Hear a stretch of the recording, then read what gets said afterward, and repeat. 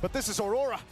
They always come from a deficit to defy expectations, to defy the odds. And in game number 1, finally, they get their first game win in the Swiss stage. For Ulfednar, this is a 3-game lose streak. The Hunt, what do they need to do? I'm just gonna leave it like this, A few guys. things. First of all, the Granger, Sunshine was already in the fountain. And the fountain. And Bruno still killed him, still had enough damage to get that Maniac.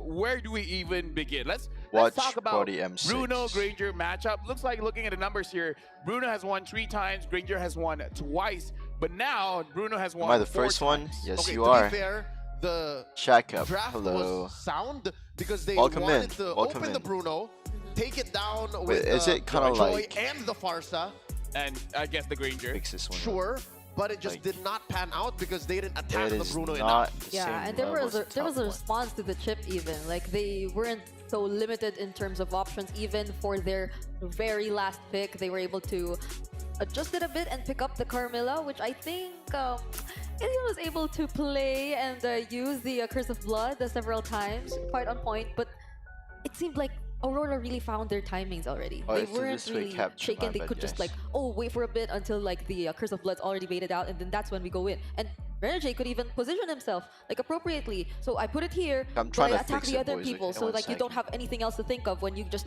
go into the portal. A bit on the. Gentlemen, including Brigida, you're a gentleman now. You're a gentleman now. Honestly, when we're talking about this game, I want to look at the macro here. I want to look at the trades, because if we're looking at the draft, Everything. I agree with what Leo said. Honestly, the draft, they're Hi, looking pretty good. guys. Both sides have their logic, have their win condition, has their Watch losing party condition. tonight. But the way Aurora No, why should I played, be? You take Huh? the turtle. Are I you take 2 jealous? turrets. I'm a numbers kind of guy, and I kind Bruno of is feel like 2 turrets crazy. for 1 turtle. Heck, they didn't even mean- get a turtle. Exactly. Yep. They still Yeah, take it first anyways. pick, Bruno. And I think that's what made this win for Aurora I don't even know so what's above him. vindicating. So Like, a lot of people. I'd think- say relieving him. for all of the people watching and saying, what's wrong with Aurora? Because for the first time, I think, in Oh, all of this the is Swiss, Aurora. they're able to draft a It is lineup them. that has a straight one? line This is towards gonna be best victory. of 3. Yeah. Talking about So one Ulfednar, more let's win look to at the go. other and side of the then- coin here. Yeah. They drafted a lineup that can Ross, answer the big Bruno. man. I'll tell you now, I think the way Hi Ulfednar was guys. thinking, Good evening. they were still thinking Actually, of the good Bruno morning. even in the second phase. Yeah. And if you do that, you're already fighting a losing bout. Demon Kai was free. Heck, Yue was free. Hell, the last pick chip made sense. Yeah? Yeah. So, I get it. You were talking about the Curse of Blood, Brigida. Yep. You were talking about how Renegade, all he had to do was lead the team post Curse of Blood. Yep. I think even that was part of Ulfednar's strategy. If you can, again, pop the Bruno even before he can start setting up his free hits, even before TNT can cut right through, you have to hit the Curse of Blood. So that it's extra combo, it's extra damage, it's extra setup. As long as you got that out of the equation, it was still Aurora's game. Yeah, and also, like, both of these teams, they really came into this game, they seemed well prepared. Ulfednar, they started it strong, supposedly, with those really fast rotations coming in from Tianzi. I mean, Joy is one of those junglers who can really rotate fast, even towards the mid lane, but this also feels like one of the most, I would say, one of Yue's most careful games ever. Like, he wasn't the easiest target to look for in the early stages of the game. I mean, yes, Renegade, they found the kill on Renegade during, like, the first 2 minutes of the game, but after that, they did not hold back. They were still just as aggressive as ever, and they were able to shut down a lot of possibilities from Ulfednar. Safe to say, Aurora gave up the kills that they could afford at that point in the game, and that was an economic trade that played into the long game. They were feeling the benefits of that decision 12, 13 minutes in the game 1. Can I talk about, like, bringing it back? We were talking about the mentality of the players, and we saw at one point TNZ was chasing after Renegade all the way to the territory of Aurora. No one was there, but the shortcut was there, and it turned around, and Ulfednar, the rest of his team, had to pay for that. Was that a big mistake, going all in on Renegade? Well, I feel so. I mean, Renegade already knew what he had to also prioritize as his first build.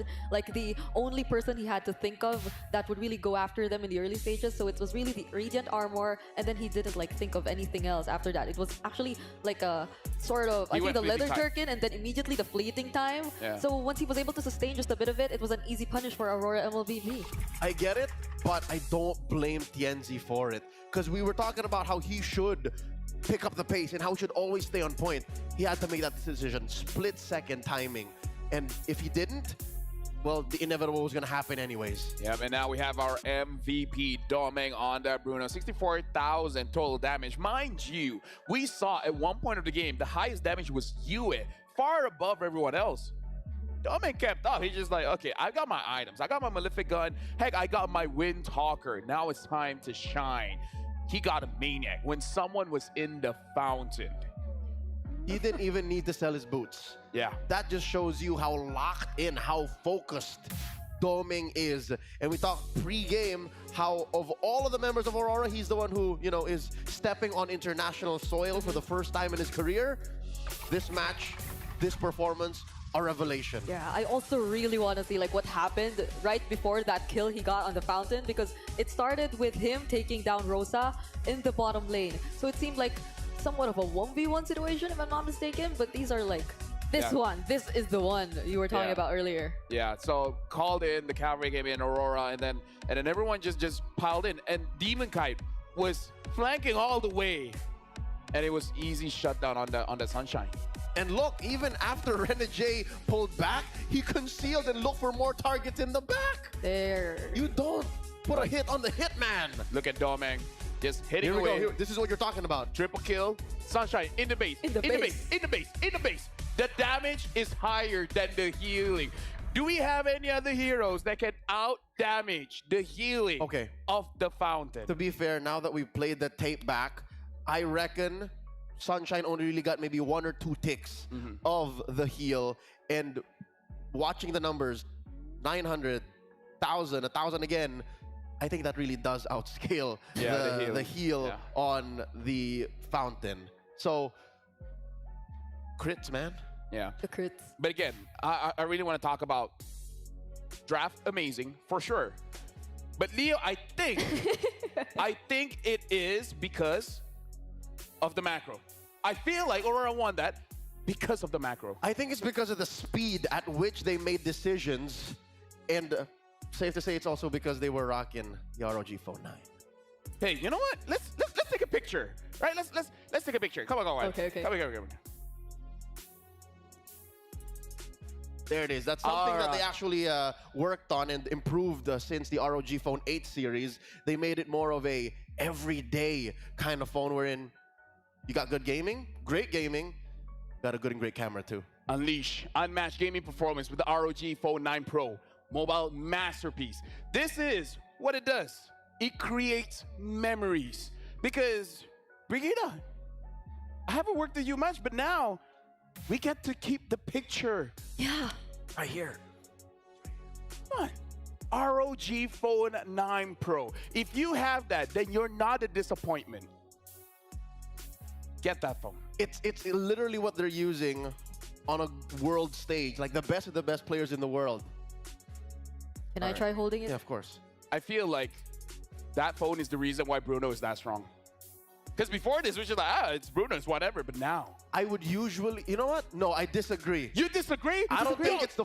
I think it's the players. The phone is great, but I think it's the players. It's always you. Why do I? Whenever I fight, it's always you. What do you What's mean? wrong with you? You listen to me. Okay, You okay, know okay, it, okay, you okay, know okay, I again, know again. I'm right. Let's take a picture again. Okay. You'll be the one to hold it this time. Okay.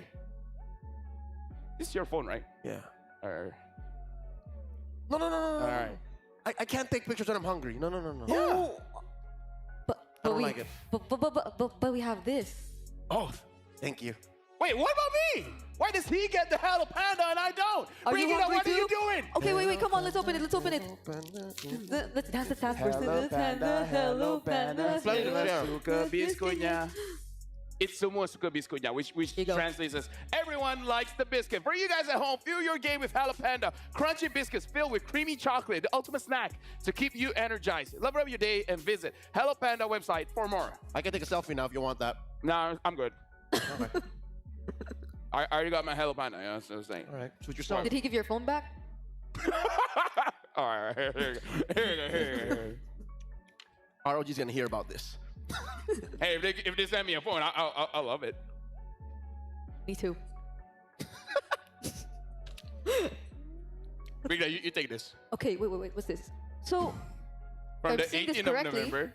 From November 18 to December 29, you guys have to participate in the M6 Lucky Gift. So guys, join the draw for a chance to win Claude's new Epic Skin, Challenger's Flare, and Beatrix's new M4 Epic Painted Skin Light Seeker. Don't miss this rare opportunity to get Beatrix M4 exclusive and M4 Prime skins returning for a limited time. Finish it? We've been told by Prod, keep some of it. Oh! Okay, so that's one out. Okay. But you clearly see that there's... And Aurora is one away. I got it. You can... I think you can still... It ended up in your suit. You're fine. You're fine. Why is There it you slow-mo? We talked with Dexstar, by the way. Okay. In case you guys didn't know. We were able to catch Dexstar, and we got a quote from him. So now we have to see. That's really good, by the way, even though you entered the suit.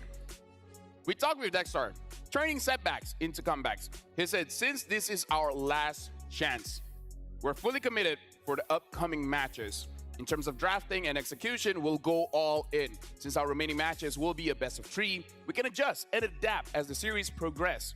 Unlike a best of 1, where we don't have a chance to switch the tables, I believe we will perform better under a best of 3. I think a lot of us would agree that Aurora, again, is really a team who takes their time. So, like, the best of 1 series, it felt like a struggle for them. So, I mean, it's a lot of pressure since from this point onwards, you're just on the brink of elimination. But, like, this might just be where they're most comfortable playing. The best of ones were already them taking their time. I think the way they're looking at this is just an extended BO7. And we know that they do well in BO7s. For the first time in months, they were the only ones to really make the defending Filipino champion sweat in Fnatic Onic. So I trust Dexstar and them saying, this is it. Come the BO3, they're looking at it like an extended BO7, extended BO5. This is game 3, technically. By the way, small tangent. You know how every coach talks to the players and always tell them to have a best of 1 mindset? Yeah. Now we can see it's harder than you think. Right? Best of 1 is much harder than you think. So I believe after the Swiss stage, next time when the coaches say have a best of 1 format, they'll be like, we got it. Now we get it. Just last night, I talked to the very triumphant coach RC of Falcony Sports, right? After they took down SRG. I know the wounds are very fresh. Ouchie. But he told me the same thing. It took months of training to tell your players, play like it's a best of 1. Even if it's a 3, a 5, or a 7. And it really just, it clicks. I feel like this is a wake-up call, Leo. Like, after actually experiencing a best of 1, it's like, okay, you know what, coach? Now I see it. Now I see it. And then the coach will be like, whew, thank God, it's been months. Yeah. Yeah. And the payoff is literally not having to fight for your life. Because that's what Ulfednar is thinking right now. That's stressful. Everything, once again, for them, once again, from now on, is a best of 1. I talked with my doctor. Doctor says stress is bad. This is not good. The makeup artist earlier found several white hair. And I thought it was stress. On your youthful head? On my youthful head. Brigida, 16, by the way. Oh, I am? I'm not sure. Okay, you know what? now we can establish the lore. You're actually 42. Wait, That would be more impressive. It's one or the other. can it be a little lower or something? No. It's either 42 or 16. You guys decide. All right. So it's this time Ulfednar on the play. They ban out the Cho. And maybe this time, Lafel, for your sake, maybe this time, they're setting up for that Bruno first pick. I don't know, man. Ulfednar, looking back at their games, I had a talk with Mirko. And then he was like, we've seen plenty of times it was open for them and they refused to take it. And I'm unsure if Sunshine is unable to play with the Bruno or Not as confident on it? or the team is just like, we don't feel well with the Bruno. I don't know. Mirko, what do you think? Yeah, there you go. You guys can't hear what he said because he doesn't have his headphones on. But like Aurora has had a history of banning out the Bruno. Yes. At least here Yep. in M6, so... Yeah. Ulfednar still has to ban the Hilda. This is usually where you ban Hilda, this spot right here. And for Aurora, they still can take care of business by... Hilda is either here, red 3 or blue 3 ban. And then they set up for the high-loss trade. The high-loss Bruno and Suyo trades. Oh. There it is. Finally, respect. Okay. Finally. Finally. I think. I mean, at this point, I'm kind of Yeah. sick of talking about it. yeah, a lot of people are happy with this ban. Prior to this, Bruno was only banned blue side 3 times. Yeah. I remember. Yeah. So this is a change in tides as we see it live. And now Aurora, they can ban on the Hilda if they want. Oh, but they don't. They banned the E. So the Hilda's open. The high loss is open. Hylos, Suyo, even the Phobius earlier, which was used by Edward pretty well. It's still open to this point for Ulfinar, but Honestly, now that the Bruno is banned, it feels very open. It feels like, yeah, a lot of good picks are here. And yeah, Ulfinar, I kind of feel like this is kind of a tough spot where this, in my personal opinion, second pick feels better. Because you always have two, right? You can pick up, say, okay, the Chill has been banned. Hylos, Gatot, maybe Hylos Suyo. maybe Hylos. Yeah, up to now, especially after game 1, I think we're sitting at a 51-49. On the red side. Blue side, Blue side. yeah, red side advantage. So it's relatively healthy. There's the Hilda. And now, honestly, Aurora, they could pick up a jungler that kind of doesn't care about the Hilda, right? The Alpha. Yeah. Alpha, like, as long as you stay away from the Joy, from the Hayabusa, and then you're fine. But this does mean Speaking of, Ulfinar can pick up the Hayabusa if they want. yeah, that's the only thing you'd probably have to consider if you're Aurora. And the Joy. Genji would be more comfortable. Now they have a lot less to think about, so would they go for the safer options right now? Is there a mean, prio mid laner the here? Valentina? It's open Yeah, for Yue if he wants to go with that. it's a little too early though. But then not the only one. it seems like they are going for the Phobius Vexana. I mean, I was thinking picking up a mid laner here that can really dictate the flow of the game. Vexana wasn't in my radar, but okay, we can start to see maybe just move around a little bit more and having more bodies on the table. So I'm actually looking at Demon Kite, and maybe he does want something with a little bit more damage. Maybe he can play the Joy. Yeah, maybe he can play the Joy. Now that you have a Vexana, it's Yep. possible. After seeing what comes through in the blue 2-3. So you gotta make sure, because Hylos is still at large. Yeah. And I'm really thinking about that Hayabusa as a possibility. Will they pick it up here? But then, If you don't pick it up here, he's gonna get banned for sure. though, I'm thinking of like all the possibilities here. If ever Aurora does want to still go for since the Hylos is likely going to Ulfinar here, the Edith Vexana combination in the mid sounds nice. If ever Energy wants to consider that, like against this lineup of Ulfinar. But for now, they might want to like pick up something else because that would reveal too much of their draft in the first phase. There's no rush. And they can even bait Ulfednar to banning the Edith, and then they'll have more choices after. But now having the Luyi as well, Aurora really needs to make sure they have all the bushes covered. So whichever marksman or, well, yeah, whatever gold laner they pick up has to be something like a Beatrix, something that you can just shoot your shot inside of the bush just to make sure it's safe for you to move around. So that's something that you have to consider whenever you're fighting against a Luyi. Yeah. The Malefic Gun, like marksmen who benefit from the Malefic Gun. Oh, but they want the Moskov. Oh. So far, Moskov has been such a polarizing figure in M6. Like, the good Moskovs are great. I'm thinking Vanix. Yeah, Vanix. Vanix is always on my mind. And then there are... Have you until now?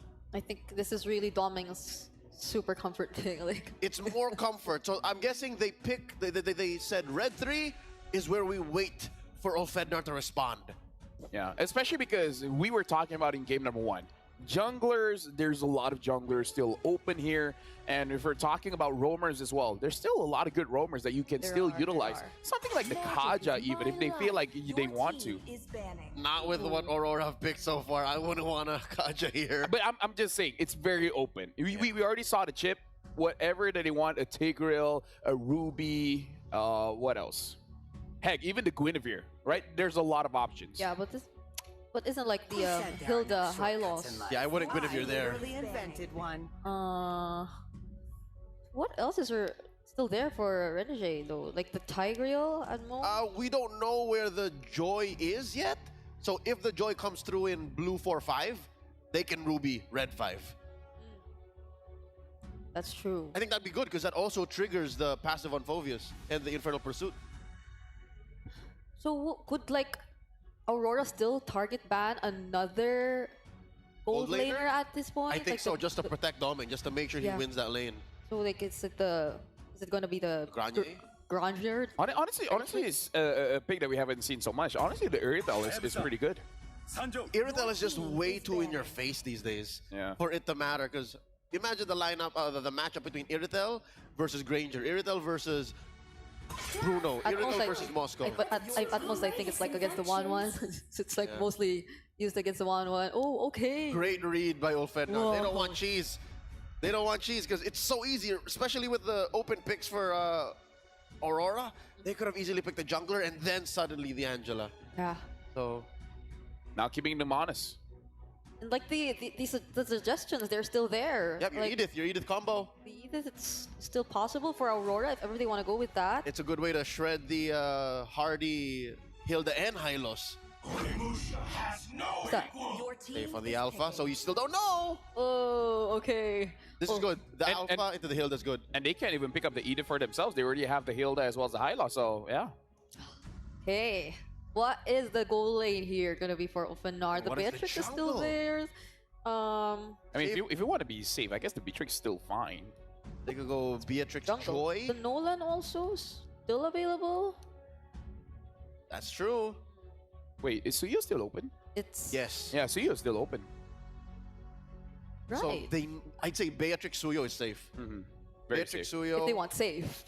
Beatrix Nolan allows for you to play the map a little better. Yeah. So they go for either that or the Joy. Or If they want to go crazy, they can pick up a Claude with the Louis combination. I don't know if they want to go that local. okay. They go for the Joy, and they go for the Granger. It seems like Sunshine really likes that Granger. I mean, Granger is fun to play. Let me tell you that. Granger is fun to play, but one of the weaknesses of a Granger is closing out the game. That's just one of the things. Yep, Actually. and closing in on range. Yeah. Yeah. Despite the Death Sonata being almost at an infinite cap, theoretically, that's just a finisher. Yeah. It's just an initiator. You really can't win fights off of that alone. You're technically a mid-ranged marksman. So it's really like Granger just chunking everyone down, Yeah. and then letting Joy clean up shop. And does Aurora respond to the Joy? Like, do they react to it or pick a different option? Okay, I'd say okay. this is both a reaction and a proactive move. Yes. This is a I agree. Renegade special. Joy comes in. How is she gonna run away from the implosion? Thank you very much to our panelists. And now we're throwing over to Mirko as well as Inga. That might be the end of the game. I agree with you, Lafel. That might just be the end of the game. Welcome back to the caster desk here with Mirko and Ingan. And man, I don't know which one is worse, leaving the Bruno open or giving Renegade the Tigreal. Giving Renegade the Tigreal, obviously it's a staple. man. That's why we call him the Hitman, and the Hitman is looking to be good with this pick. Let's see if he can hit, man, on the Tigreal. Oh, dude. We haven't seen Renegade on a signature pick this Swiss stage at all. And now we get to see it, the Hitman on the Tigreal. Ladies and gentlemen, match point for Aurora. The Northern Lights shine brighter than ever up against Ulfednar, who must climb, who must try to equalize. Welcome to the Land of Dawn for game number 2. 1-0 to Aurora. And again, that signature pick with the Alpha 2 in the jungle against the Hilda. This is looking great for Aurora. You know, Aurora's really gonna have a good time, especially if they don't get picked off, especially in the early game, because we know the power spike of the Alpha. Once the third turtle comes and they've secured it, it's going to be huge advantage. They can snowball and end the game early. And at the same time, I do agree with what Leo has been saying with the Granger. Although the Death Sonata is indeed a range type of attack skill. But the problem is when it comes to basic attacks, when it comes to pushing, it's not as wide as compared to a Bruno. or a Moskov that could easily take down turrets without having to position themselves close to the vicinity of the turret. Okay, so Sunshine tried to go for the kiting route, you know, a bit more movement last time around with the Quantum Charge. Now it's back to the usual emblem for the Granger. It's the Impure Rage. Does seem like Domeng, though, will still stick to that Master Assassin and work for him. Great Terrify from UA just to provide a bit more poke. But also, this is a safer choice from Rosa. Usually we see a lot of low Yis go for the Lethal Ignition. Renegade trying to go for that. Apex reading it really, really well. Everything else, though, quite normal, except, wait, Alien! Revitalize, Vengeance is usually the case for the Hilda choice of battle spell. This is Sprint from Mr. Alien. All right. Yeah, I think they want to go for the chase. Want to really outmaneuver, outposition Aurora MLBB, and I do agree.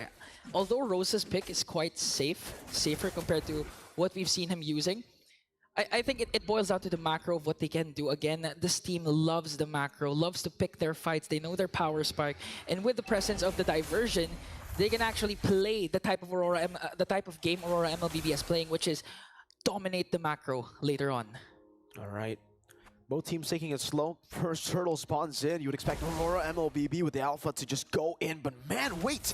Edward just won out that skirmish against Alien up top. Has to regen. Now Demon Kite's on at both junglers, level 5. Edward walking in. Okay, Edward just trying to clear out the zone.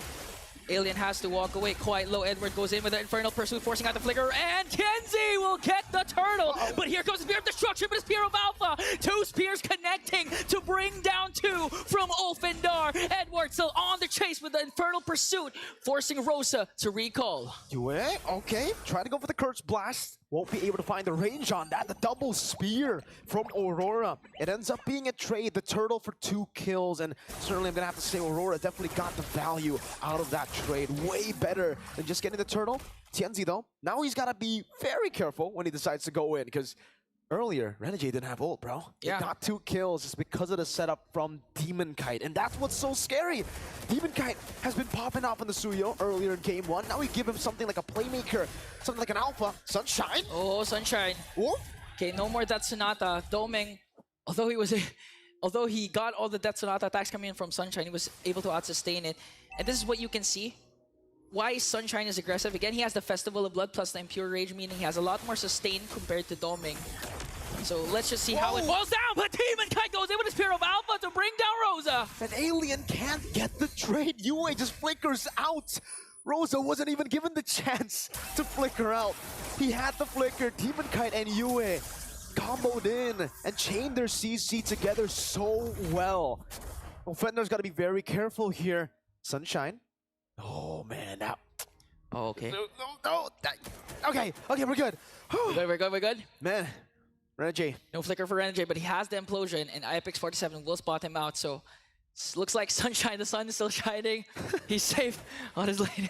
All right, let's calm down here, right? 3-0 for Aurora MLBB. Currently, Sunshine gets that first item priority on the Hunter Strike, so a bit more movement speed, a bit more penetration as well. Ulfednar, though, they're running a bit low on resources to actually handle the neutral objective, I would say. You know, the Hilda, really good against the Assassins, but against the Alpha, I don't really think it's a tool to actually threaten the neutral objective at all. Demon Kite, Renegade, Edward, all these picks are so good at contesting, and that's why you see Demon Kite on it. Apex 47 casts a glorious pathway. Renegade just trying to zone them out. Alien on the other hand pops a sprint onto Demon Kite. Who's gonna get the turtle? Still gonna go onto you, and the clash is still going on. Electrifying Beast from Tenzi gets knocked up. The Spear of Misery over to the back. Yue trying to go for the Kill Curse Blast, barely hitting. Domeng trying to chase for TNZ as Rosa has to back away. Got hit by the tower. Here comes Sunshine to the rescue with the Death Sonata, and it seems like TNZ will save himself from harm's way. Woo! Again, another close battle. And again, it's Aurora who walk away from it with the dub. The turtle secured by Yue. That was a Cursed Blast coming in from Yue to secure it. And man, now it's 1,000 gold lead for Aurora. Ulfednar somehow actually, I would definitely be thinking the gold lead would be a bit bigger here for Aurora. But again, they're all chill. They're still waiting for Domeng to hit those power spikes anyway, right? For Ulfednar, I guess they can still play for the mid to late game as well. So the third turtle, I think that will really be the neutral objective to fight for and to determine who has the swing of the pendulum. Yeah, at this point, Ulfednar, although they have the diversion always ready to be expended, they know that it's not yet their power spike. That's why they don't want to make those crucial mistakes, those crucial overplays, those outplays. So we're just right now we're just really waiting for Rosa to be activated, make those right calls, catch Aurora MLBB off guard, eventually gain an upper hand, gain the lead, and stop Aurora MLBB from hitting their power spike. Okay. Sunshine gonna try to clear this wave. SOD? It's gonna connect onto Sunshine, but they're not gonna overcommit. They're not gonna dive deeper though. They just want control over the bottom lane. And they get the control over the bottom lane. The crab will be taken down. That gold crab has been a big priority for a lot of teams here to try to get that gold crab, get your gold laner ahead. And Domeng, wow, they're actually going to give him so much more gold, double laning at this point of the game. Turtle number 3, you can see how much Aurora wants the third turtle. They know how important this objective is, especially if they're able to get a winning fight. This might just be the game-winning team fight. Because Aurora, once they get that snowball, it's going to be real scary. Apex trying his darn hardest to keep it away from Aurora. But they have 5 members rotating there already, posturing up and now clearing up mid lane for Pryo. Okay, this might be a huge match. A lot of battle spells are here. Domeng, though, has to walk away, coming in for the damage of Ulfednar. Renegade, important to note that he has the flicker, plus the implosion play. Let's see who gets the setup first. Here comes the glorious pathway, plus the infernal pursuit. Renegade to the Tenzi! Implosion, now with a shove back. This is going to be the Spear of Alpha from Demon Cat, not connecting. Alien jumping in, Renegade falling. Turtle was secured by Aurora. And a double kill coming in from Rosa. They're not even done. Edward goes in with an infernal pursuit, but they might be able to out-sustain him. He's going to bring down Sunshine. All of a sudden, the tides have turned. 4 members are gone from Ulfednar. TNZ is the only one left. A triple for Rosa, but a shutdown for Domeng. Oh man, Aurora, you see them take control of the fight, and it was Edward on a Phobius. Is this M3 or what? The last time we saw that kind of crazy Phobius carry the game, it was Edward, Mr. Man. Let's take a look at the highlights again. What the heck happened in that team fight? I'm not sure, and we have to clarify, but it starts things off with the glorious pathway coming in from Apex 47 as Renegade goes in with the implosion to try and zone out TNZ. But this is the good thing, Edward just dishing out the damage, man. being the sandbag at the same time, keeping Ulfednar at bay, enabling Domeng to just burst down Sunshine. And a huge play for Domeng also to cast that Spear of Destruction, and it connected to the backline. That's why they were able to chase down Ulfednar and get 4 kills of their own. That Spear of Misery landed on 3 members, I think. That's what enabled Edward to do that. Edward just constantly going at it. Rosa still respawning. Renegade there. Oh, SOD? Nah, it's just to zone them away. They're going to get a tier 1 off of this. And Ulfednar are back, just going for the defense. They didn't get the turtle. They didn't even get the favorable trade in kills. Aurora in a slow game. They're the masters at this. I like how Renegade is responding right now. He's not after those flashy hitman plays that we're used to see with the 3-man, 4-man implosions. He wants to go for the proper target. And for that previous clash, the proper target was TNZ. To have Ulfednar zoned out. Although they got the turtle, Renegade's play was able to misposition the members of Ulfednar. That's why Edward was just actually able to wreak havoc and give enough space for Domeng to just do the free hits. 2-0-6 for this Moskov. Compared to a 0-1 for Granger, it's not looking good for Ulfednar. And if Aurora MLBB manages to pull off something like that once again for this major objective, it could be the end for Ulfednar. 9 minutes, 31 seconds. The Marksman Trinity build. DHS Golden Staff and the Corrosion Scythe already completed by Domeng. Sunshine, I think, is, again, falling behind when it comes to that gold, man. Domeng has just been farming out of his mind the last 2 games. Yep. Only a Hunter Strike and the Melfic gun, so a lot of penetration. Renegade! Okay, Renegade getting poked down by Alien, but Domeng is here to the rescue. 5 members are here. Chanzi goes in. Apex 47 with a glorious pathway. Goes in. Oh, Eternal Guard catches them. Implosion! Renegade manages to get caught up by Sunshine, and Apex 47 and Chanzi will fall down. A kill spree coming in from Domeng. Alien caught in the midst of everything. 4 members are there. Domeng has to walk away. Here comes the dispersion rotation coming in from Rosa. Demon Ted goes in with Fear of Alpha, and the clash will stop there. But the Lord will be safely secured by Aurora. Ulfednar tried to play it quick. They tried to go on Renegade, but he was still able, with a sliver of HP, to get the implosion down. And that's the turn in momentum again in the team fight. What looked to be an Ulfednar win was turned around. You don't give the Hitman the Tigreal. Aurora capitalized on it and went in. Now, Lord going to be cleared out. It won't be a full Lord advantage. Apex going in for the stun. Both teams understanding At this point, I don't think it's time to fight. You know, they already got a little bit of a dub there, and the gold lead will be rising for Aurora.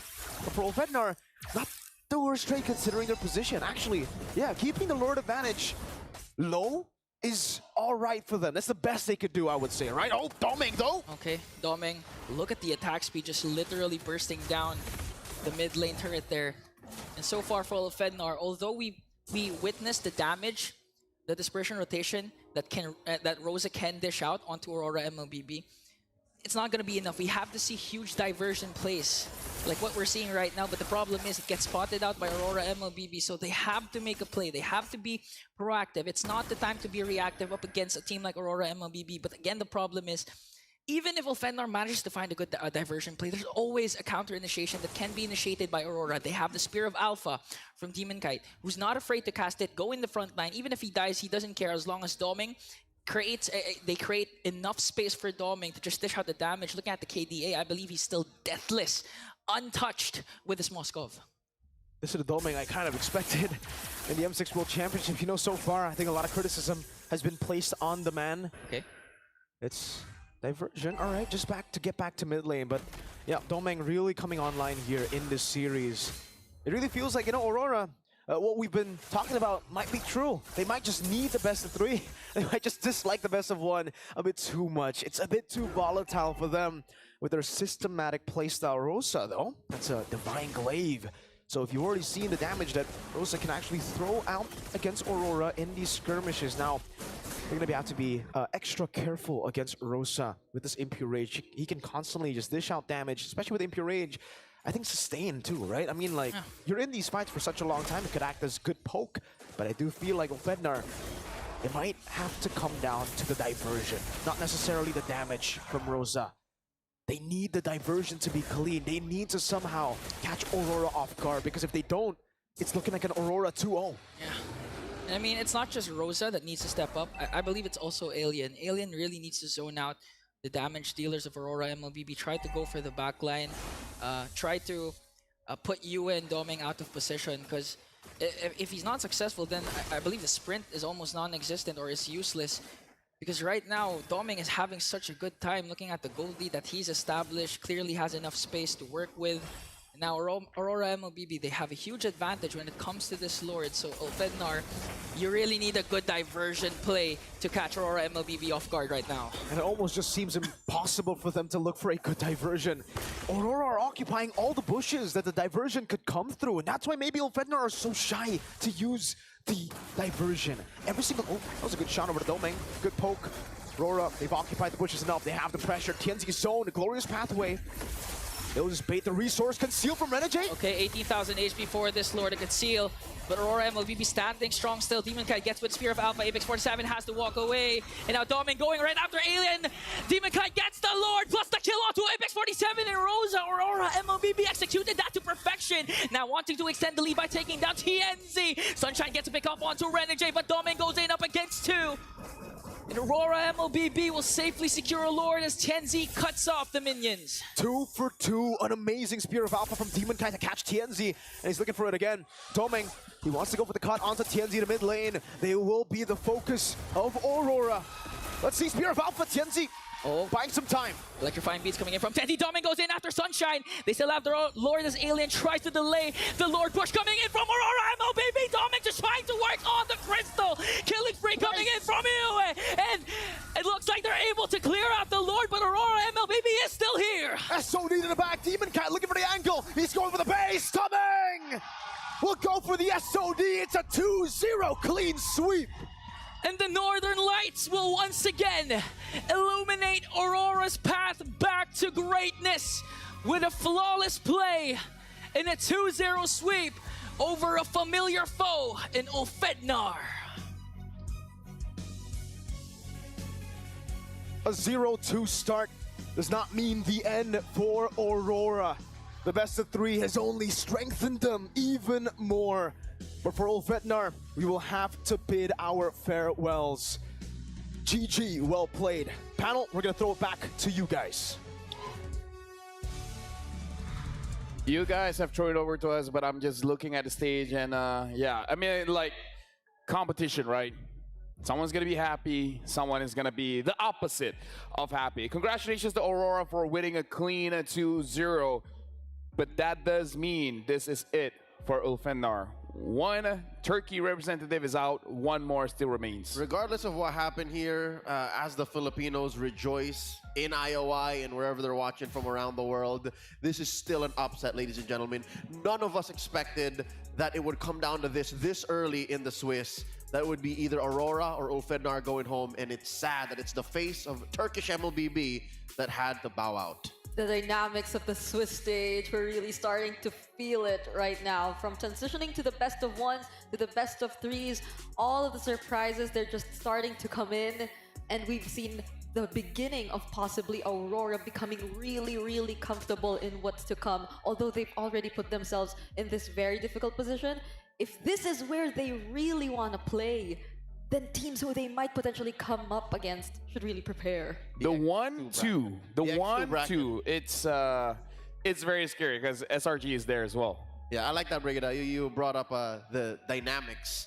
I call it the deadly dynamics. Because all the more now with the best of three, that's something more veteran teams can play around. Yep. Yeah, best of three is scary for a lot of people, but also comfortable for a lot of people as well. But again, we gotta stay on topic here. Aurora as well as Ulfenar. After this, we're going over to the stage because I already see them standing by. After this, we're gonna dive in a little bit deeper. But yeah, I hope Ulfenar keeps it up, and I hope we can see more of them. I'm looking forward to seeing absolutely more of this team. I mean, their hunger, their passion for the game, each and every time they come back on the world stage, it just seems to keep growing. So now I'm excited to see more from this team in the future. For now, we're showing it over to Rose on stage with both teams. From the wild card, the team that tried to defy the odds, trying to claim the last M6 ticket, the team from Turkey. However, as fate dictates it, this is the end of their journey to be greater than ever. Ladies and gentlemen, give it up for Ulfenar. And on a count of three, I would like you guys to give a final bow on the M6 world stage. In 3, 2, 1. Thank you very much to Ulfenar, and we wish to see you guys come back stronger in the upcoming tournaments. And the team that has just survived elimination, the team that also just defied the odds, Aurora MLBB, and with me here we have Demon Kite. First of all, Demon Kite, congratulations. Welcome back to Malaysia. How are you? Masaya nakabalik ako sa Malaysia. Tapos parang pangalawang best na MSC, ganun lang yung feeling eh. Okay, he said he's so happy to be back in Malaysia, and it feels just like MSC once again, because back then he did get an MSC championship back here in Malaysia. So who knows? History could repeat itself. We don't know. Okay, now Demon Kite, before anything, maybe you could take us back to what happened to the past few days of the Swiss stage. What really happened inside Aurora? Did you guys struggle with the best of one, or were you guys actually struggling with the meta still? Feeling ko na-overwhelm lang kami sa meta ng M6. Kumbaga, nag-shift kasi yung meta agad bigla nung pagpasok pa lang ng Swiss stage. So, medyo nanibago kami. Tapos ayun, nag-heart reset lang kami. Tsaka, Phoenix lang namin yung mga kailangan ayusin. Okay, he said actually, Aurora kind of got overwhelmed since when they entered Swiss stage, there was actually a new patch for M6. So they haven't really adapted to it, giving them a hard time through the first 2 days of Swiss stages. Okay, now, sorry, Demon Kai. Yesterday, you guys had an off day, right? So what did you guys do to prepare for the match today? Because this match is very, very important to you to ensure that you guys still have another life. Parang binalikan lang namin yung root problems ng naging talo namin sa mga unang laban namin. Then nag-prepare kami ng maba sa sa lahat sa execution, sa drafting. So put kami ng maraming effort sa preparation namin kahapon. I see. Now, he said that yesterday, they looked back at the root cause of their losses, went back, redid everything, re-strategized, redrafted, and had pretty sure heart talk with the team as well, right? Okay, now, Demon Kai, Was the best of one hard for you guys? Para sa akin, kasi ano iba yung mga hero na nilalabas nila, yung mga strategies talagang kung ano yung ginugol nila para sa preparation dito sa M6, lumabas lahat. So, prepared na prepared talaga lahat ng teams. Now he did in fact struggle with the best of one because he said that all the strategies that teams actually have prepared all came out in this best of one because I'm pretty sure everybody wants to get the upper hand. Now, Demon Kai, I have a question. Your upcoming matches are now best of threes. Are you more confident to get a comeback? 100% confident kasi feeling ko parang nasa comfort zone ulit kami na kahit anong laban namin, kaya namin parang may download game ganon or kaya namin bumounce back palagi. Okay, he said the matches moving on forward will be a best of three. He's very happy and very confident. He even said 100% confident because he said they're back to their comfort zone, meaning best of three is where Aurora truly will shine. Now, Demon Kai, maybe one last thing. We all know that the Auroras, the fans of you guys, struggled these past few days through criticism and, it was a hard time seeing your favorite teams fall. So maybe a message for them?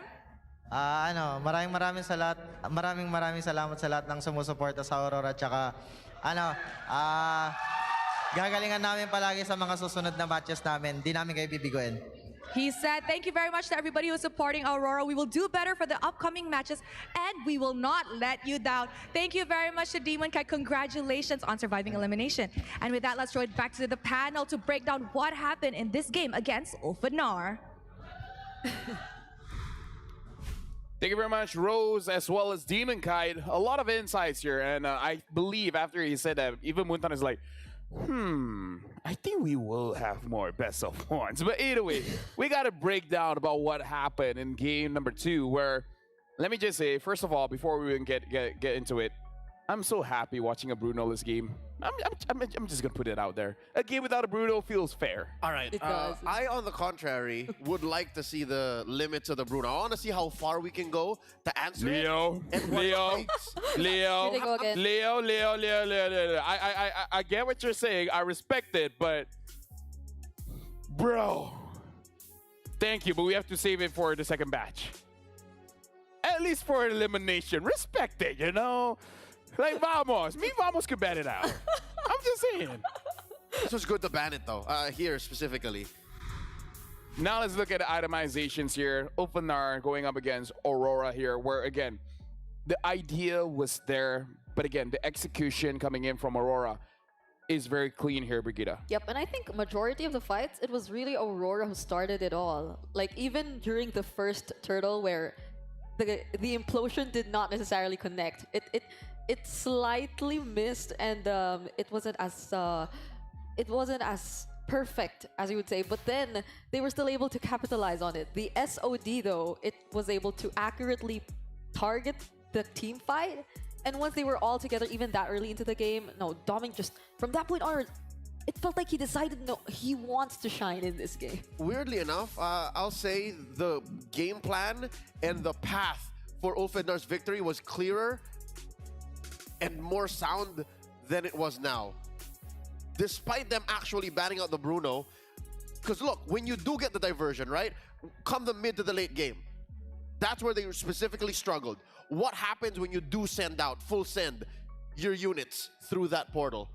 Because what's the best case scenario? You drop a Glorious Pathway, and then what? Renegade just answers you with an implosion. Yeah, exactly. Right? Because look, there's really very little interaction between the Hilda, the Granger, and the TNZ. Because more often than not, you just see TNZ.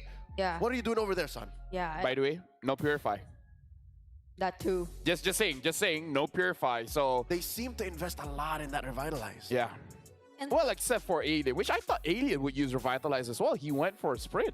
He did in game 1. But absolutely. Yeah. And it did feel like Aurora was so, like the frontliners at least, for them, they were so confident in doing all of those face checks that I think even our casters earlier mentioned how Ulfadnar could not even decide on where to use the diversion. Yeah. Because they were no longer in control of the map, and a majority of like the rushes, they were under Aurora MLBB's control. Even just like putting Edward in one, then Renegade in another, they could just like quickly follow up and support all those potential attempts from Ulfadnar. So it was such a tricky game to pull off, considering that Ulfenar, they weren't really entirely reliant on just one person to set things up. It's like they had to collectively decide on engaging in a team fight, but even though they couldn't find the perfect timings to do just that.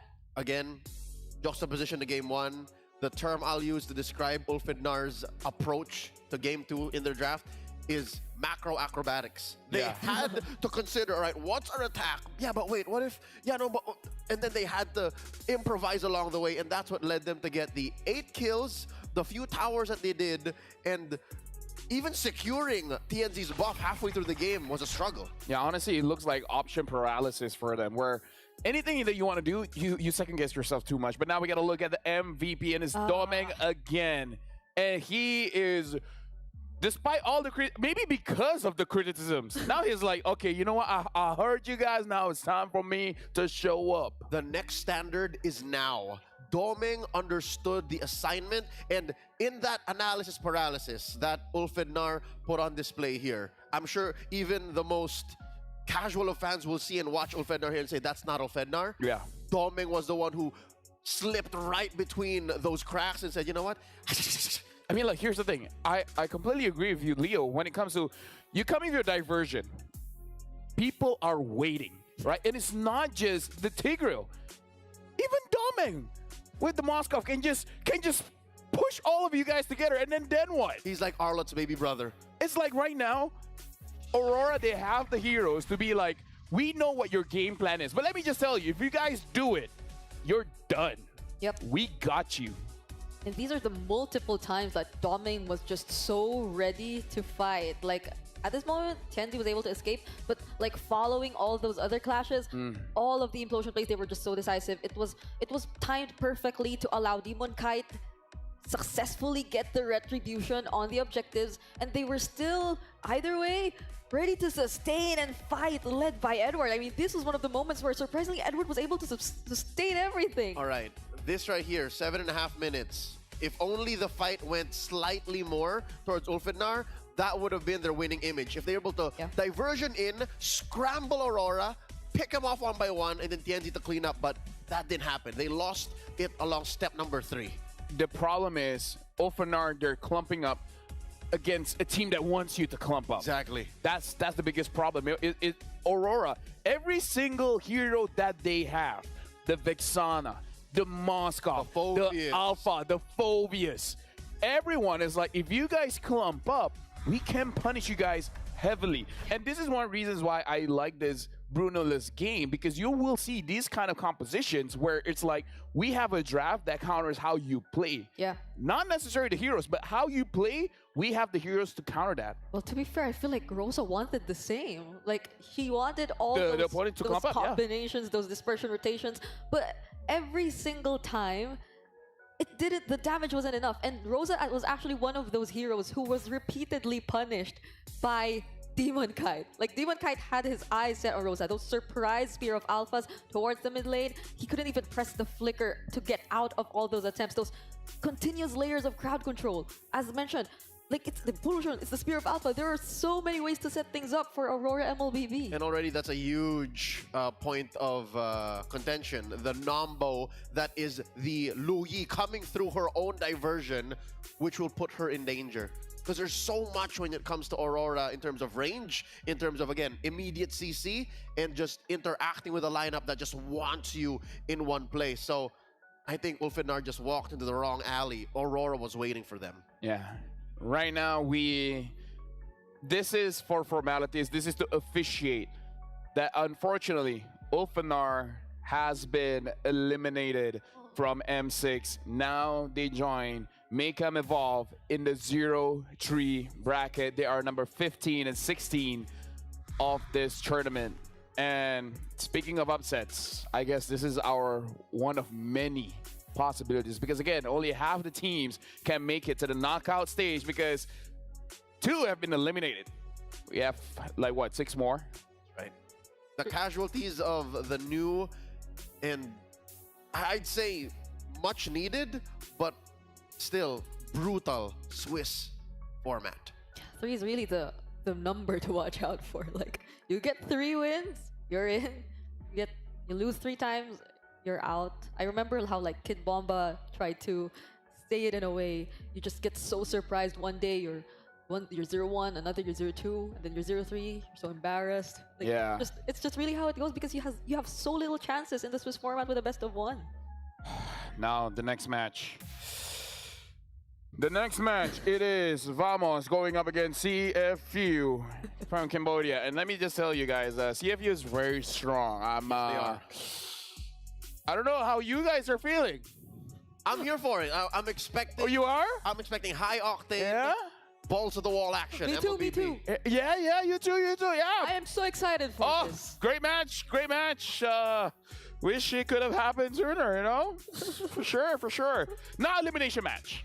Not elimination match, but whoever loses goes into the 1-2 bracket where Aurora is there, And- Selangor Giants is there, KBG is there, so yeah.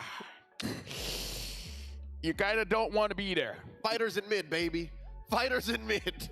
Okay, they've used the Khalid, they used the Gato Kacha. What's next? Arlet? Don't laugh! Lapu No, Lapu? because those are such exciting picks. I mean, I want to try casting one. You know? Yuzhong in mid? Lapu. What I need is time. I'm gonna give myself time. As the host, I'm dictating. We're going to a break. After this, we'll watch Vamos against CFU.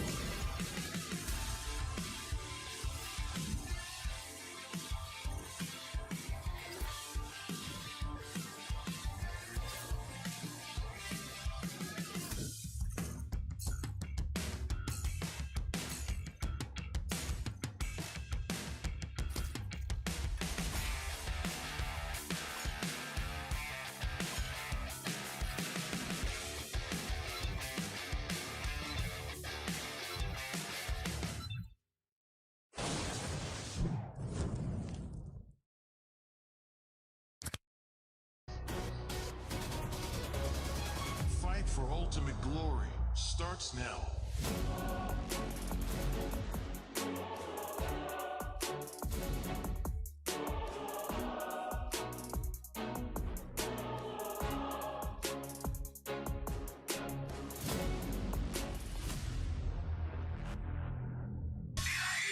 Mobile Legend M6 スイスウォッチ。明治。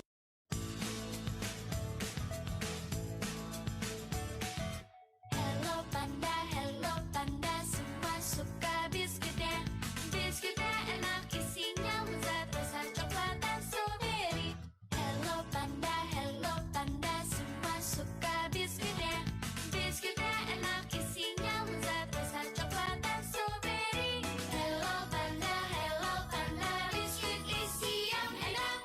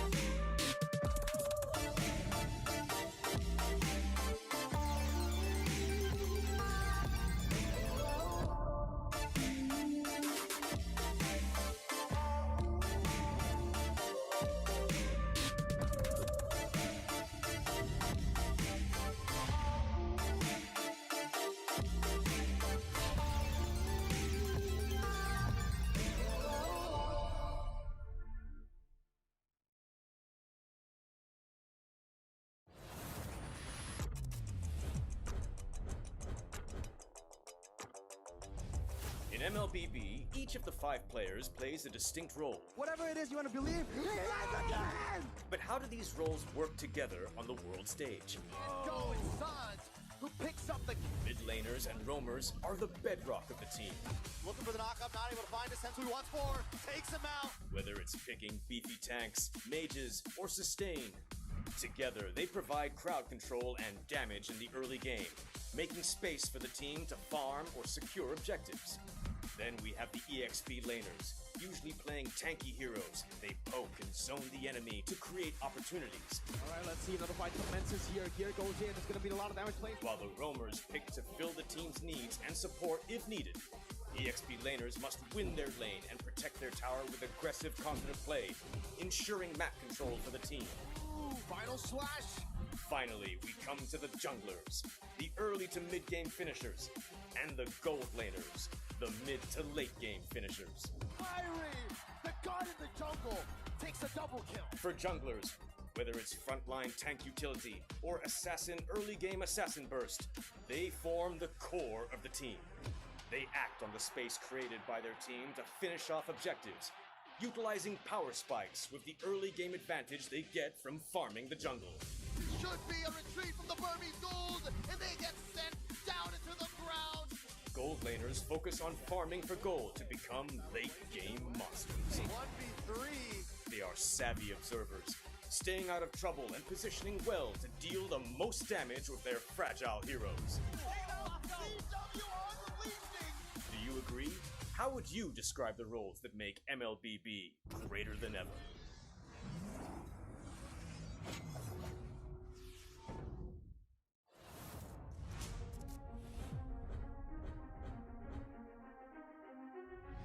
A new era begins at M6. But who are the rising superstars leading the way? In Latam, Maycam Evolve emerges as the new gem of the region. With Aurora's fierce adaptability and rookie sensation Super Nahuel, the Dynasty Enders made history, toppling the undefeated RRQ Akira after a 2.5-year reign.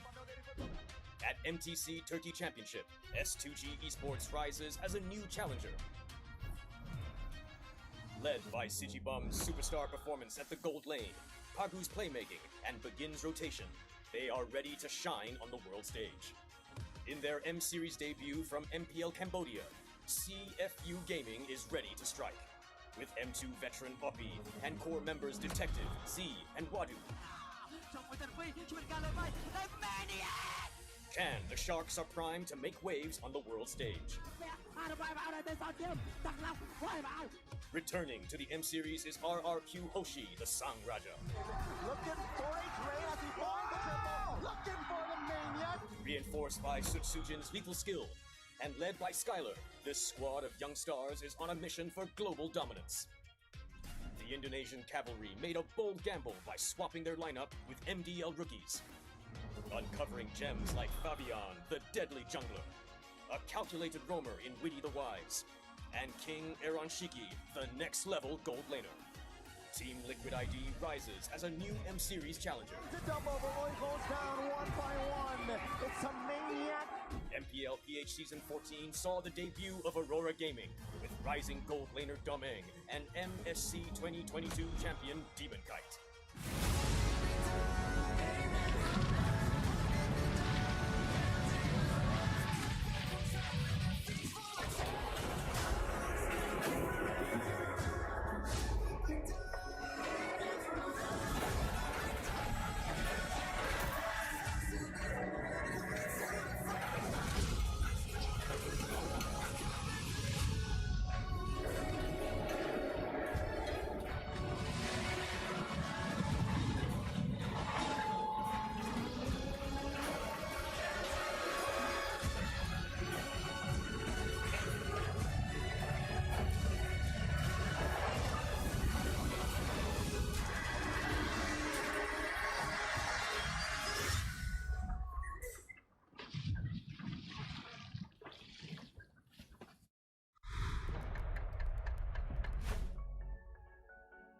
Yo, the Phil! LaFell, we're live. Come on! Why, I don't care.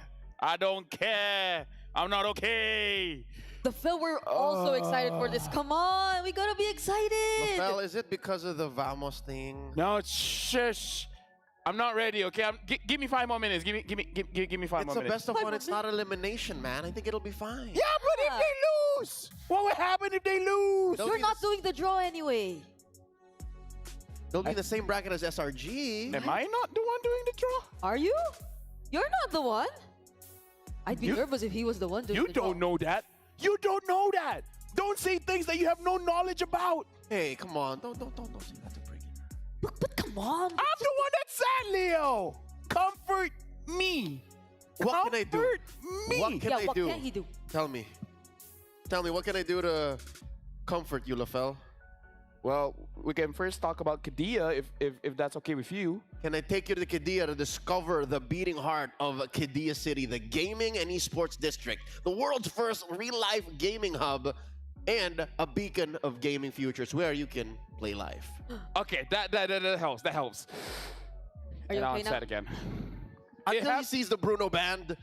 Okay. Bruno's bad. If the Bruno's bad, I'm happy. But for you guys, grab your tickets now, and you get to witness the remaining 14 of the world's best teams clashing it out on day 5 and day 7 That's of accurate. the Swift stage. Literally just the 14 Just the left. 14. Soon it will be a little bit less. And now just to let you guys know as well, from the 22nd of November to the 29th of December. Not enough fingers. Yeah, I M6 support chests will be available for a limited time. Purchase the support pass for 50 diamonds, which, by the way, 50 diamonds is also one of the tasks that you can get. Anyways, to get a large amount of pass EXP with a chance to obtain a basic M6 pass, use that basic M6 pass to instantly activate the M6 pass, unlock additional pass rewards, and immediately get Claude Challenger Spark. How much am I? I think I'm 40 something now. It's Claude with Dexter. Technically 2 figurines. Yeah. If you Yes, do technically you end get 2 figurines. up getting it. I would grab it, but my filthy hands, it's not worthy yet. not worthy. I'm not worthy. I'm not level 75. I'm not level 150. You need 150 for this one. Okay, let me just check. I think I'm 40 something. Let me He's see. okay now. I'm 48. Level 48. Let's take him away from the reality, the harsh reality of the upcoming Oh best of no, one. now you remind me. Oh. Now you remind me. Do you guys remember how much your past experience is? Level something something. 40. I think I'm doing okay as 40. I met people that's already 150 by the way. Who? Where? You gotta. In my live chat. He could be lying though. We don't know. We don't know. We don't know. Now let's talk about the matchup. Vamos against CFU. Right. So we have a topic here for the matchup for today between Vamos and CFU. From villains to heroes, can Vamos hold back CFU because they're the anti-heroes here? But after what SRG has faced, now Vamos is looking like the heroes of Malaysia. So CFU, in a way, is the villains here going up against Vamos. It's an interesting use of words. Holding back CFU, holding back Cambodia First United. I think this is fair enough, given how aggressive Vamos can be. Watching Kamai MLBB, I can also say that CFU have their moments. Yeah. So that's why I'm so excited to watch this match, is because I know that this is gonna be super bang bang MLBB. You know what I mean? Dude, let me just wipe a little bit of my tears. Oh. With your Dragon High genuine leather strapped Oh, yeah. M6. Yeah, Dream watch? just gotta put it out there just in case of. Brigitte, do you have the watch? I don't. This watch? Are you asking if she has this watch? That watch? You don't have it? You don't have it? With crystal sapphire? It's okay. You're the Dragon hide, by the way. and Dragon hide leather. Swiss movements. It's made by Dragon. dragon. I mean, it's okay. I have the green fairies. Yes, you do have the green fairies. Right here beside me. So like. And now we got to talk about Zoran here because we were able to catch him doing this pose, and he talked to us, and this is what he has to say. All right, so see, I did it right. No, it was on the wrong side. Whatever, Brigitte. Semantics, proving ground. If you ask me now, we're still relieved. It's not like being 0-2, which would be even more nerve-wracking and Not pressuring. fired. I believe many teams would feel more relieved to be in our position too. Going to this match is still a best of one, and we want to prove that Malaysia still excels in best of one matches, which previously was a Todak thing, but now Vamos is like, no, it's a Malaysia thing. We like best of ones. Yep. And honestly, I think one of the things I'm really looking forward to is like how tight the chemistry is. Like, how are we going to see that in action this time since they're going up against CFU? Because I think CFU is also one of the teams who like. Try to post. I just saw you from my peripheral vision and I had to do it. But again, going back, I think CFU is like one of those teams who's also been together long enough. Like at least for Detective, Wadu, like their coach, and Z. I think they've been together for like since 2022. But we could say the same for like a majority of Team Vamos, like 4 out of 5 of them. Yeah. At least they've been together for such a long time. So now that we're still in the best of ones and that they're actually quite excelling in it, so I'm really excited to see who will emerge as the tighter team, the closer team. Let me just say, we haven't spent a lot of time together, but our chemistry's not bad, right? All three of us, right? We haven't spent that many time, but we have to move on to the topic. Our chemistry is not bad. The topic is Clash of the Silent Vanguards, Smooth versus Wadu. Do you know why they're the Silent Vanguards? Why? Ask me a question. Why are they the silent vanguards? I'm not so sure that's a good thing. And I'm not so sure that's exactly the reason why they're the it's not? silent vanguards. Yeah, no. I thought they Smooth just don't talk. versus Wadu come in from very, very proactive teams. I think they're the ones you can rely on to hold things down, to stand on business when your jungler is constantly trying to invade, when your mid laner constantly tries to play fighters. So it's like big stepper, underground methods. That's kind of how they roll. Yeah. Yeah. You know what I'm talking about? Exactly. You know what I'm talking about? Oh, she does it again. Oh my goodness. It came out in a different order, but what I'm saying is when your team is, stepping on the gas and are, turning everything up to 11, you have to have the guy who says, all right, hold up. Yep. Wait a minute. 10 toes. There you go. So, no, because for reals, Wadu, low-key guy. Smooth, very low-key. Smooth. Regardless of what squad you find him in. So I think they're the perfect, temper. Let's put it this way. when Vamos wins, everyone stands up, and it's moves like, oh well. Exactly. He's that kind of guy. But now we got to look at the team lineup here. Vamos, we got Nets, Zorn, Warlord, Chibi, and Smooth, where their defining factor here in the M6 is that their major lineup lacks magic damage. Non-existent. Non-existent. So far, they got to the 1-1 bracket without playing a single mage. Eve, Aurora, Vexana, Valentina. Forget about it. Forget about I think I'm it. honestly heading into this match expecting the unexpected already, and I just hope like it works. It works for Team Vamos because they're known to do that anyway, and in some ways it's been successful. Warlord, known to play a Sicilian too. I think one of the pioneers hasn't played it yet. I think that's a personal handicap. You just say, Well, we're going to look at the lineup that does use the mage. And honestly, I've been in Cambodia and they love their assassins. Let's talk about CFU Gaming, seeing Opie, Z, Detective, as well as Wadu. Detective is only like, what, 17? We got these youngings coming in and then they're popping off. not even 17 yet. He's 16 and 11 months. Get them young, man. Like, these young players are amazing. Mechanics. Advanced happy birthday, if ever. It was like 2 weeks. It's in 2 weeks, right? So I hope he like has a. I wonder who birthday else here, has a though. birthday coming up. Well, Look in the mirror. Yeah. so we know a lot who recently had their birthdays though. But like for CFU, I think I'm watching out majority for Opie.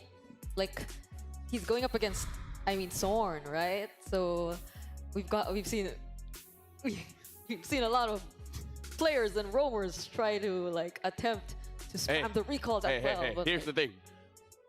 Zorn might not be using a tank. Think about it. Oh, yeah. Right? oh wait. In their last outing, he played a Hellcurt. I in understand. Rome. People hate it when he recalls. So when he's using the Natalia, the Hellcurt, you can't see it. Oh! Only when you're dead. And that's what sucks. I think in their efforts to quell the advance of CFU gaming here, they have to play the mind games. And I think that's a legit part of their strat. But here's the thing, Zorn, honestly, between him and Chibi, I would even say that Zorn has the better mechanics than Chibi, which is very interesting when you're comparing a roamer to a jungler. Switch the point, if the Fanny is open, Zorn's the one playing it. If the Hellcurt is open, Zorn's the one playing it. If the Natalia is open, Zorn's the one playing it. Who's to say he won't be picking up something like the Gushin? Oh. In Rome, Hey, crazier things have happened. that's Gila. That's Gila. True. I really like Chibi's joy though. Like I think way back MSC, it's also one of the heroes who really like made its mark for me, and he's been using it pretty well like previously. So- Unless Zorn wants to. It's meta. Roam joy. Gentlemen, are we ready to pick our votes on Yes. who's going to be the one winning this? All right. Ready? In 3, 1, 2, 3. What's yours? Wait, what? What's yours? Is this? Wait, Are you doing what I think you're doing? Did you get the? Oh no! I picked CFU Gaming. Oh no! Whatever shall I do? Well, oh well. This is mainly with the caveat of them playing so out of meta that CFU's aggression won't work anymore. That's why I'm saying Vamos. Yep. I'm also watching out for Soren, like how he's going to set the tempo against a hyper-aggressive or a team who wants to be hyper-aggressive. Because if they do just that, then how are they going to work around it? So I pick it because it's a shark, and Vamos is supposed to be a snake. Just follow me on this one. It's supposed to be a snake. Is it not a symbiote? Snake. Let's just call it a snake. Okay. Okay. I've never seen a snake eat a shark. Technically, I've never seen a shark eat a snake, but you know what I mean. Can sharks eat snakes? We need a marine biologist in the house to figure that out. Do they even like meet each other? Aren't they like underwater? There are and- sea snakes. There Hey, are sea snakes. we know more about snakes. No more about snakes. We know more about space than the ocean. That's true. The ocean is very, very deep. Deep. The known universe, though. Yeah. We can travel this season. We chose no. We're going up. We're going to space. Neither here nor there. So that's why I picked CFU. They're underwater creatures. That there's multiple movie franchises like Jaws. Well, it has been scientifically proven that tiger sharks will eat anything, even highly venomous snakes. They don't distinguish between that. So thanks to Manny Thank you, for Manny. covering that. Are these venomous snakes though? I think they are. They I are, think, they are. I think there's a level of cheese and Yes. poison that Vamos comes in with. Can CFU overcome? So, Grok Venom skin. Gush and Angela shit. Venom skin. Hey, you know what? Harley Rogue. Harley Jungle. Harley mid. Harley mid. Warlord picking up the Harley. Ooh. We have an M chat here. We're talking to Zorn. What was the reason behind Vamos' defeat on day 1? He said the main reason was that our communication was really poor because we were nervous. So on the second day, we worked on that, and as a result, we managed to secure a victory.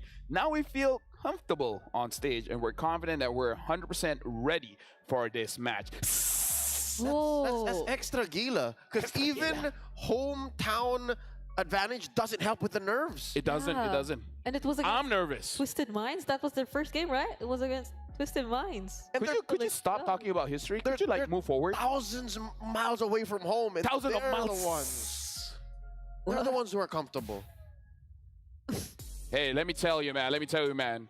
Temperature does a lot to you. Oh, for sure. For sure. I would know. And now we're jumping here in the drafting phase. Game number 1, the only game, because this is a best of 1.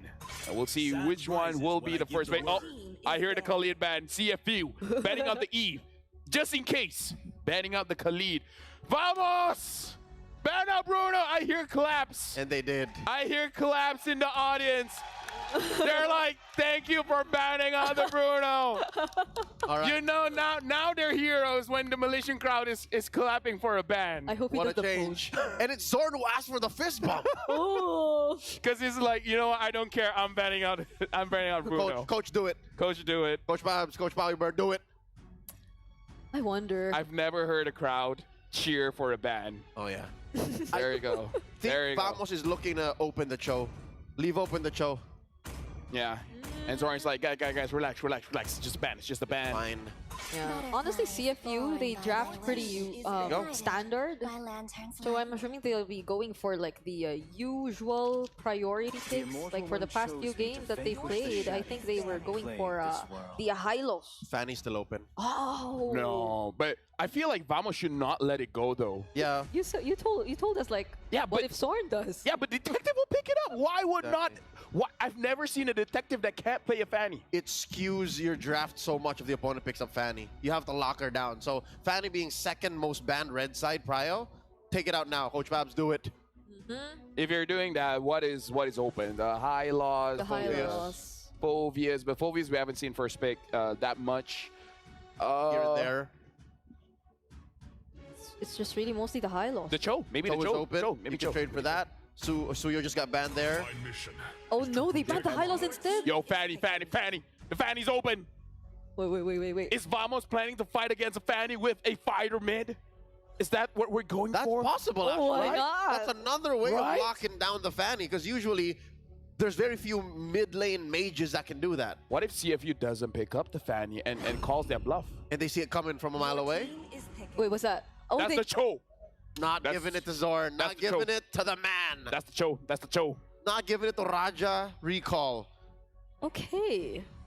So what do they get for Here's the thing. themselves? GB can't play the Fanny. I mean, he can play, but you know, like against the best of the best. It's not a go. It's not a. Yeah. So if we see a Fanny, it might be Zorn, unless behind the scenes they've been practicing. Gathar, we don't know where this Gathar is going. Literally. Joy. Okay. And they reveal the joy. This is a tell. Having magic in the jungle makes a mid lane Exactly. fighter for Warlord all the more possible. This could be a mid Gathar. It could be an EXP. It could be a Roam. Oh. Valentina picked up. I won't hold my breath just yet because they usually reveal that fighter mid in the second phase. This is a Valentina though, so they get their own Beats. electrifying beats. So good. Dun, dun, But like, dun, which- dun, dun, dun. Whichever Nets decides to go for, gotta be careful. Like this is a Cho. This is a Valentina who might get her own electrifying beats. And she can flicker, dash in, and Yeah. then beats in your face. Oh, I hate getting beats in my face. You and I both.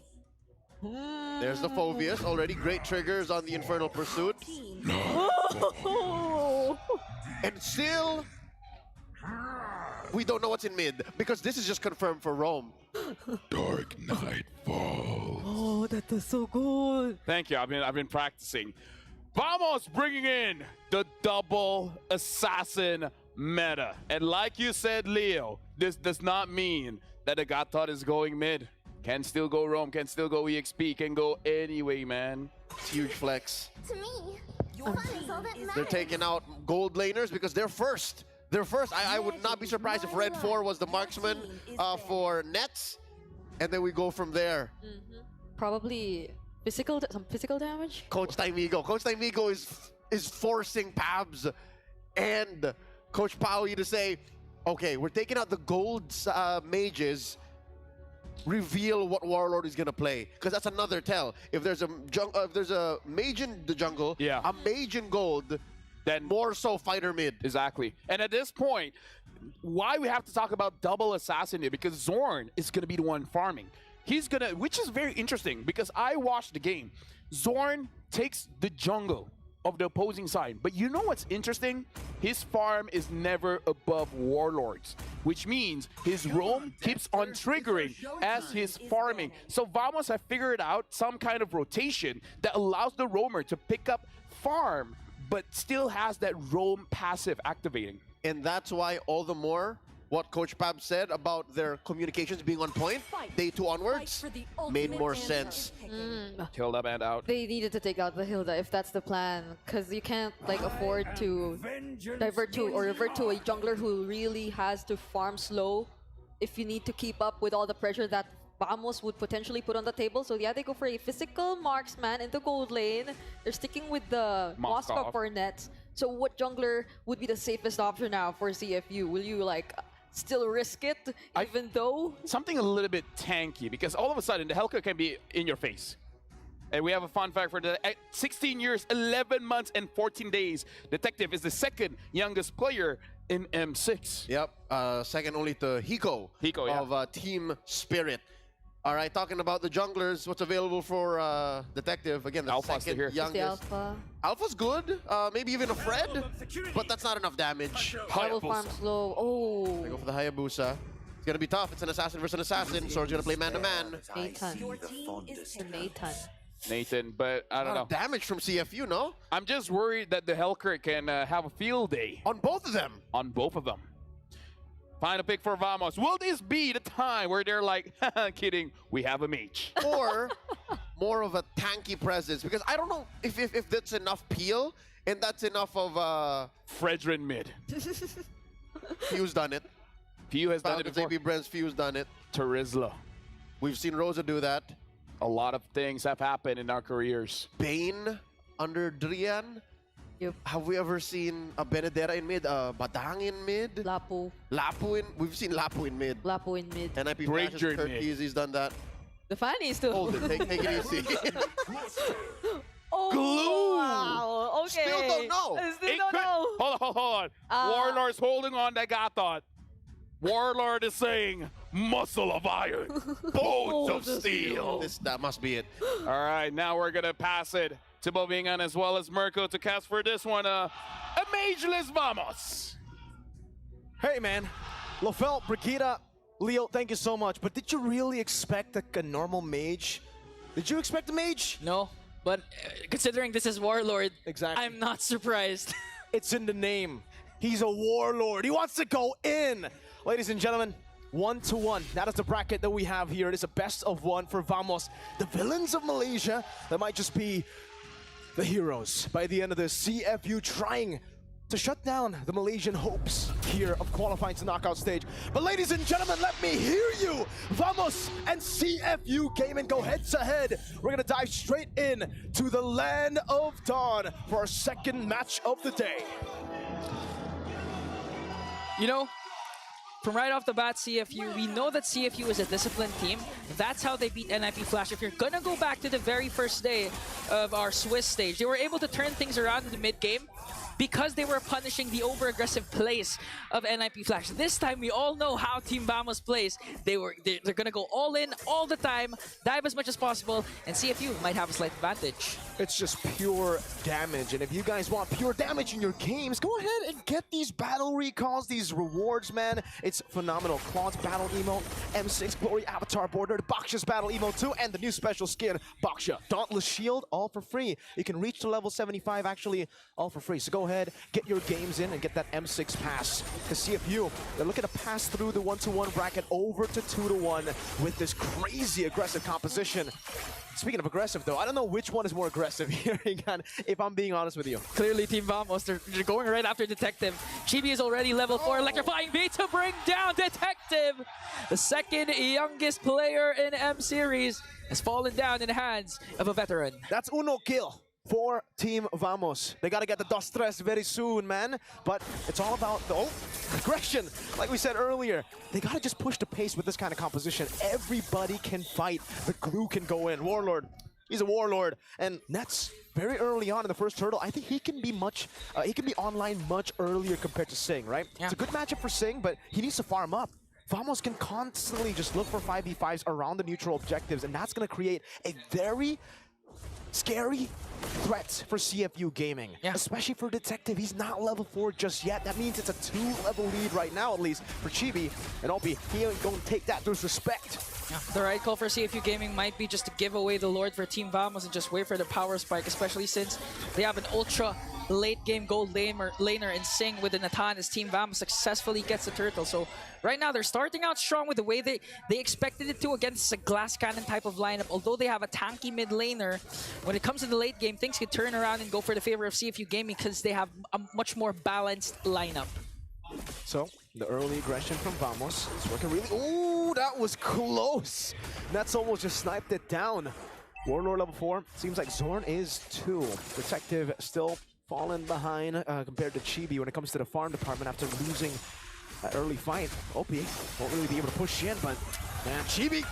Electrifying beats, getting chased down. Chibi again with another kill, extending the lead to 1.1k, and already you can hear the fans of Malaysia excited for what's happening in the early game. Now puts a lot of pressure on Sing. He needs to start winning this lane. He needs to start being able to farm. Oh, careful now, Sing. Chibi doesn't have the electrifying beat, so there's no kill threat on him, but you can see the damage already. We expect Joy to be a threat in the late game, and now Smooth. Okay, they're trying to look for the kick. Here comes Wilder with Infernal Pursuit. Warlord caught in the midst of it all. Great kick to cancel the AOG.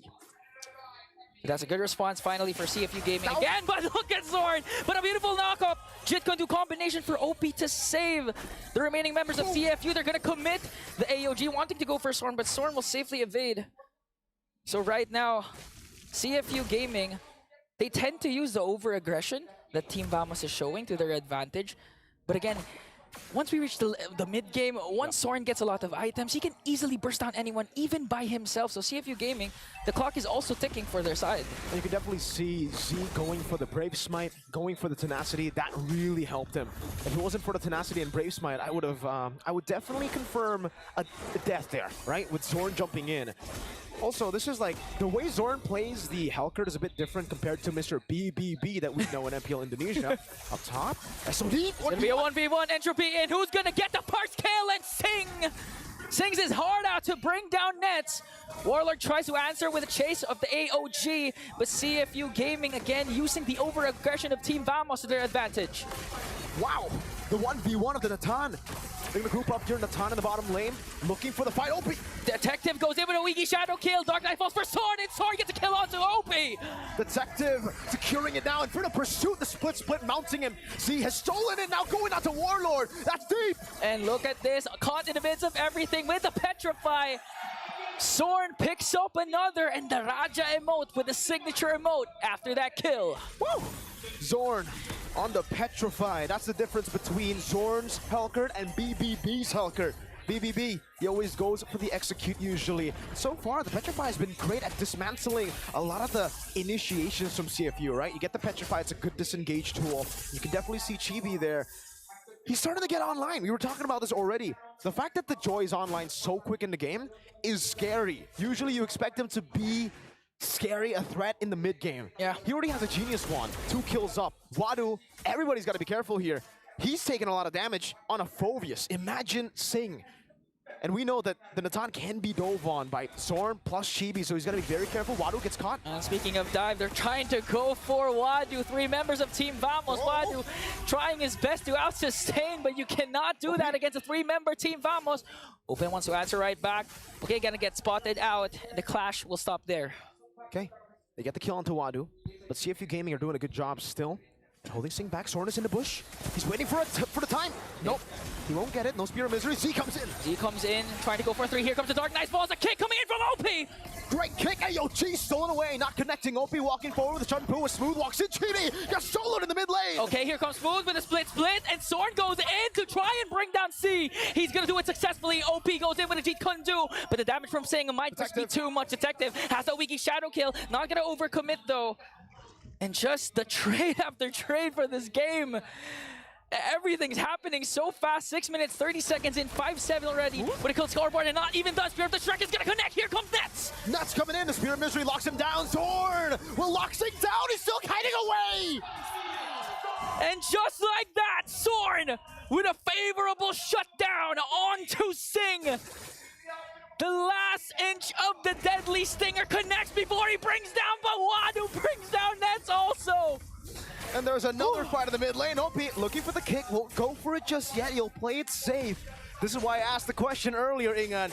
Yeah, Vamos are aggressive, but CFU can definitely hold their own. Z's walking up, Wadu going in. Okay, Z has his own AOG, but they're trying to zone Team Vamos out, keeping at them at bay. CFU Gaming just focusing on the turtle. And they will get another objective to their name. Just look at the lead the Team Vamos established in the very first minute. It switched to CFU Gaming because of the favorable trades that they're getting away from the aggression of Team Vamos. And now we have the Natan coming closer to the item power spike. This has only been a feathered airstrike Starlium Scythe Natan. Ladies and gentlemen, it's not the Holy Crystal just yet. So he's been doing that much damage, winning in a 1v1 against Zorn's ambush with only a Starlium Scythe and a Feather of Heaven. Once he gets the Holy Crystal, even Smooth might not be able to take it. Nets though, very quick into that second item. Actually, later than the Natan. So he might get his items quicker. Oh, a kick, but that might be the wrong target. Get Smooth, just got this split. Here comes the AOG, they're gonna burst down. Smooth! Caught again, Chibi locks him down up top. It's another 1v1. OPG Kundo, AOG! He had his own AOG, but Nets managing to deliver the damage and keeping CFU Gaming at bay. Look at Detective, wanting to go for the Wiki Shadow Kill, but might get bursted down though. He has the quad shadow so he can get out safely. Oh! Almost! How many pixels was that before Detective got hit? That's 1 pixel! 1 pixel, Ingan! That was a jump scare. Zorn's still looking for him, trying to find Detective, but he's a bit too witty for that. Warlord in the mid lane, trying to go for it again. OP, conceal? No. We have to slow it down right now. We're gonna wait for the next neutral objective. And like you said, all of a sudden, now it's CFU Gaming who hold the momentum. And we have to keep our eyes on Sing. This guy in Cambodia has been phenomenal. He's really been breaking records by getting crazy GPM stats. And on a Natan, you would expect, all right, yeah, he should be able to get the GPM. But not like this. You would expect him to farm. He's been farming heroes. Yeah, and you can give a lot of credit to CFU Gaming's mid trio because they're keeping Team Vamos preoccupied. We've seen Sing go to the bottom lane, but another kick coming in from OP. Jikundo, another kill to Sing. Now it's a Holy Crystal. That's an AOG. Oh no, Spear of Destruction did not connect, but Chibi goes in for the backline with Electrifying Beast, bringing down Sing. OP with Jikundo. Chibi locked in, still able to escape. Now Wadu comes in as well. Z pops in AOG, and that's still kiting away. Wadu caught in the midst of it all. Now he goes in again. Finally in front of Pursuit mounted on. Oh, and they're trying to go for him, but Team Vamos manages to get him. As Wadu falls down, here comes Detective. He has the Wiki Shadow Kill onto Warlord, and he's gonna bring him down with the help of Z. Woo! That was only 3 kills on the board. That was 2 for 1. And Vamos seems like they got the better trade there. Chibi will try to go for the Lord, but Detective is waiting for a target. Zorn doing the same thing. Fighting for the Lord is what they must do. Zorn will zone Detective away. OP's looking for an opening here, but I don't think he should go for Smooth. Good reset on the Lord. OP wants to go for it. Oh, they commit the way of the dragon, but here comes Sing with the entropy and burst it down Smooth. That was a smooth play from Sing. Damn, that's some damage right there. Did not expect Smooth to be deleted, evaporated AOG. AOG, Z gets the Lord, and here comes the counter-attack coming in from Team Vamos. Detective shut down. Optional went away. Sing goes in with the entropy, and it's Sing who just evaporates everybody he touches. Next, he goes for the Spear of Misery. Sing! Flickers in, trying to bring down Nets with a Shadow Strike, and will do so. Sorn, will he go in though? He has Chibi by his side as CFU Gaming with the last strike of Z. Got down Nets plus the Lord. Now CFU Gaming is in full control of this game. Wow. All right, we finally have some downtime here at CFU and Vamos. They finally take a step back. They finally let go of the pedal. Never mind. OP, he might be going for it. Okay, Deadly Stingers is here, but Sorn manages to dash away. CFU Gaming, okay, they're gonna wait for the Lord to reach the bottom lane and with their turret before they make a set. But look at Sorn, the damage of Deadly Stingers, half HP already for OP. That's Divine Glaive for Z. Zing in the bottom lane, good clear from Nets. Great blinks from Zorn to escape from the G Kundo. CFU Gaming will just go for the sieges.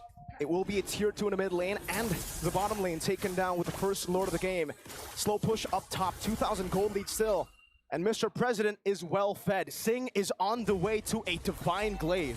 Okay, let's see if Team Vamos will try to go for initiation. They did, however, save all their holy shields, made quick work of the Lord down bottom, but this is what CFU Gaming wants, to extend the game, to reach Sing's power spike. Even without the late game, Sing is already activated. And that's the gameplay of CFU Gaming. They're unbothered, unfazed. Even if you're very aggressive towards the early game, you get a couple of kills. But they don't care. They know the power spike of their team. That's why they are patient, they are waiting, and certainly they are protecting Sing from the aggressiveness of Team Vamos. And for the first time in 12 minutes, we don't have a fight. It's all chill. It's all calm. But usually, when this happens, it's only a build-up for a big play. OP, he's trying to look for that big play. He knows that he can kick anyone. That's what's scary for Vamos now. Usually you have a glue, you have a Gata, then you can be like, all right, you can kick one of us, and then you're gonna be the one punished. Okay. Sing, entropy, defensively. Okay, AOG coming in from Warlord. OP though manages to kick someone, Sword from the backline, and AOG for Z himself. OP's immortality will be popped, but Detective working on Warlord right now.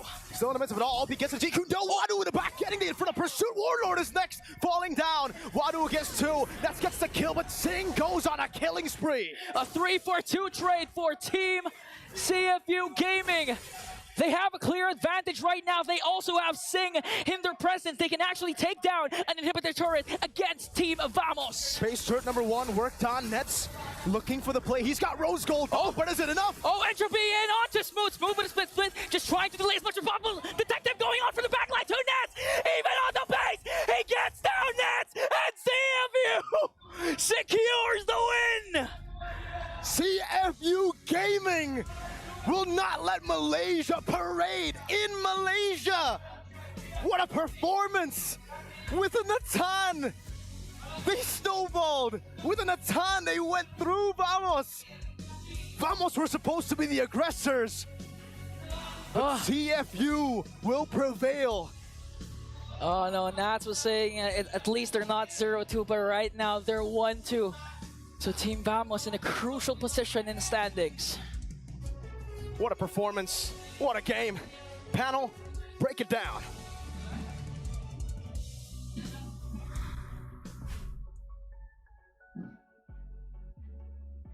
You called it. I said CFU is gonna win, yeah. I'm not Daijobu. You're more Nani. Nani's... Say Sumi Masari. He's actually sad now. The reverse curse.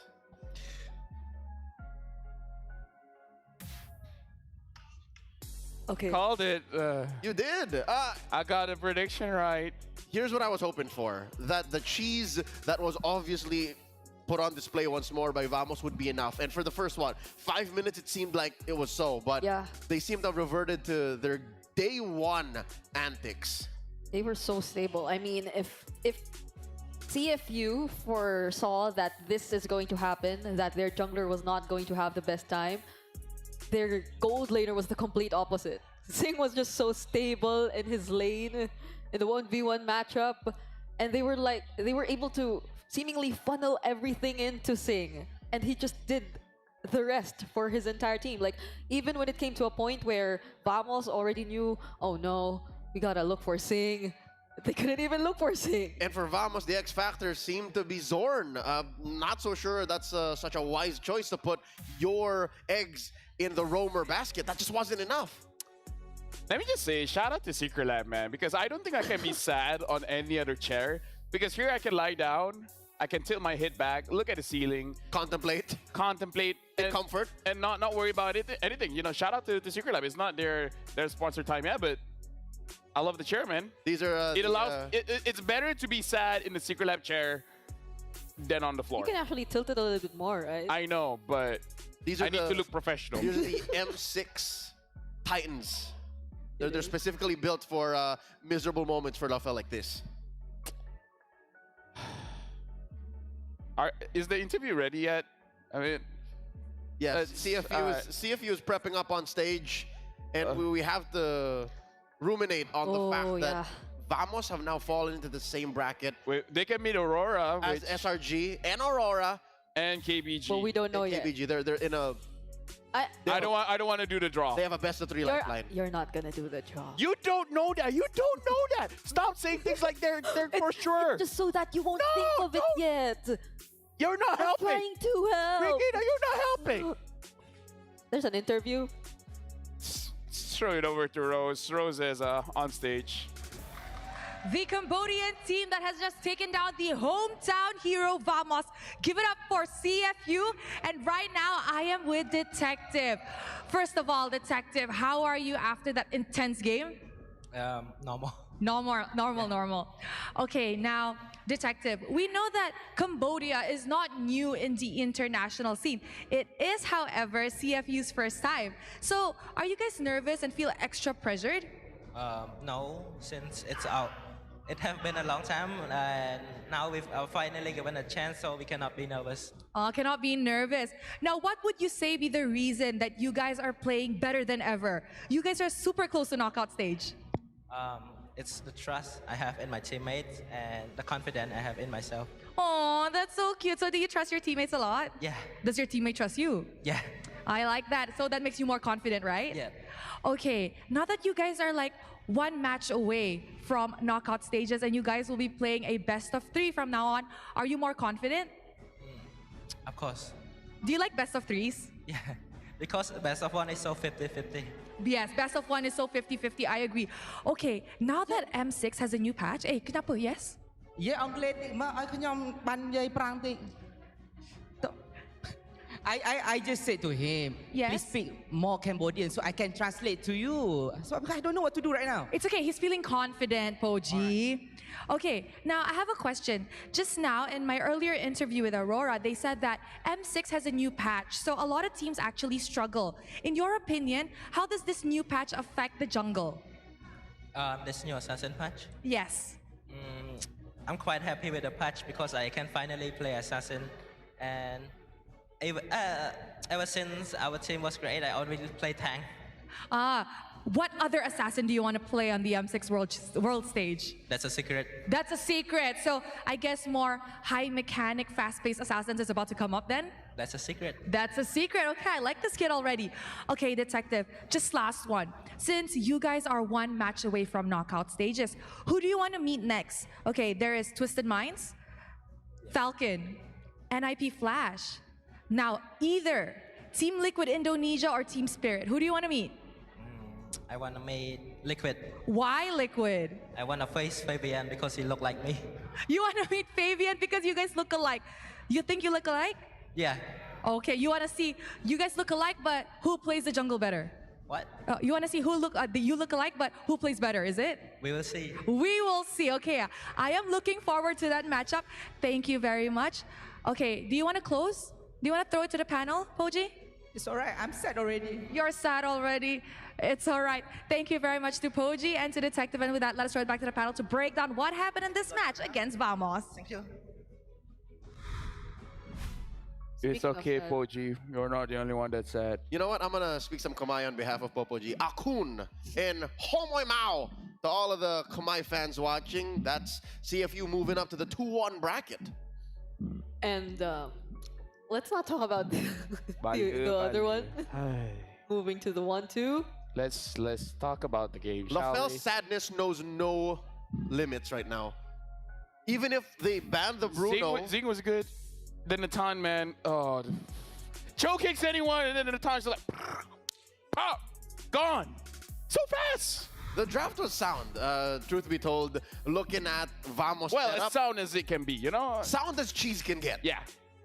But at the end of the day, you always have that cap. And I think that cap ran its course at the 6-minute mark. Let's talk about the difference in goal between Zing and Nets. And how different was the experience of playing this game?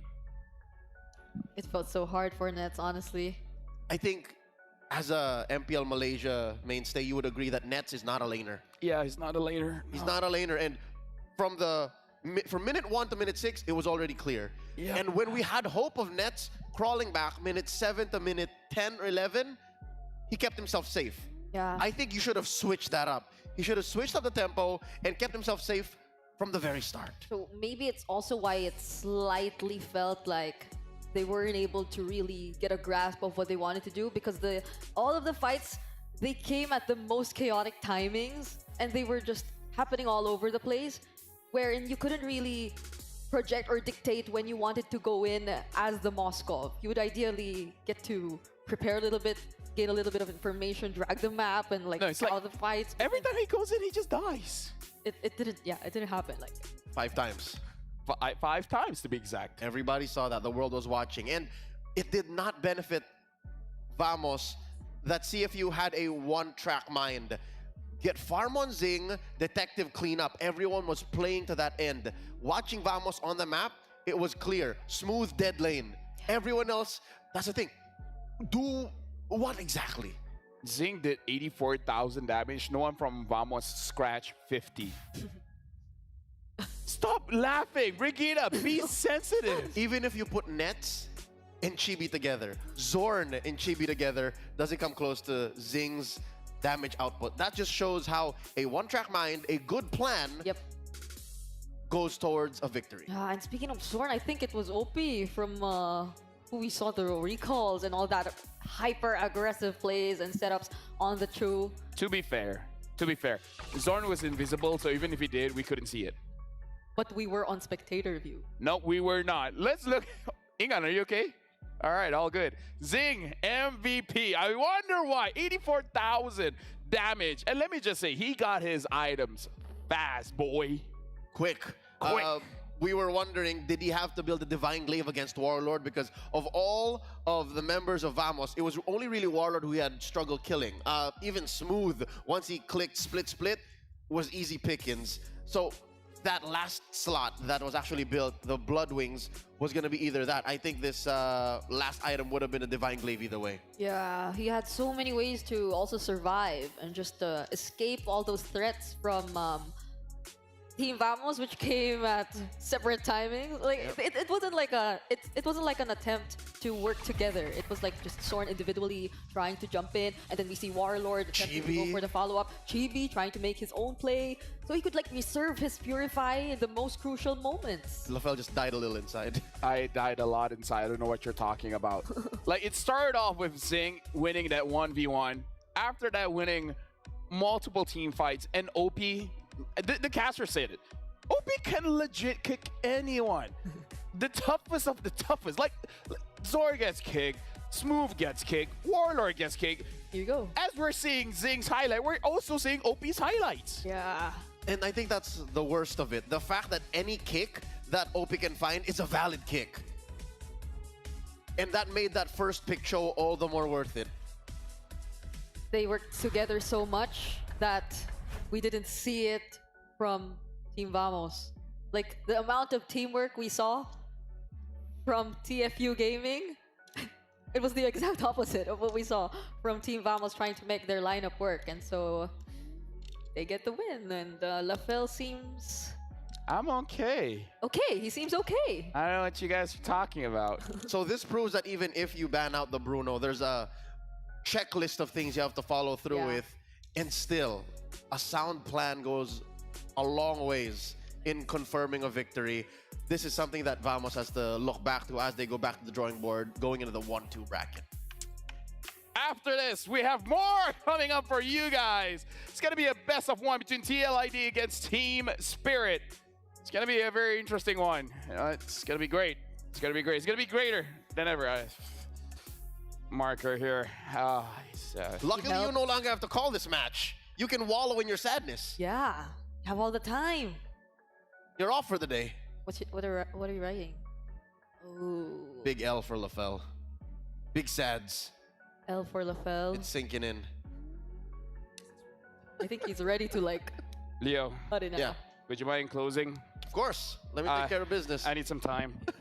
As LaFell goes ahead and takes off his headphones, we'll wrap it up here, set it up for the next set of talents. You guys are still watching the M6 World Championships. We got a couple more matches. Stay with us.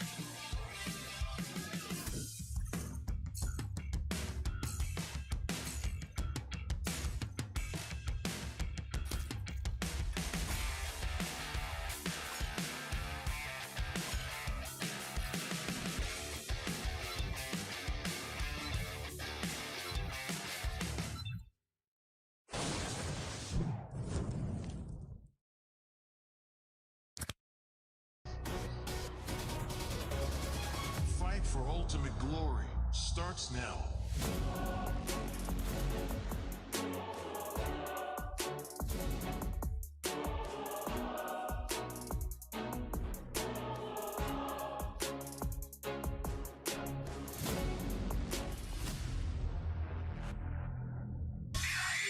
Mobile Legend M6 スイスウォッチ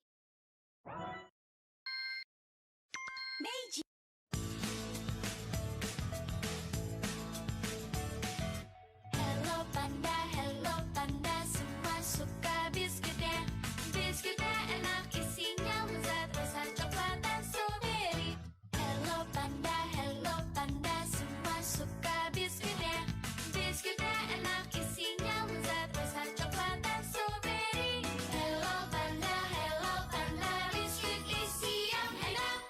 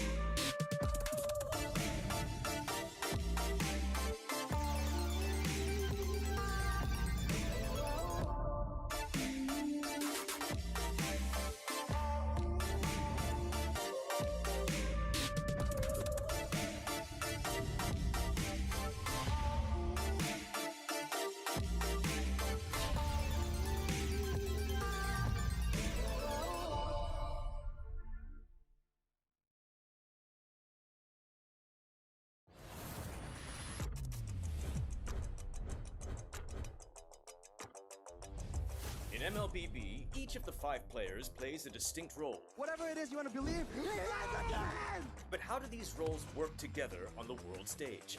go Sons, who picks up the Mid laners and roamers are the bedrock of the team.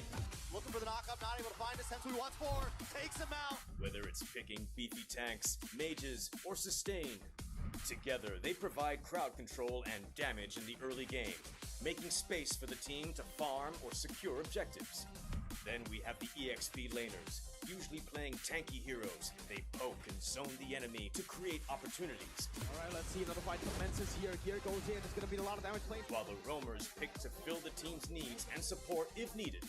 EXP laners must win their lane and protect their tower with aggressive, confident play, ensuring map control for the team. Ooh, final slash. Finally, we come to the junglers, the early to mid-game finishers, and the gold laners, the mid to late game finishers. Fiery, the god in the jungle, takes a double kill. For junglers, whether it's frontline tank utility or assassin early game assassin burst, they form the core of the team. They act on the space created by their team to finish off objectives, utilizing power spikes with the early game advantage they get from farming the jungle. Should be a retreat from the Burmese gold, and they get sent down into the ground. Gold laners focus on farming for gold to become late game monsters. 1v3. They are savvy observers, staying out of trouble and positioning well to deal the most damage with their fragile heroes. Do you agree? How would you describe the roles that make MLBB greater than ever?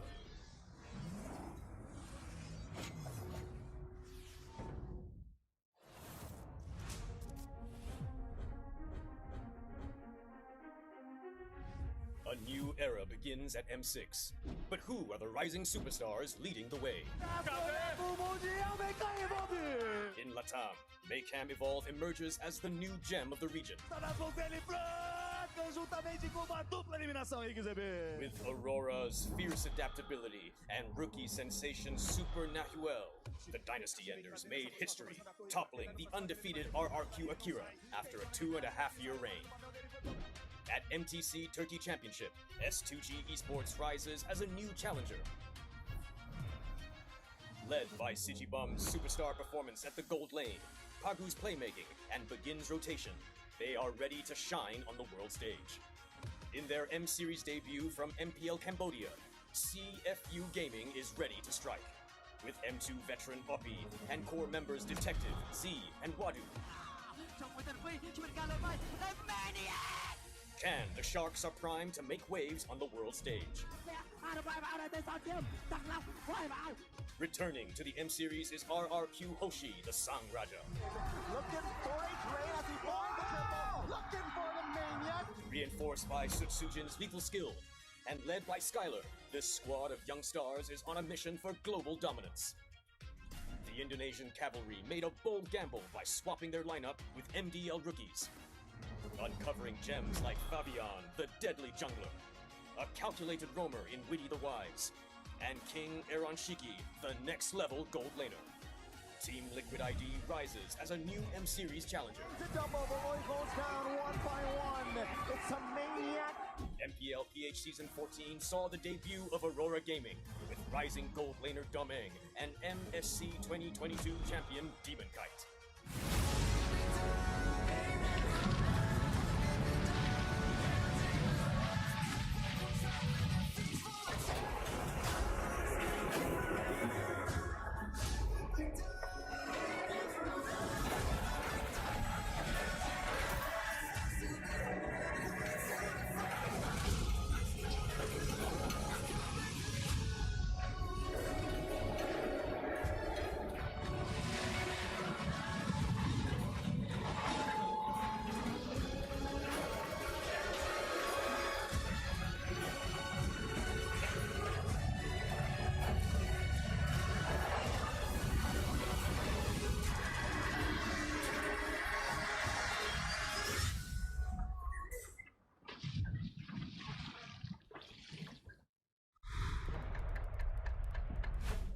The internationally renowned organizations are about to put on another classic esports banger.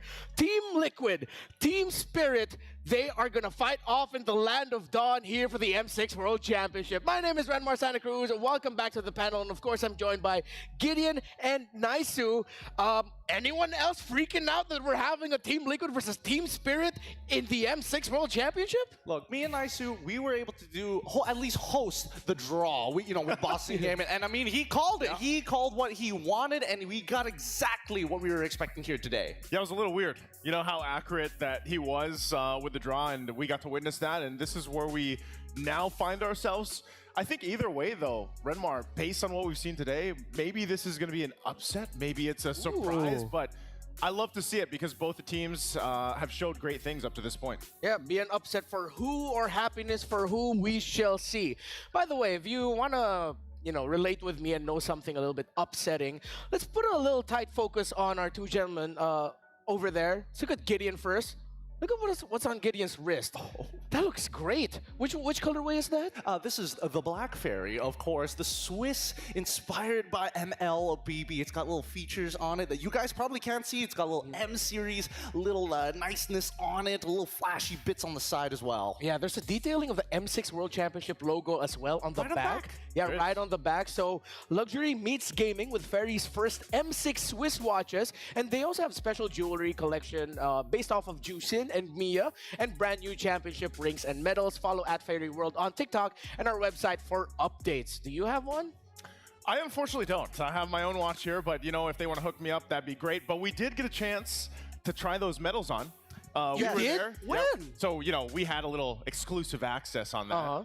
And I specifically put on the Mage. Was it the championship medal? Medallion? Yeah. Super heavy, but obviously I had to try that on because, Gord made. Oh, all right. So I want to mess with Naisu's macros. So add a little bit more sugar, protein, a little bit of fiber as well. Take a nom-nom out of that Hello Panda. Go for it. Oh, you want me to actually eat it? Yeah, eat it. Let me I got to get my tracker out. Yeah, let's get a tight shot onto Naisu. And while he's eating the Hello Panda, I will sing the Hello Panda theme song, but slowly. Hello Panda. Hello, Panda. Semua suka biskuitnya. Oh, my goodness. That's pretty good, man. I'm feeling it. I'm really enjoying this Hello Panda. All right. You can keep enjoying it if you want. Okay, you guys, you can take over. And look at him not sharing with you. Right? I mean, it's as expected. Yeah. Text There you go. does it, LaFell does. Oh, thank you. Oh, that's a little different. He's caring. He's not giving me the whole box, that's for sure. Yeah. Fuel your game with Hello Panda, the crunchy biscuits filled with creamy chocolate and the ultimate snack to keep you energized. Level up your day and visit Hello Panda's website for more. But this panda is saying hello to our next matchup. Again, it's Team Spirit versus Team Liquid Indonesia. As we've mentioned before, the storyline of Team Team Spirit is they are the long-held kings over at EECA, while Team Liquid ID are new to, well, their throne. So if you want to see this happen, or the other matches that we have here for the M6 World Championship, you can grab your tickets now and you'll get to witness the remaining 14 of the world's best teams clashing it out on day 5 to 7 of the Swiss stage. We still have the regular sale on those tickets. Now, let's first start with the Northern Dragons. So when you guys hear Team Spirit in MLBB, what's the first thing that comes to your mind? Spirit. Oh, I mean, that's kind of unfair, dude. That's just off the bat, you know? I mean, for me, personality comes to mind straight away, but also Diggy as well. I mean, I still have horror stories of Sawo just destroying it. Oh yeah, the Sawo Diggy from last year's World Championship too. I mean, even the year before and the year before that. Oh right, it seems like every World Championship he's brought it out at least like once or twice just to mess with everyone. Has it showed up yet? No. Not yet. Not in this one. Hopefully, like we get to see it, because I feel like against a team like TLID, someone like Diggy might actually be able to help control the Stampede. What's the first word that comes to your mind when you hear TLID, Team Liquid in MLBB, Naisu? I'll tell you what, it's the fact that I've been saying cavalry wrong this whole time. Wait, what? And you know what? I just was surprised because I've always said Calvary instead of cavalry. Oh, so you mixed up the L and the... I mixed it up, but that's the first thing that comes to mind. Oh. Pronouncing it correctly. All right, so you were a proud member of the Cavalry. Yes. Now you're a proud member of the Cavalry. Let's hear from the coaches, if I'm not mistaken, of both of these two teams. I know Coach Shane DeLucas also brought something up. Yeah, it's the two coaches. So let's start first with Team Spirit. There's fun in building up veterans. You will meet great individuals with high ego because of their experience. While for Coach Shane DeLucas, he actually prefers to work with the rookies because it allows him to develop the young talent a little bit more. That's interesting that these two teams have such a different perspective on it. What do you think about it, Gideon? I think it's very varying, right? Because again, I would say that at least from Vren's opinion, yes, it's good to have, you know, smarter players that actually show you a different perspective when you're inside the game, because I think that's the biggest problem with some of these coaches who haven't been in that professional scene. They don't know what it feels like, if not the perspective when you're on that stage. Yeah, I think for me, you know, I think both work great, because even for Coach St. DeLucas, you work with the newer members and you kind of fill that bottle of knowledge. It can actually really help build that up. And then, of course, you know, I think that's why you usually see some staff have both those dynamics filled by both coaches and their squad. Yeah, so now on the Team Spirit side, of course, Coach Vren, I feel like he gets what he wants. He gets to work with Sawo and Sunset Lover, who's been playing and performing in the world stage of MLBB esports since the M1 days. They go way back. While on the other side, for Coach Shane DeLucas and Team Liquid ID, these are M-Series firsts. These are first-time champions who are suddenly put into this position of you have to represent a very high-pressure and proud MLBB region in Indonesia. Have you seen anything so far from the performances of Team Liquid ID, Gideon, that maybe that pressure is starting to get to them, or is it just growing pains? I think it is a little bit of the growing pains. It has been a bunch of best of ones. I think they're going to do a lot better in the BO3s. But hopefully when they do get to the BO3s, it's for the right reasons, like advancing to the knockouts, rather than getting knocked out themselves. Yeah, now for the side of Team Spirit, this is now a back-to-back matchup against an Indonesian squad. So are there any brimming qualities that you've seen from the performance of Team Spirit, Naisu, that you'd want to point out before we talk about them a little bit more? Oh, you know, for Team Spirit specifically, I think, well, in general, maybe all the teams felt kind of pressure, you know, in all these best of ones that we had, especially the first day and the second day. But at this point now, too, for Team Spirit specifically, I think it's just, there's a lot of young talent there. I mean, again, the youngest player in M6. Hiko. Oh yeah, he is. Correct. Yes. Right? He's like 16 years old, and this is the thing. Like you have the empty bottle that we just saw from the quotes there from the coaches that you can continue to fill up. This experience alone is a massive, experience to go ahead and give these young players. But then even the more experienced ones that have already been to the international stage, they are in an opportunity to go ahead and share that knowledge, and in performances from their games have been phenomenal up to this point. I just love to see them work a little bit more on their shot calls, on how they want to approach the games and the team fights. Honestly, the way that I'm looking at it, it's good to have, optimally and logically, some veterans and some rookies to make sure that this squad work well. But this is like East versus West, and honestly, with the Eastern side coming up with rookies that are malleable and clearly have the mechanics to do so, I think, the sky's the limit. So veterancy, rookies, and filling up the bottle of knowledge, that is how you understand MLBB esports. It's a big theme for this Team Liquid Indonesia versus Team Spirit matchup. So to know more about this, we actually had a moment for a side interview alongside Michelle and Poji, so let's hear from them. Hi guys, here is Michelle. Welcome to the Courtside Report. I'm here with Poji. Hello world, hello MC. But now we have a special guest from Indonesia, Pika. How are you? Hi, I'm fine. Okay, do you enjoy the vibes here? Yeah, I really enjoy the food and the crowds are amazing, especially today. Yeah, everything's fantastic. But I'm pretty sure you're coming here to rooting for your home team, right? Yeah, of course. So your home team, Team Liquid Indonesia, are gonna face against Team Spirit in the upcoming best of one. What do you think about that matchup? I'm confident that Liquid will win this one. Yeah, you are confident about your team, right? But now, so far, RRQ secured a knockout slot. How confident is the ID community that Team Liquid ID can also go to knockout stage? I'm pretty sure our Indonesian community is very confident because they already seen RRQ already qualified to the knockout stage, and now Liquid also gonna face the Team Spirit, and I think Liquid will do so much better today than yesterday. Sure, your fans has got the buff on them. And let's quick talk about the players. You think which player in your home team, Team Liquid Indonesia, are gonna cut our eyes through the game? I think Fabian will do well today. Okay, Fabian should do well. Or any suggestion to your players? You think they need to pay attention to each player in the Team Spirit?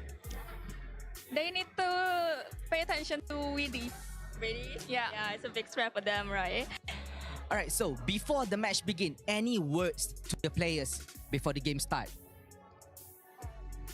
Okay, I wish you guys good luck and hope to see you in the knockout stage and also in the grand finals maybe.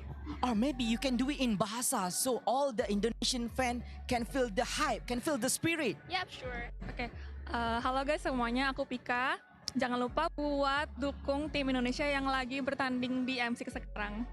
Thank you, Vika. Hope you enjoy your stay here, enjoy your watcher. So now it's a good time to steer it back to the panel. Panel, back over to you. Makasih, Pika, Poji, and of course to our lovely side reporter, Michelle. Now I think it's time for us to talk about predictions because Pika got to touch on some key figures for Team Liquid ID, especially Fabian. So keep that in mind. So gentlemen, I think the predictions are ready for y'all. Gideon, I'm excited to actually see yours first because I'm wondering where you hit it this time. Hopefully it's somewhere we can show. Well, I mean, calm down here for a moment. Obviously, people are seeing a little bit. They know where it's going to be, but I need people to understand that this has been a difficult prediction. I love Team Spirit, and I also love TL as an organization, ID or PH. Doesn't matter to me. My call on this one, I'm going to have to say it. It's a 2-1 victory going in for TLID. All right, what about you, Mr. Calvary? I didn't know you could stick it like that. Don't you touch this logo. It's close to the chest for a reason. Right, well, you know what? I'm gonna go ahead and I'm gonna put it up here for the cavalry. Wait, the cavalry. Yeah, there we go. The cavalry. I'm gonna go ahead and say, wait, what did you put? It's a best of one. Yeah. It's a best of one. You know what? So why was it? Did you just? Oh my! Did you put up 2-1 just to mess with us? Yeah, of course. That and also because the way that I think about this is more so if this was always going to be a best of 3, we have expectations already set, but it's always prime time for anybody to shake things up in the best of 1s. That's true. Mine, it's simple. It's 1, just to be clear, and then it's Team Spirit. Okay. Yeah, this one is a little bit harder to decide, but I don't know. For some reason, I woke up today, thought about it for a few minutes, and I was like, you know what? Yeah, maybe Team Spirit is going to take the cake. Something about it. Maybe it's because of what we were talking about earlier, veterancy and all that. I mean, of course, but it's just one of those games where it's really difficult to tell in a best of 1, right? As much as I want to believe that this is a best of 3, I think that at this point of time, we've seen the adaptability of a lot of these players coming in from both TS and as well as TL. Yeah, so adaptability, your ability to adjust and of course adapt to any situation. You gotta adjust those predictions too. And you gotta adjust those predictions too. It's flipped for me and Isu, but yeah, totally agree. There we go. It is a BO1. I still am leaning into the factor that maybe we'll actually see one unique pick. Maybe not necessarily something we haven't seen before, but something we're still not completely used to seeing. The Akai. Oh, want to see that again? Yeah, you know what? I don't mind, honestly. The Akai is it's good for countering a lot of the Team Indonesian playstyle, but hopefully Team Spirit this time just pairs it up with better damage. Well, I mean, I don't even think that the last draft was that bad, At least for Kid Bomba, it shows that he has deep pockets, and I think the EXP right now is very narrow with the way that you have to play, but coming into these lineups, hopefully we see something get really, really exciting for both of these lineups. TLID, Team Liquid Indonesia with Aaron Shiki, Witty, Yehezkiel, Fabian, and as well as Aran. I mean, obviously I want to point out Witty, but even yesterday, the day before yesterday, we see that Yehezkiel is showing off why he is a pillar for this team. And even Aran having a good game, it just goes to show that the draft has many different ways to attack, whether it be Angeling or, hey, Aran, win your lane, give me info, we win the game after that. Yeah, I love the thing too. Most of the time, I think even watching their journey up to this point in M6, a lot of the eyes have been also on Witty, what he's able to do in the roam, especially if he gets one of those power picks like the Cho, for example. But also, maybe we see them test that limit of the hero pool that they have that they can bring against this matchup. Specifically, the fact that it is a best of 1, we know weird things can happen here, and this team right here, exactly the team to be able to do it. It's Hiko, Sawo, Sunset Lover, One Shot, and Kid Bomba. And I like what Gideon said, part of this too is the XP lane, honestly, it needed some shaking up, and what better player to do it than Kid Bomba? Yes, the Akai didn't work, the way that he probably wanted it to, but maybe you go with a little more experimentation for them this time, or again, there's a lot of flexible things that can happen here. The other whole thing about it too is gold lane. There's so much discussion, and I know our previous panel already talked about, extensively what's been all said about Bruno right now, but even the gold lane can change things up. But Hiko's done an amazing job. As young as he is, I love to keep an eye on him. Yeah, 100%. In their game against RRQ Hoshi, you could argue that he even managed to steal the spotlight from Skylar despite the loss. That's how talented this young gold laner on the side of Team Spirit is. That is Hiko. And when you get a chance to talk about or talk to coaches and players that are familiar with Hiko's game, a lot of them are speak very glowingly about the performance of Hiko. So we asked Team Spirit, you guys had a close match against RRQ. What do you think about your performance? Sawo, ever the veteran, Gideon, actually so honest. He's very honest. I mean, if we could hear them in the player room, the way that he hypes up his boys and the way that he also criticizes his boys, you'd understand why Sawo is like that. But of course, personality still shows with Kid Bomba, who's like, honestly, we did better than MSC. Yeah. I have to agree, because Akai isn't exactly one of the more straightforward picks. It's not as honest as Hilda, and he still played it at a very high level, coming up with some incredible creative angles. Yeah, so now for Team Spirit, I think that's a good way to, actually that little chat is a good way to understand what they are as a team, their personalities. They're blunt, they're honest, they're straightforward, and that straightforwardness in their personality, maybe that's how they can bring out those not so straightforward picks and make it still shine in difficult environments. This is the draft, Team Liquid versus Team Spirit. Question is, the Ling, Angela actually even gets taken out by Team Spirit. So even though it didn't fare well against Fnatic Onic PH, they're respecting it. I mean, we say that Angela, yes, it is dangerous in the hands of TLID, one of their signature combinations, but that opens up the draft so much more, right? Again, we're not seeing the Jushin. Bruno, also a big question mark in everybody's minds. We've seen a couple of answers to it with the Granger and the Beatrix, obviously, but even then, it just takes one bad fight, and I'm concerned specifically about Cho. Yeah, I'd love to see them actually contest the Cho. I think that's going to be the big thing, and same thing can be said too. Now that the Bruno's out of the picture, what does that gold lane matchup look like? I was actually glad that or even earlier today, we got to see the Natan pick. You know, that actually came through. Yeah. There's some things happening, but one thing we haven't seen too much of, aside from maybe what the Harith, I think, is those magic gold laners that have popped up previously, even in other tournaments throughout this year. And, you know, I'm still expecting at least Moscov's to come through. Please no. Else. Yeah, I know you don't feel good about it. Please no. That's the reality we're in here, Redmar. Okay, so with Team Spirit taking out the Eve, I feel like this is them saying they still want to continue with their line of thinking against RRQ Hoshin Indonesian teams. We will still do our best to dance with them in the fights. So a little bit of a background check on the draft pattern of Team Spirit so far in the M6 World Championship. They pick at least one core in the first phase, especially when they're on the blue side, a mid laner, and then one flexible pick. We talked about adaptability, Gideon. I feel like I agree with you now. The flex pick coming up in the first phase for Team Spirit will be a big thing. I'm hoping that it's going to be a big thing, but Fanny is wide open, and this is one shot's moment. He really needs to live up to his IGM for his namesake. Yeah, he needs to be able to accelerate this game really, really quickly, because I'm not seeing a Cho ban either, so there's still a lot of ways for TLID to completely shut down the Fanny pick, and Moskov, one of those few answers. There it is. You know, that Moskov coming through, the Phobius too. We've seen so much of this pick right now. I'm still wondering if they go with what I like to call the purple trifecta. You know, at least go that way.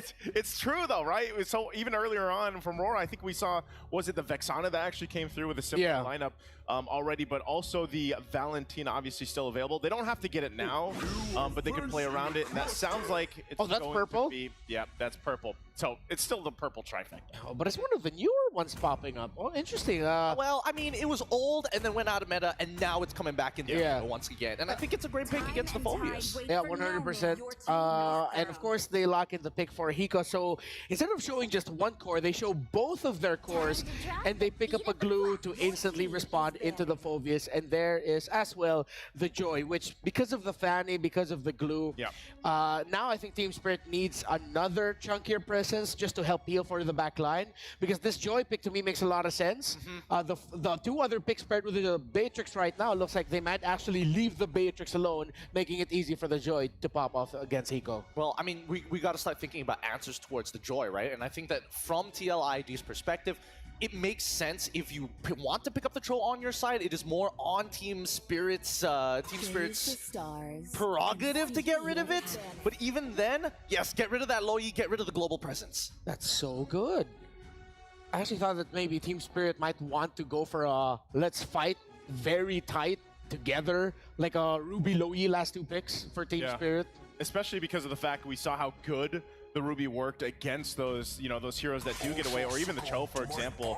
They're still going to kind of focus down on those counters into a Fanny, the possibility, because that was my next question, how do you protect this Fanny? How do you allow that Fanny to have that, freedom to get the buffs that they need? Because you guys know it's always the same. When Fanny is picked up, it's such a high-risk, high-reward hero, and eventually if you fall behind, you don't even get a chance to really see your purple buff, because there's just so much pressure. So I think part of it too is, what do they use to actually protect this and make it the best case scenario, where then again you can also shift things as the game goes on and then rely on the Beatrix later on? Well, I've got the answer for you right here, and I think this is why Team Spirit showed their cores really early on. Well, not cores, they're side laners, right? Beatrix can force priority. Glue has a winning matchup against Phobius, but can also force priority at the cost of a little bit of health. When your side laners are able to collapse towards that purple buff side of the map, the only thing that Team Spirit is missing right now is how do we get mid to push out just as fast? Yeah.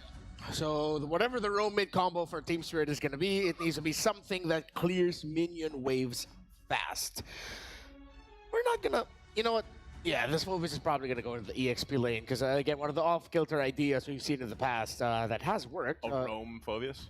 No, glue mid. Oh, glue mid, yeah. To get that quick level 2, so that when you can invade right away afterwards. But yeah, most likely because of how we've seen glue against Phovis in the past, they're just instantly going to put it there.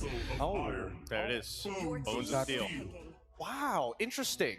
Interesting. Out of all the picks, they wanted to go for Gothard here when they could have gone for Cho, and now Team Spirit going in with the Belleric on top of that? This might actually be a Belleric EXP, something that they've shown in the EECA. Yeah. No, but then they've got, wait, then glue goes as a means to an end? Can Casablast glue as a roam support? Yeah. Could be.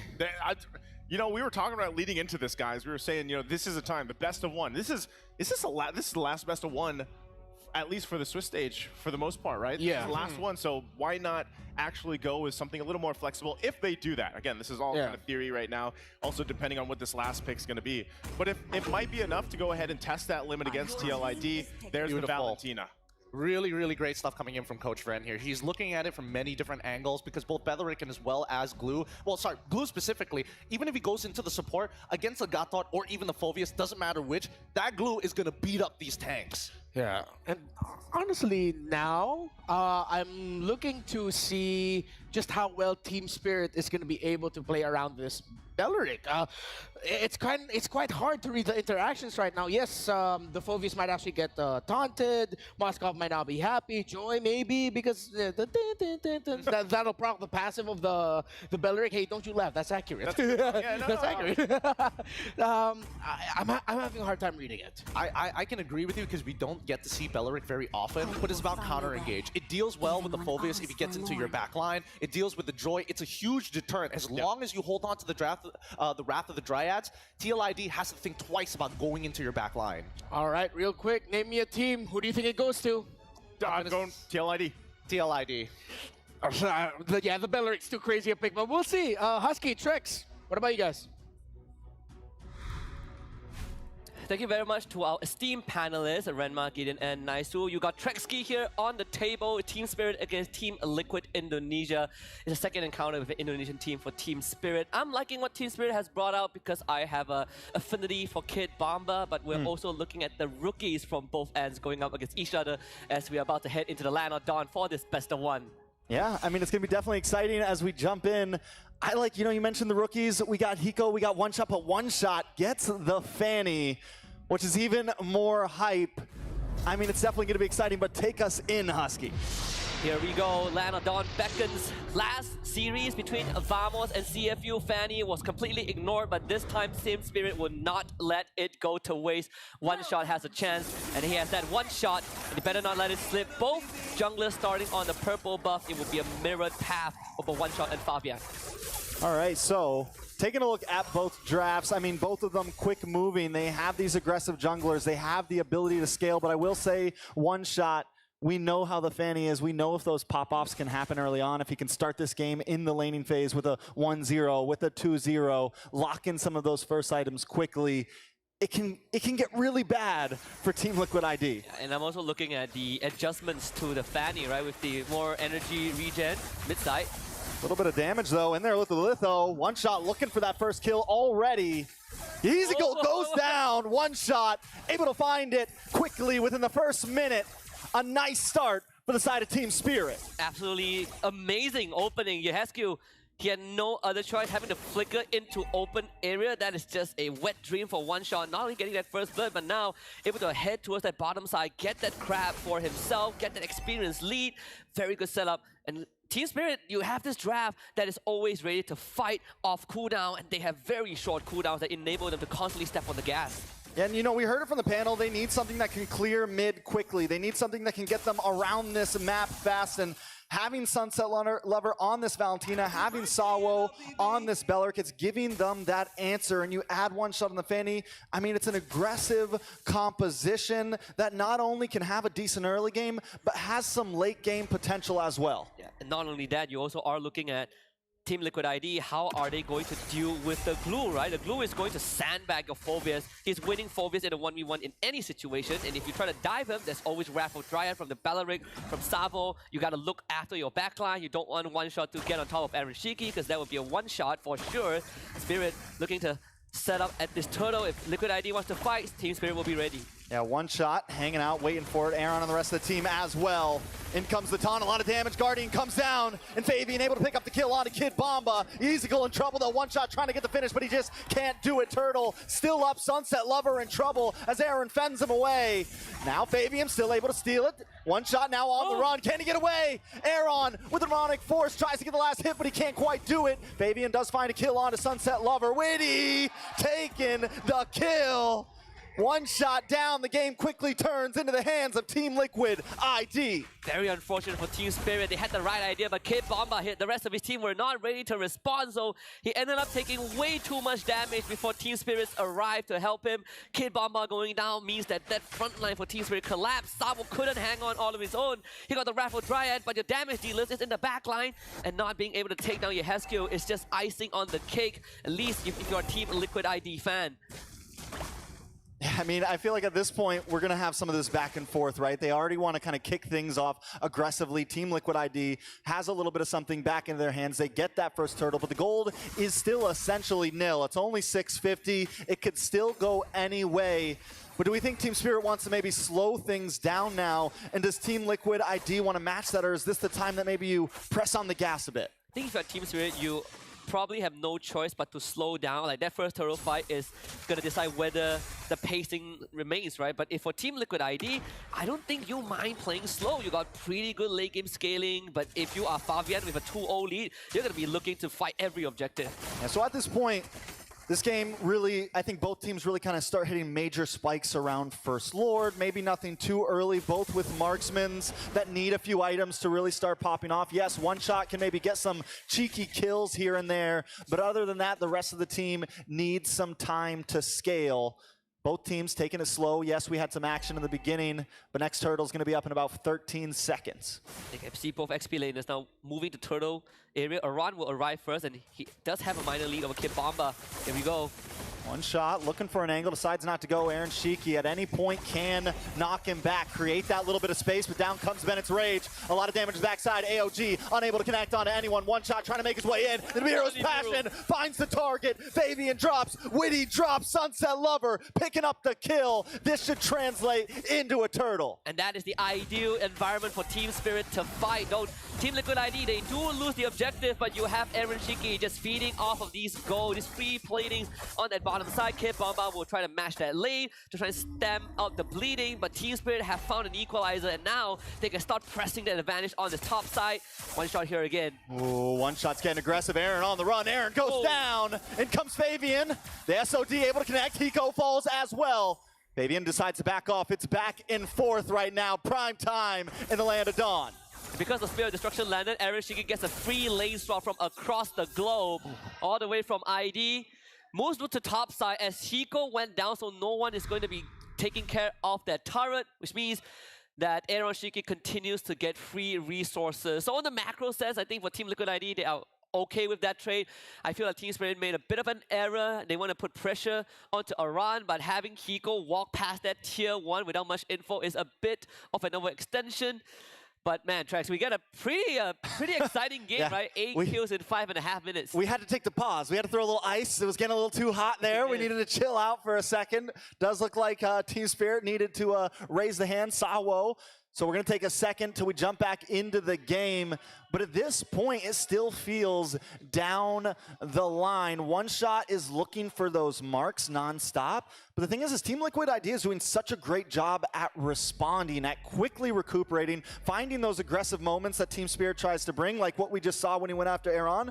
But then in comes the Spirit Destruction, and they quickly counterattack. So it doesn't seem like Team Spirit is ever getting anything for free against Team Liquid ID. Yeah, you are always forcing a trade, and that is why even after a turtle fight and even after taking out Aran, Team Spirit never really got too much of a goal lead. I would even argue it's even, right? It's like a 400 net worth lead doesn't really mean too much right now, and that's kind of what the Moskov gives you, that macro advantage. You can always join a fight cross-map as long as you land that SOD, and you can always rely on Aaron Shiki to arrive on time. So Team Spirit, they have gotten a taste of what makes the team fight tick for them. You know, having Savo and Kid Bomba in the right place and just funneling everyone from Team Liquid ID into this tight space for Hiko to kind of dish out the damage and one-shot hit the backline. They gotta keep replicating that, and at the same time also watch out for Witty. So the battle spells from Hiko, that flicker, is ever important, because if Witty ever gets on top of Hiko, I think Liquid ID can just take him out.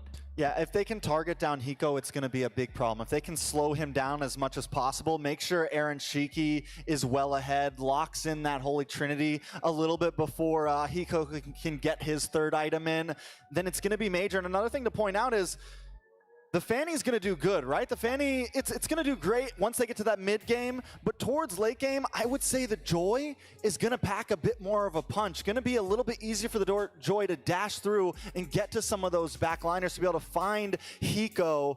Team Spirit kind of have this real prime time to try to get ahead, and if they're not able to do it, I gotta say that Team Liquid ID is gonna start getting a major advantage. I agree, and this is sort of why I established that I think Liquid ID, you don't mind playing slow. You got Moskov with that SOD that, again, always gives you macro advantage. Late game damage comes from Joy. Will always be there. He steps on Hiko, Hiko will just vaporize in a second. I think if you're Team Spirit, you're also looking at Savo. If you're ever planning to go late for whatever reason, Savo is the guy that has that instant crowd control to keep Fabian in place. But then what's next, right? How can you take down the Joy? The solution isn't really clear-cut. It comes back to Hiko again, because One Shot will be busy dealing with the backline. So I think if you're Team Spirit, you can go even up to a certain extent, but once Hiko gets that second, third item, you gotta start speeding it up. Yeah, so something to point out with Hiko, in a previous game in this Swiss stage, when they were up against a Bruno, though, Hiko rushed the Malefic Gun, right? And this time he goes straight for BOD. Now, do we think that's just... Do you think the Malefic Gun rush is only when you're up against a Bruno, or do you think it could have been good here? It is a very expensive item to go for Blade of Despair. Now that he's seen this death, it could set him back a little bit. I think the Malefic Gun rush is more of a... My side lanes are already winning, like Kid Bomba is destroying his lane, the Sunset Lover is having a good time. I am not under any threat. I might as well do it. You might as well do it. Yeah, might as well do it. But in this case, I think the BOD makes a lot more sense because Team Spirit are actively fighting for the turtle. We saw them participate in the first two turtles, and the second one ended in a very... on a high note, I would say, for Hiko at least. So that one there was very unfortunate. He could have entirely prevented that, just trusting One Shot to kind of dive those turrets. But at the end of the day, I think after this BOD, you probably will be looking at the Hunter Strike, or if you want to go Malefic Gun at this rate, I wouldn't blame you. It does buy you distance, you know, from away from Witty and Fabian. Yeah, definitely can help a lot. You get to switch over to the Bennett. You get to have that distance. You get to have that little bit of damage with the Bennett and everything. But still, now on to the next topic is when I take a look at these deaths, when I take a look at the people that have gone down, and I look at Team Spirit right now, all their damage dealers are hurting. But when we look at Team Liquid ID, Aaron Shiki is feeling good right now. It's 1-0-1. He's deathless. So, I mean, at this point, Team Liquid ID definitely seems to be feeling very comfortable in this game, at least. Yeah, I mean, they have some time to kind of think about what's going on as we continue to troubleshoot the problem. We're going to hand it back to our panel to discuss more about this ongoing game.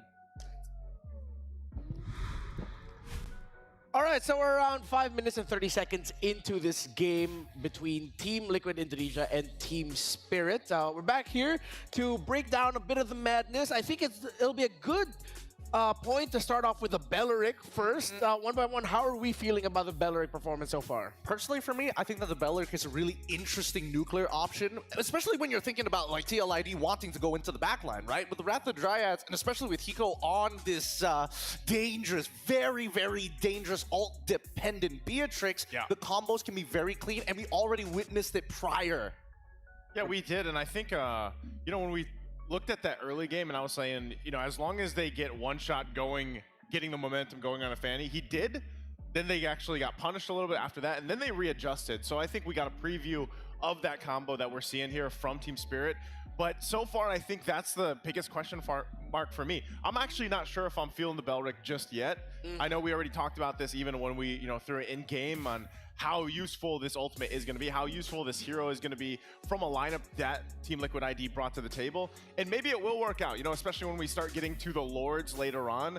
But for now, we just have to see the previews when all the turtles are taken and how this works out for them. Yeah, when we were talking about it behind the scenes, we were thinking that for the Belleric, it's actually quite a great pick into the Phoveus and into the Gatakacha. And we saw that in that key team fight where it was Team Spirit that won from a big combo. It was a perfect area near the purple buff. There were a lot of walls. It'll be easy for one shot to get cables off. Where in the moment you get the Phoveus and the Gatakacha to enter, once the Wrath of Dryad comes out, they're there for a while. Yeah.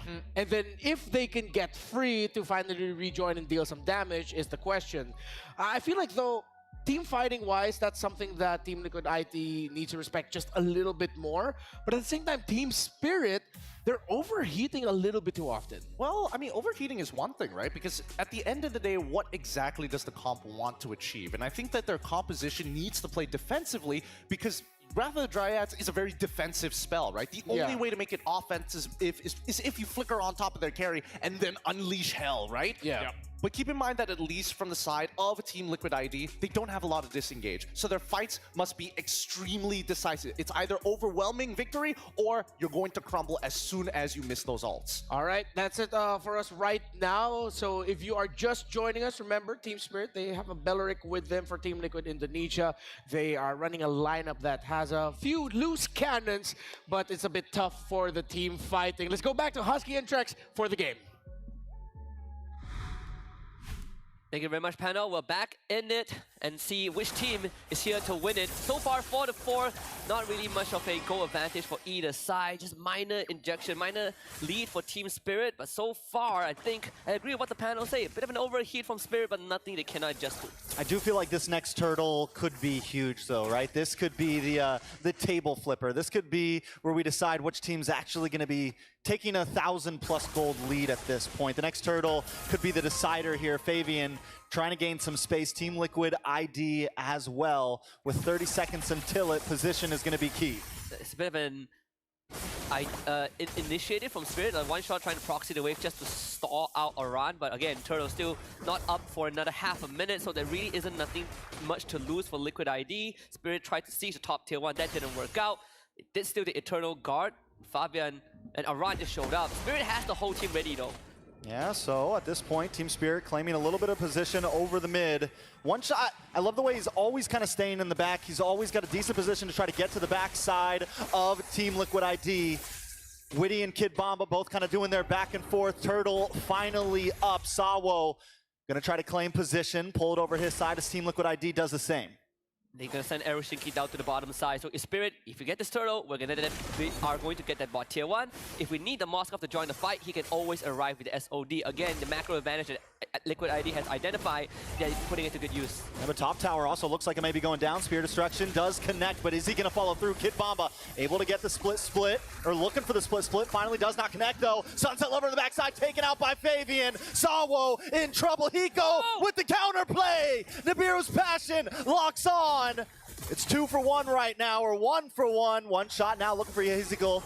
Ezekiel might be in trouble, does get terrified, looking for the last hit, able to connect. Kid Bomba trying to find one of his own, put the nail in the coffin, but Aaron doesn't want to go down. Kid Bomba now on the run. Down comes the dunks. Kid Bomba versus Aaron. Kid Bomba finally falls. Turtle does not compute to anyone. Lord finally gonna come up in one shot. Turns it around for Team Spirit. It's back in fourth right now, Husky. Yeah, and Team Spirit finally finds a minor goal advantage. 1.4, 1.5k. All thanks to Hiko not going down. Fabian just needed one last injection of damage, and East the Nibiru's Passion in the face, so Hiko survives. One shot, gets 2 kills. Losing Kid Bomba was a bit unfortunate, but Spirit, they found that winning formula. Right now, they're going to try to rush down the Lord. Yeah, they're rushing for sure. SOD, is he gonna pop it? Is he gonna come? Witty goes down. Aaron Shiki trying to connect as well, but the damage just too much. He's stunned. He's locked up. One shot takes the Lord. Aaron Shiki still up, trying to get some free hits on a Kid Bomba. Aaron there as well. AOD with the IMU, able to connect and get the kill. Sunset Lover coming through. 2 down, and a Lord over to Team Spirit. And what the panel say, Belleric is a very defensive hero. Aroshiki couldn't get away in time because he was taunted up by the Wrath of Dryad, so he was stuck in the pit. Now this Lord for Team Spirit, one shot will be fine. That bottom tier 1 will be traded down. Big fat wave in the top side that Team Liquid ID needs to deal with. Team Spirit just found a 3k gold lead, and this composition is incredibly scary when it comes to sieging Liquid ID. They're gonna somehow try to defend as much as they can.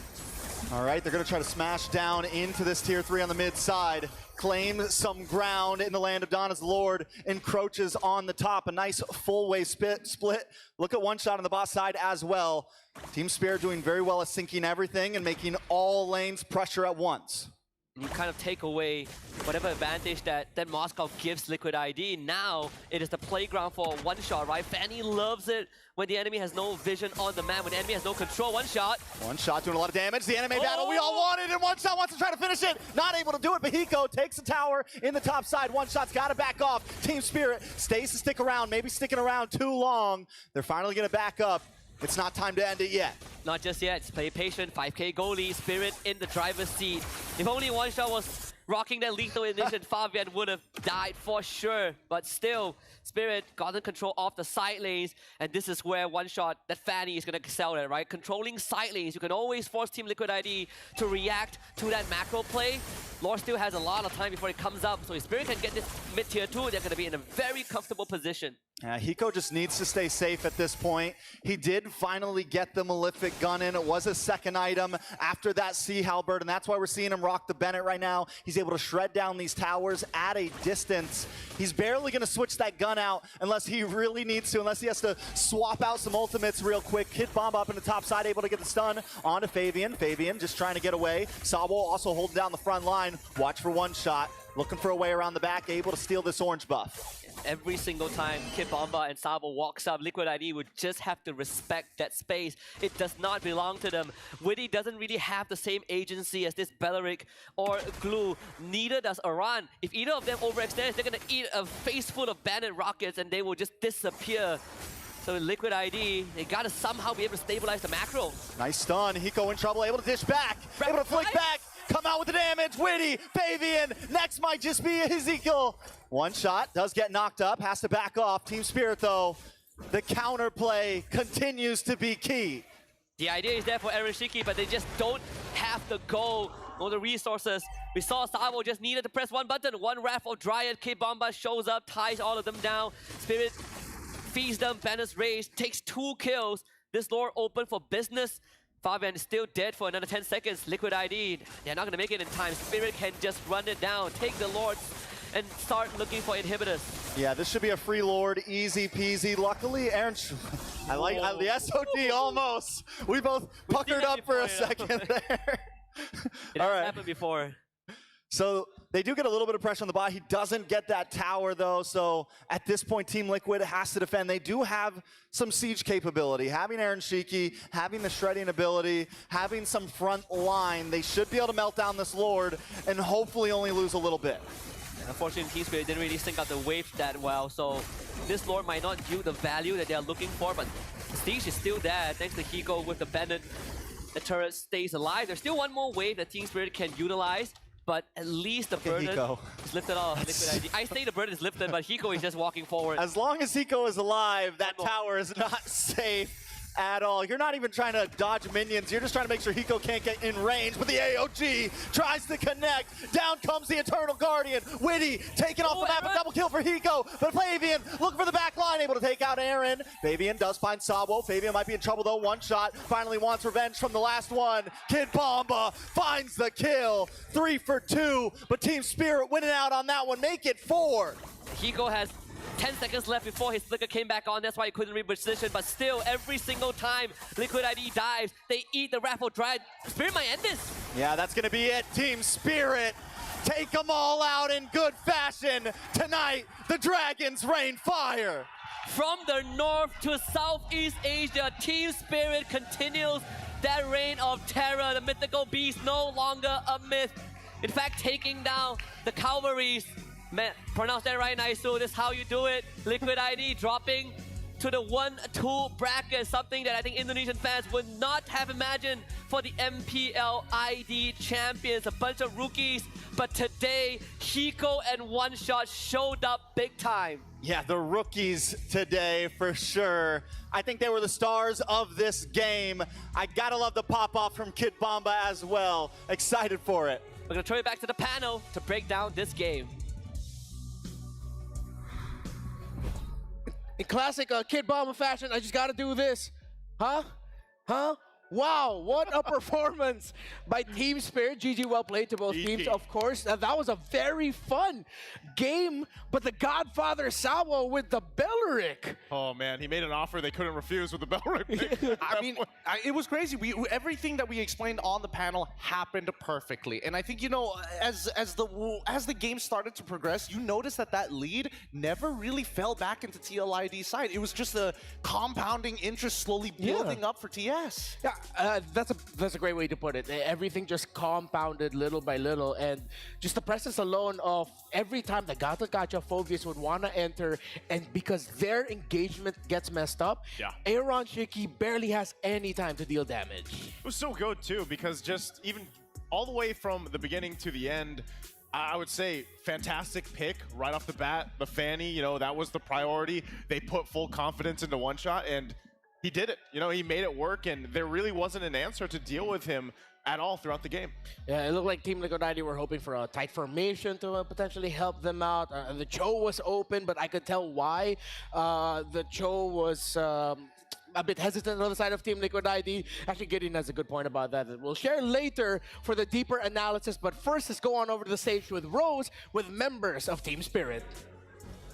Team Spirit going up against Team Liquid ID and getting that win with a very interesting draft. Now, first of all, I am with Hiko. How are you doing? Hi everyone, I am doing fine. We beat Team Liquid ID and it was pretty good. Pretty good. Are you nervous? Maybe. You're a bit nervous. Yeah, okay, now, Hiko, I'm just gonna ask this. Previously, you guys met RRQ Hoshi and you guys lost. And then after that, you guys got another Indonesian matchup, which is Team Liquid ID. Did you guys meeting RRQ Hoshi give you guys like more preparation time for to go up against Team Liquid? В прошлый раз вы встретились с RRQ Hoshi, и сейчас вы встретились с индонезийской командой. Думаешь ли, вы смогли бы победить RRQ Hoshi, если бы у вас было больше времени на подготовку? На русском отвечу. Я думаю, что мы, скорее всего, бы их победили, просто некоторые люди переживали на сцене. Это был, первый опыт против такой крупной команды, и поэтому было тяжело достаточно. We think we had opportunity to win the RRQ Hoshi.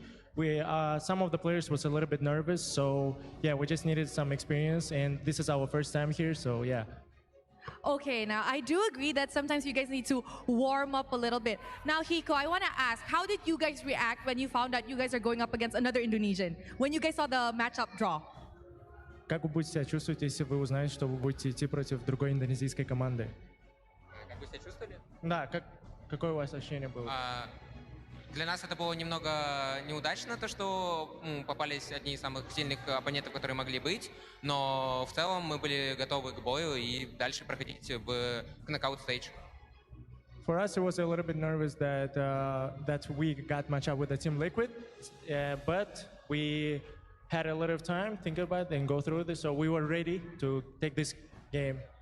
Okay, I love it. Amazing game, by the way. Now, speaking of the amazing game, we see that you guys brought a pretty interesting draft for the matchup against Team Liquid ID. So maybe you can share with us, do you think this is just the beginning? This is just a glimpse? Because we will be able to see more interesting drafts in the M6? У вас был очень интересный пик. Думаешь ли, что будет ли дальше какой-нибудь более интересный пик? Или это только начало вашего такого пика? В целом у нас было несколько заготовленных героев заранее, которых мы уже тренировали на праках. Условно тот же Белерик, вот. И Гул тоже достаточно необычный пик, но в целом, обычный будет для этого турнира, я думаю. We already have some prepared drafts for the games, and we already did train those drafts. So yeah, I think in the future we will have more. Okay, I am very excited to see more. Now, guys, if you guys don't know, Hiko here is actually one of the youngest. Sorry, he is the youngest, not one of the youngest, but the youngest player that we have in M6. Hiko, can you share with us how are you so good yet you're so young? Расскажи, каково это быть самым молодым и при этом быть самым лучшим, одним из лучших. Для меня это первый M-Series турнир, и я покажу на все 100, на что я готов. То, что возраст это не проблема, и я думаю, мы выиграем M6. This is my first M series. This is my first M series, and for me, age is just a number. I just want to play my 100% of the game and show my best. I think we can see that Hiko is definitely an up-and-coming star in the MLBB scene. Such a young kid with huge potential. Okay, Hiko, last question. If you could choose who you want to match up on your next match of best of 3, who would it be and why? BTK. Why BTK? Because Mobazane's so confident and I want to beat him. Ooh, it is getting spicy up on the M6 World Championship stage. Thank you very much, Hiko. An amazing play. Congratulations. And with that, let us throw it back to the panel to break down what happened in this game against Team Liquid Indonesia. The young dragon has spoken, and the Dragons of the North have taken down the cavalry from Southeast Asia, the champions of MPL Indonesia. We were talking about it behind the scenes here. Very confident is Hiko with how he delivers, how he speaks. You know what? When I was 16, I was not that confident, especially speaking on stage here. That's actually really impressive, but not more so too the fact that, like he mentioned, this is his first M series where he's playing and he's really proving that he is deserving to be in that spot, especially in the gold lane and what he's done. And we already heard him too. I mean, he even said it in English. Like he's ready to fight against BTK. I love that level of confidence, but at the same time, hopefully, as we look at the item builds, right, there's a lot of actually minute, interesting details, and that I really want to point out here. Number one, looking towards Sawo's side, what was his first item? Straight away went for Athena's shield. He did not go for the Dom Ice first. And initially, I was looking at Kid Bomba, right? He is still holding on to the Mana Regen necklace, and then went straight for the Dom Ice in the middle of the game when he could have been looking to rush other items. So again, these very minute details is what's helping them make their presence stick. And talking about making their presence stick, we haven't seen this item in a very long time. The Guardian help coming in from Sawo. You would have imagined that it's counterintuitive, especially with the DHS, Aaron Cheeky with the Trinity. Yeah. But it allows him to take a bit of damage, walk away, chill for a little bit, just wait it out, come back to full without having to take a full recall. It's a whole bunch of healing that can be done just in that hero alone, And then on top of that, right, he went with the Revitalize to help him out, because this is something that we've talked about. Whenever a Belric does pop up, typically you might see a Flicker, you might see the Revitalize, and both obviously serve their purpose. But this time around, it was so difficult because until the end, he was at one point deathless, and he was just literally posting up in a lot of the situations where, as a tree, if you will, like he didn't want to go past that line. That was Sawo. I find this incredibly relatable. When I would find myself playing in the Indonesian server, there's one here I would love to spam. Belric with a Revitalize. Yeah? Yeah, when you're going up against a young hotshot team like Team Liquid ID, who, again, have proven time and time again just how good they are at team fighting, why not bring out one of the best heroes that actually mess up team fightings in your ranked games alone? That's one of the reasons why Belric is so good with that big AoE taunt that he does. On the side of Team Liquid ID, when it comes to the emblems, anything that you gentlemen would want to point out? Honestly, everything is very standardized all across the board. You can see that even TLID is giving a lot of respect over to TS. Again, 3 tenacities, even on Witty, even on Aaron Shiki as well, against Hiko. If he was looking to try and ego him, we would probably see Master Assassin. And you can see that even Hiko respecting Aaron Shiki with a tenacity of his own. But the one thing that really surprises me in this particular matchup is that TLID, at some point in the draft, I don't know if it's Coach Ren or maybe even Sawo who made the call for the Belric and not to take the Flicker, because they know, hey, TLID, they're a dive composition. They always must come to us. We don't have to go to them. And the only person who can instigate those wars, Kit Bomba and One Shot, to make sure that Yehezkiel can't be the anchor that TLID needs to rely on. Yeah, it's like Team Spirit just realized they needed, as you mentioned, they needed anchors and they needed to hold on. What's crazy is their damage dealt is quite evenly distributed amongst 3 members, with the Matrix, with the Valentina, and the Fanny, all doing respectable amounts of damage. So I think that also shows why TLID, it looked like it was difficult for them to set up nicely. I think part of this too was throughout the game, you saw Sunset Leveler take a couple different ultimates, but especially when they got towards that, the momentum in their favor, that mid to late game where they pushed in, he was taking the Avatar of the Guardian a lot. So then that's another tool that basically Team Spirit had where they can actually use to either follow up or initiate fights. And why it was so hard for TLID to actually escape some of the fights, we even saw this where that Avatar of the Guardian clipped grabbing Aaron Shiki. And of course, one shot. His first M series as well alongside Hiko is the MVP of the game. 6-1 and 5. And nice, you were just waiting for him to take his one shot. He got the one shot, man. I'm still wondering how, that Gatakacha first skill kills a Fanny. Like, you're cabling over it, man. You know what I mean? Like, how does that happen? Look, game logic doesn't matter about the verticality of the game, all right? As long as it's in the hitbox, it's going to make it land. I'm more scared that if one shot was just one of the few Spider-Man in the Spider-Verse, he's vicious. He's absolutely vicious. Again, we did see a lot of the moments, especially in the earlier stages of the game, where, yeah, there are some failed engages, but there was recovery, and then they kept back to their same game plan. Hey, they must always come to us. One shot, if you want to go for a little skirmish, by all means do so, but make sure you know where to start cabling back to so that we can punish our opponents. Yeah, I felt like there were 2 moments wherein Team Spirit realized they just needed to recalibrate their decision-making in terms of when to actually fight it out.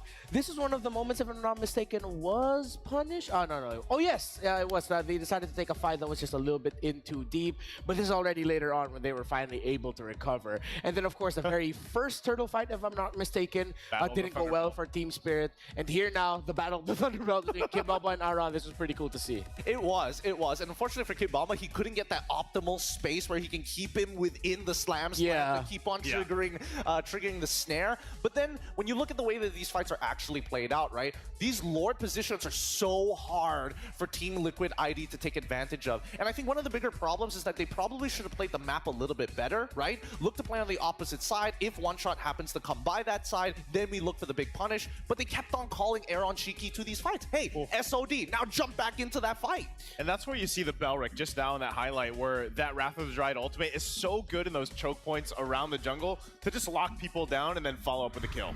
I feel like what we saw there also was, we also have to credit Coach Bren here. He has experience coaching in Indonesia. He knows the mindset of Indonesian players and Indonesian teams and how they want to play.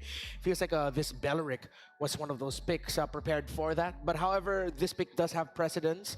They teased it a little bit during the EECA season or in MCC. And then finally, they bring it out to the world stage. Fun fact, you know what? This man over there at the end, Naisu, he wants to take a secret lab chair away from someone who doesn't even have a secret lab chair. And he has a secret lab chair already. Yeah, but I don't have this one, Renmar. I don't have this special secret lab chair. Like, this is a very special secret lab chair. What makes it so special then? Well, I'll tell you what. You can play better for longer and just play better at the top of your game. If you're running for rank 1, get a secret lab chair. They're ergonomic chairs designed to keep you at the top of your game. Of course, the secret lab Titan Evo is designed to adapt to different postures like this or that.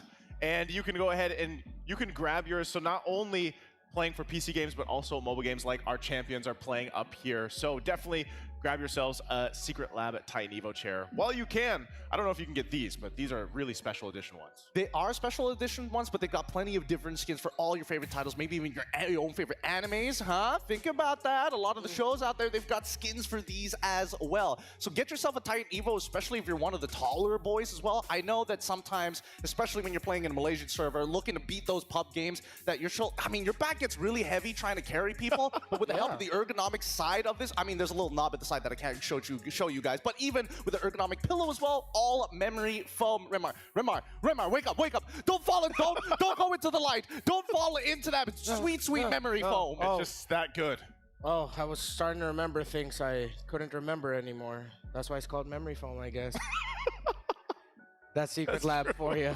So, I mean, we are MLBB fans here, so why not go get yourself an MLBB themed one? I'm not sure if they're widely available, but I know, they should be out there somewhere. So this is very nice. Next match, let's bring it up before I lose myself in the comfort this right is a now. tough one, man. Oh, This is what we've been all waiting for.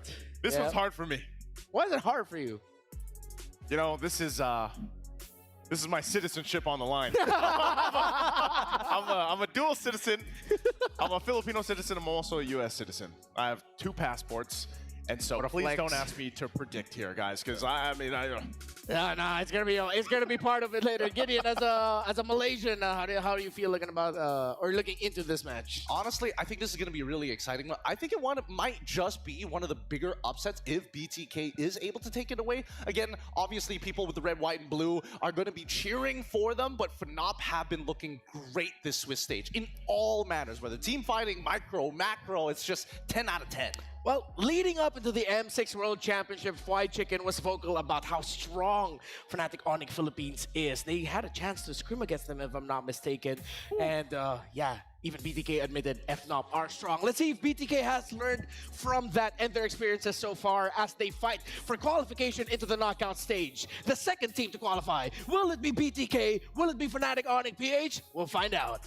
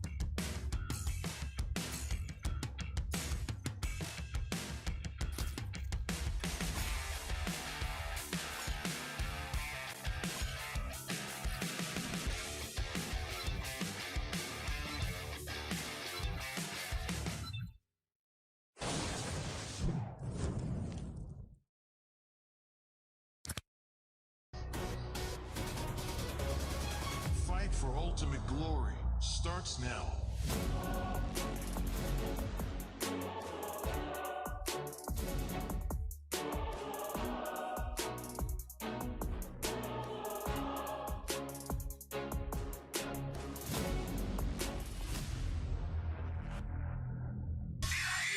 Mobile Legend M6 スイスウォッチ。明治。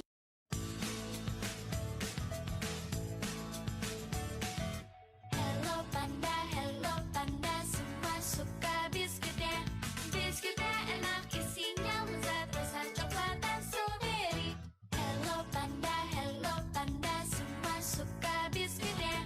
Biskuitnya enak, isinya lezat, rasa coklat dan strawberry. Hello Panda, biskuit isi yang enak.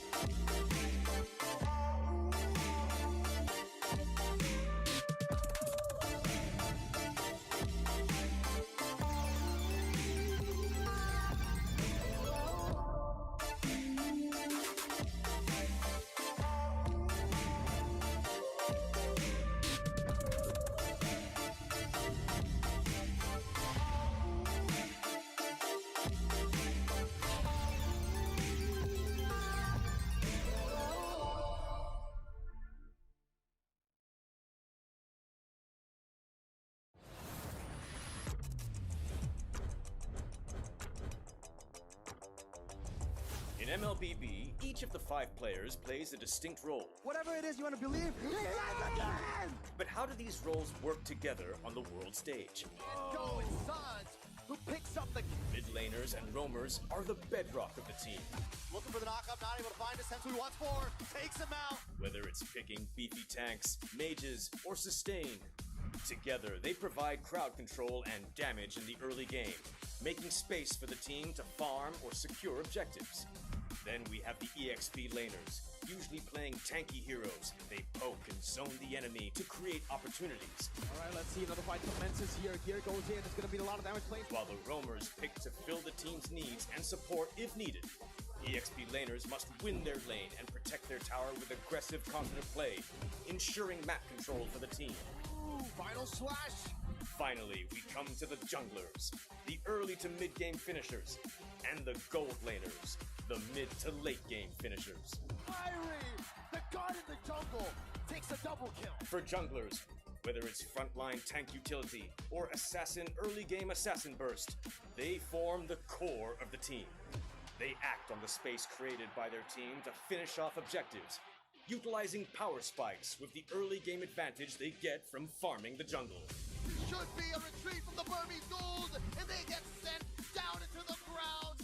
Gold laners focus on farming for gold to become late game monsters. 1v3. They are savvy observers, staying out of trouble and positioning well to deal the most damage with their fragile heroes. Do you agree? How would you describe the roles that make MLBB greater than ever?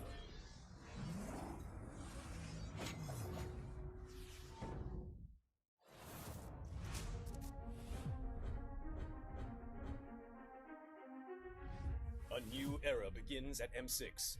But who are the rising superstars leading the way? In Latam, Maycam Evolve emerges as the new gem of the region. With Aurora's fierce adaptability and rookie sensation Super Nahuel, the Dynasty Enders made history, toppling the undefeated RRQ Akira after a 2.5-year reign. At MTC Turkey Championship, S2G Esports rises as a new challenger. Led by Sigibum's superstar performance at the gold lane, Kagu's playmaking, and Begin's rotation, they are ready to shine on the world stage. In their M-Series debut from MPL Cambodia, CFU Gaming is ready to strike. With M2 veteran Oppie and core members Detective, Z, and Wadu. Can the Sharks are primed to make waves on the world stage. Returning to the M-Series is RRQ Hoshi, the Sang Raja. Looking for a trade as he finds the triple. Looking for the maniac. Reinforced by Sutsujin's lethal skill, and led by Skylar, this squad of young stars is on a mission for global dominance. The Indonesian cavalry made a bold gamble by swapping their lineup with MDL rookies, uncovering gems like Fabian, the deadly jungler, a calculated roamer in Witty the Wise, and King Aaron Shiki, the next level gold laner. Team Liquid ID rises as a new M-Series challenger. The double boy goes down one by one. It's a maniac. MPL PH Season 14 saw the debut of Aurora Gaming with rising gold laner Domeng and MSC 2022 champion Demon Kite.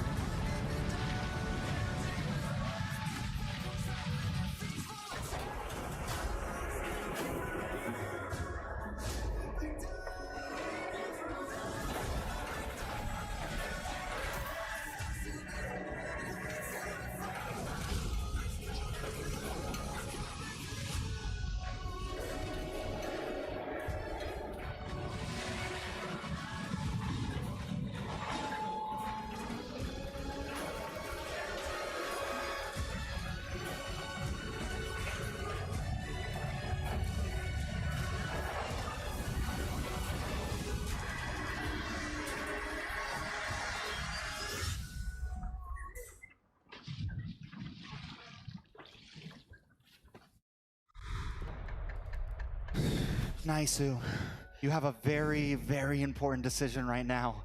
It's time to make Mobile Legends great again. No, come on. You have the brown passport too. You can't just say it's all about the blue passport here. You were born in America. You were born a USA citizen. You spent more time in the Philippines. Do you really want to disappoint General It's Luna, BTK. Jose It's Rizal? BTK. Jose, Bayang can you Magiliw. see?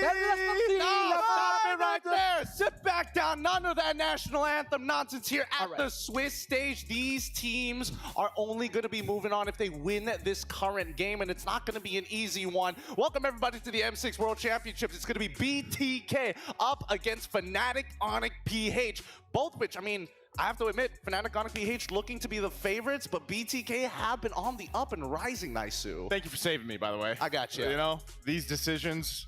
It's easy. It's too much, man. It's stressful. It's really, really stressful. It is. All right. So, since we've calmed down a little bit, Trex looks like he's ready to work. I'm ready to work. So, let's... where are we at right now? Out of breath from that national anthem, huh? Yeah, I'm just a little bit out of breath. So, if you want to make, not like us, but you want to go to a place that unites gamers, communities, and fans across all genres and walks of life, then Kadia Gaming and Esports District is the place for you at Kadia Gaming. Search about it online, and if you want to join another place that will welcome you from whichever fandom you are in MLBB, well, you can go ahead, grab your tickets now, and you'll get to witness the remaining 14 of the world's best teams clashing it out on day 5 to 7 of the Swiss stage as the regular sale tickets are still going on.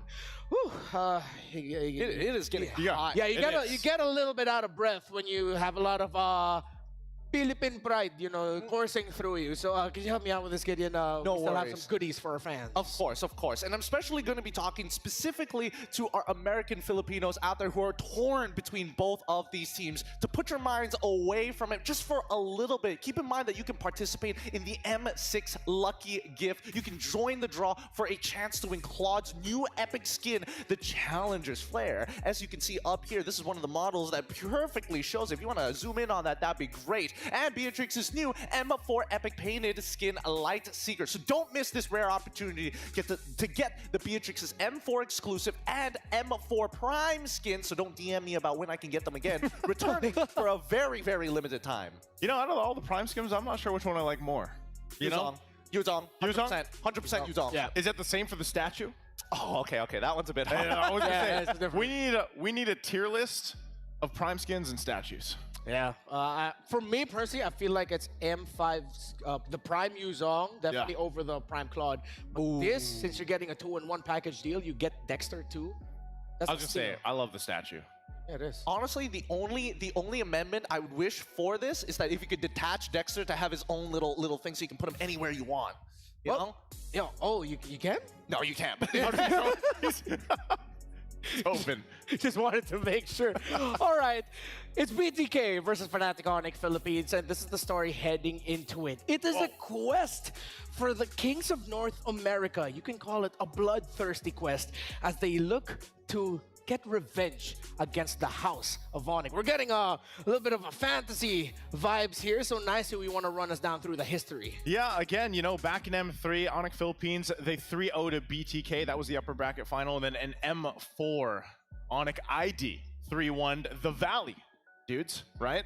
Yeah, I can't help it. The lower bracket quarterfinal is where that happens. So obviously, you know, this is a journey to getting that revenge. Obviously, you know, with the stakes here being this best of 3, we know what's ahead of them moving forward. And we know, too, a lot of people have been looking at, you know, Fnatic Onic Philippines specifically and how good they've been. Just, I don't know, really, for a lot of people where they're going to be able to point out the weak points when it comes to FNOP. But for BTK, I would say they've been rather surprising for a lot of people. Obviously, this is a team that has familiar faces, familiar names, you know, and everything that said.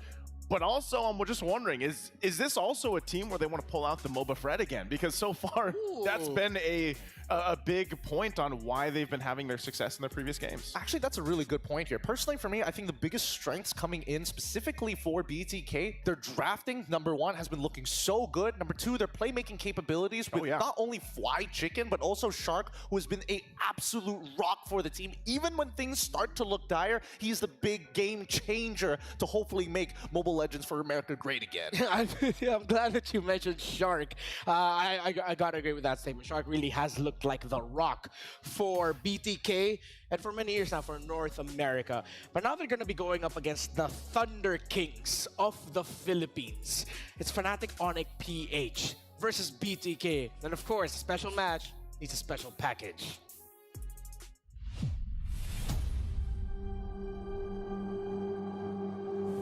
I'm just speechless right now. BTK outbeaten Blacklist International. It's not gonna be able to do anything. Hey, clean sweep. What time is it? It's Onic time. I think everyone's want to fight BTK because of MOBA Zing. Mental lah. Sedang mental. Kami lawan ni BTK Cat Scream, Zone Trash Talk MOBA Zing, kena mental terus je. And this is one of the best series that I have seen here. I think it's not MOBA Zane's meta. Both not that bad, guys. Tingin ko, di talaga sila, parang malakas. Kasi kumbaga parang hindi sila, parang nakikita ko na hindi sila updated sa game. Parang medyo huli yung galaw nila, yung forma nila, hindi masyado maganda. BTK is back on the world stage.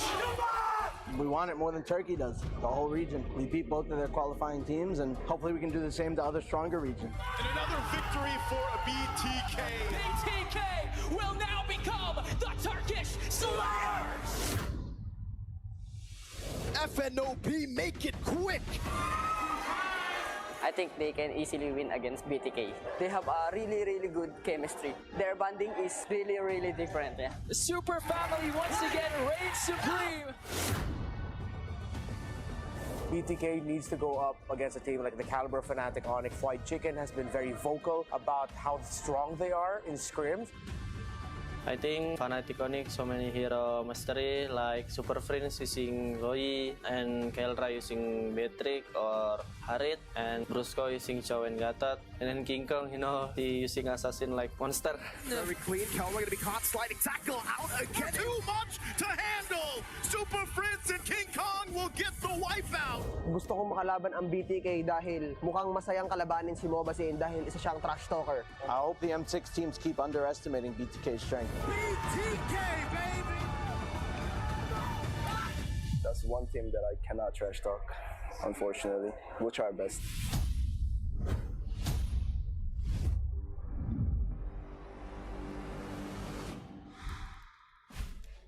Well, if that didn't explain the heat around this rivalry, then we'll try to dig in a little bit more. Interesting dichotomy there between Hoon and Mobazane. Mobazane looks like still keeping to his Mobazane trend of not essentially trash talking, but of course he was still very, how do I say this? He's still very forthright with saying that, showing his confidence and stuff like that. While for Hoon, that's the most reserved we've seen Hoon. Of him just going like, well, that's one team. I can't talk that much about. I gotta keep it more stable here. I think it's just pure respect from both sides, right? I think it's understandable from Fnatic Onic's position that, hey, when we're coming up against BTK, we don't want to underestimate. This is an advancement match to the knockouts, and this seeding is going to be incredibly important. And I think now with the Swiss stage, things have been shaken up to this very point, and I think that any team, especially looking at the position that Twisted Minds were in, from this point onwards, it's just best of three, best of three, best of three, until you finally advance to the knockout stage. Yeah, and that's one of the things is you have to look at here for BTK specifically, because a lot of people coming into this, and just in general, they've always doubted BTK or just the NA region in general. And now I feel like this is their quest, this is their opportunity. And if, let's just say this is a big upset, because I think a lot of people generally are rooting or leaning towards the side of Fnatic Onic Philippines here. This is massive for them, but it's obviously something that they've been working towards for a long time. And I think there is some truth to that with what Mobazane mentioned. Let people keep underestimating them and let them prove it here in game, because I think almost every single team we've heard have said they want to go against BTK for some reason or another. Yeah, and they've doubted BTK's understanding of the metagame, but BTK's understanding of the metagame have brought them to the spot where they are 2-0 in the Swiss stage. One series win away from making it into the knockouts alongside RRQ Hoshi. But in their way are a team with undeniable, impeccable, and dare I say, historical levels of team chemistry. Teams around the world who have faced off against Fnatic Onic PH has said the same thing. This team is out of this world with how close they are. The chemistry of the Super family is world class. Why not said Kelra knows how he wants the team to be. He was the one who broke the ice with the new players. So the gold standard himself led the way to forming the chemistry of this squad, alongside, of course, Coach Why Not, the other member of Fnatic Onic PH who retained from the previous season in King Kong, and of course Super Fritz. Kelra actually first met Why Not in Smart Omega when he first joined, so there's history between these two championship figures in the Philippines. Yeah, I think we can, we've seen this, Renmar, actually happen in real time. And back in the MSC 2022, that was a time when I would say this character development, especially for Kelra alone, started to happen. And then they formed what eventually became, that Super family. And this is, when we were even calling them that, I mean, even some of the members have changed, obviously, up to that point when their first iteration, but they were still the beginning foundations of what is today that Super family. And I think Coach Why Not has done an amazing job at bringing that culture, bringing that nature to this team. And it obviously shows on, in game. And I think that's a big thing, even when we get a preview here and the way they interact with the players. I mean, even when it's not just the interaction with the players, right? It's shown in game as well. The connection, it feels like nobody is missing a beat. And again, I've heard from you guys firsthand experiences of listening to their comms. They barely say much. They just understand where they need to go, which is why their chemistry is really, really nasty. But even in that quote, Kelra understands that for him to grow, there needed to be a failure, which happened in 2022. And now he basically owes his life to Why Not to bring him all the way. And honestly, to appreciate it, he needs that championship to set that gold standard and to tell his coach, hey, it's because of you. Going back to MPL Philippines Season 14, Kelra was still being called the gold standard. He said, do not call me that until I start winning championships. He finally won his first MPL PH championship and finals MVP there, and now he's on the running to becoming one of the few players who can say they are an MSC champion, an MPL local league champion, and an M Series World Champion. But it's not just about Kelra. What you gotta appreciate about Fnatic Onic Philippines, Naisu, is as the season went on, new names in FNOP started making a huge impact. Brusco and Kirk especially slotted in very well. Yeah, Brusco and Kirk both, you know, coming off of previous teams and then really slotting into this lineup that was chosen like we just saw there from help with Coach Wynot and Kelra. But the way that they came into the team lineup and the way that we did see them struggle a little bit here and there, but then all of a sudden when they did come out from the last previous season of MPLPH, it was really hard to look for weak points. And I think that's still the case here for this lineup, even today as we are now going through this the Swiss stage format and everything here. But also across from them is a team that has come together in a lot of different iterations of NA. But of course, let's reintroduce them. We have Zia in the gold lane, Shark there in the roam, Hoon in the mid, Mobazane in the jungle, and Fried Chicken. And these guys themselves, man, I mean, they've been through honestly just a journey themselves individually and then as a team. And I feel like this might be the best version of them that we've seen in previous time. I think a lot of the fans from NA have been calling for this team to come together, especially with a competitive scene that looks very Mad Max-esque. There are clicks everywhere. And, you know, it's difficult because their servers is split up east to west. So even then, they have to deal with ping issues. And despite that, now on a competitive stage with basically one MS, now they can really show what they've got to the rest of the world. Let's see if the bloodthirsty Kings can take down the Thunder Kings. The super family of the Philippines is Fnatic Onic PH, Kelra, Brusco, Super Friends, King Kong, and Kirk. Gideon, from an outsider's perspective, as you followed Malaysian, of course, I know you hear everything going on with Fnatic Onic PH. Who are the stars of this team from an outsider's look? From an outsider's look, I mean, yeah, I gotta give it to Super Friends here on that Loyi specifically. He is legitimately disgusting on this hero. He is able to look at the map in a different perspective that not many people can catch his drift, but with the rest of the team being on that same wavelength, they have full trust in him. They're gonna send them into a position where they can actually pop off. But let's not forget about Brusco. We've heard about Kirk, we've heard about Kelra and King Kong, but Brusco is very interesting because again, he had an opportunity to go over as an import for RRQ. He comes back to this team and says, hey, I'm bringing back a couple of interesting picks, but better than that, I am coming in with hard discipline. He's able to open up the map and with full trust in his team. If he's looking for an engage, then you know that it's good. Speaking of good, we actually had some words with Fried Chicken. Which team do you think has the strongest chance of winning M6 and why? We touched on this earlier. He said Fnatic Onic Philippines. You know, Fnatic Onic Philippines, I've been hearing this a lot, man. Yeah. Like, you know, in the whispers and everything else of what the teams have experienced. And that's why I'm saying it would be amazing to see maybe tonight the first team that actually finds a weak point, and whatever that might be, against a team that is as stacked as Fnatic Onic Philippines. Because remind you, too, with BTK, a lot of times, obviously, they're, you know, in a way, they've coached themselves up to a certain point. They've competed a lot together and on different teams. But ultimately, they have surprised a lot of people time and time again, and maybe they do it here. I feel like when you go up against a BTK, there's always this, how do they call this, mental asterisk, wherein there's something about BTK and the teams that we've seen them go up against, not just here, but in history long past, the teams play differently against BTK. They lose a little bit of that discipline, a little bit of the mojo that made the team that BTK is going up against the team that they are, and suddenly BTK is an equal footing with what looks like Titans of MLBB. Well, I mean, Titans is one thing to say, but BTK come again from that Mad Max-esque sort of competitive scene. These are the best in their individual roles. That's why they're called the Bloodthirsty Kings and not Bloodthirsty King. And you know, part of this too is this would be what, the first time that we get to see them in a best of three, obviously. Yes. Because it is very different. We've seen the nature of best of ones and now the best of three coming into play. So this is a true quest, a true test for the Bloodthirsty Kings to come out on top. Honestly, for me, if like for our younger generation who are still going through their examinations, this test for BTK everybody else has their own different version of it, right? UPSR, SPM, O levels, and stuff like that. But when you're up against FNOP, you are looking for that university degree to get that big moolah at the end of the day.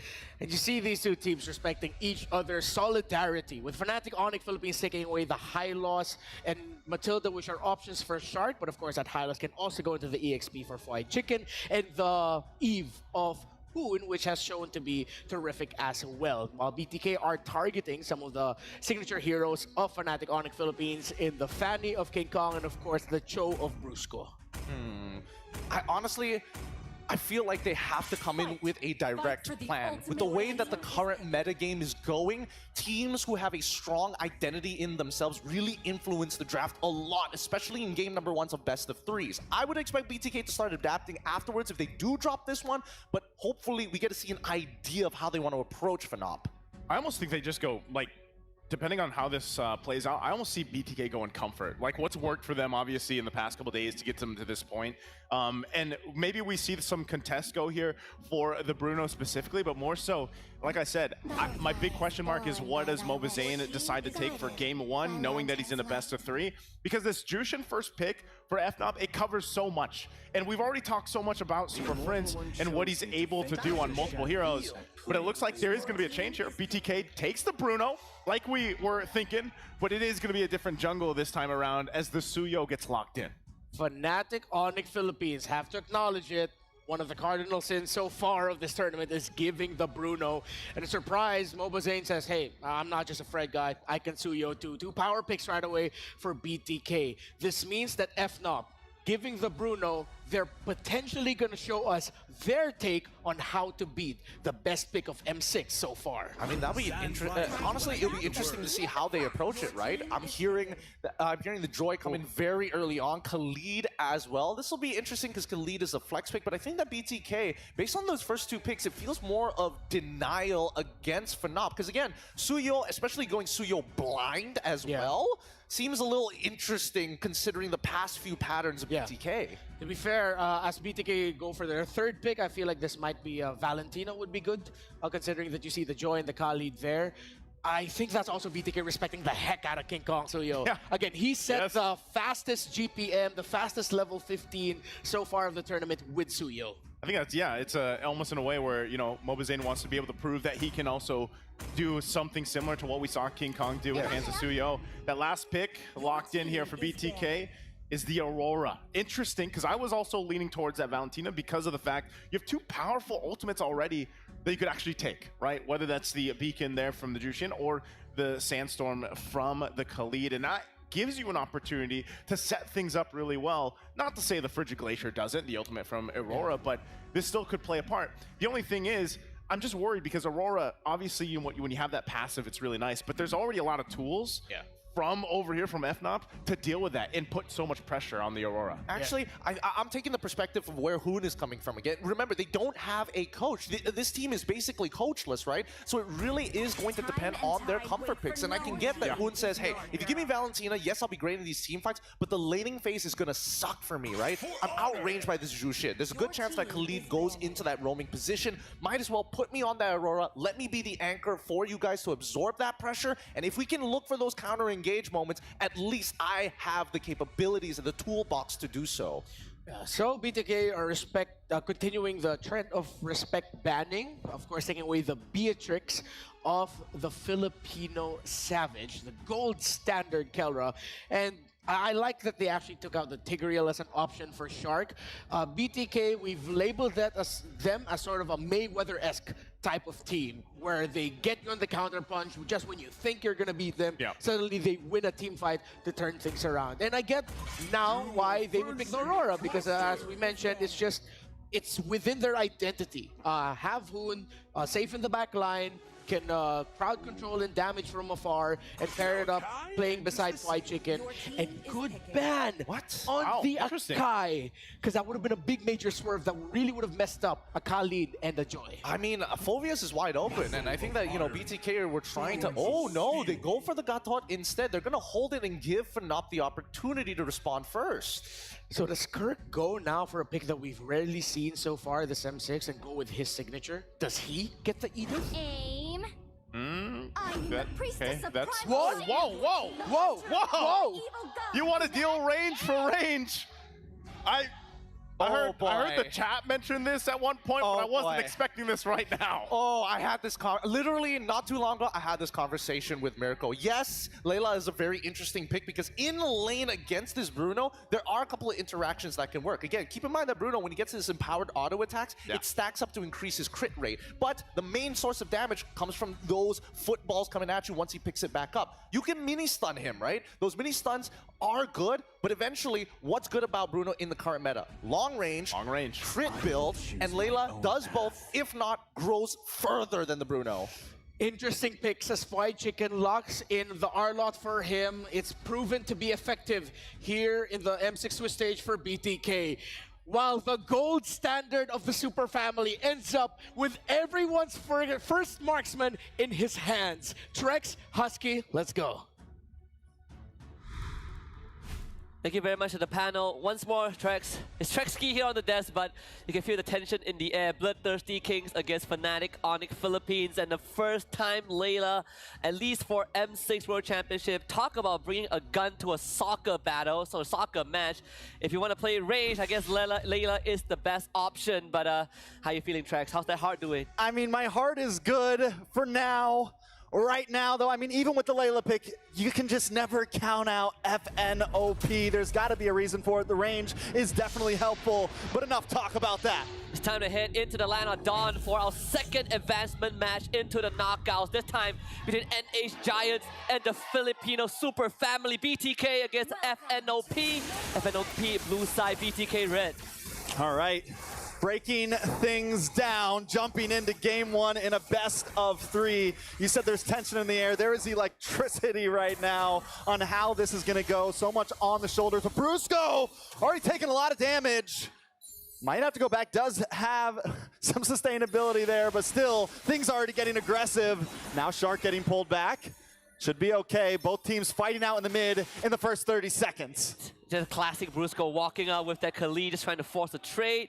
It is pretty unfortunate that Shark had to use the Revitalize, but again, we got to take this downtime to remind you guys that to participate in the M6 Lucky Gift from 18th of November to 29th of December, join for a chance to get the Claude new Epic Skin, Challenger's Flare, and Beatrix's new M4 Epic Painter Skin, Light Seeker. Do not miss out the opportunity.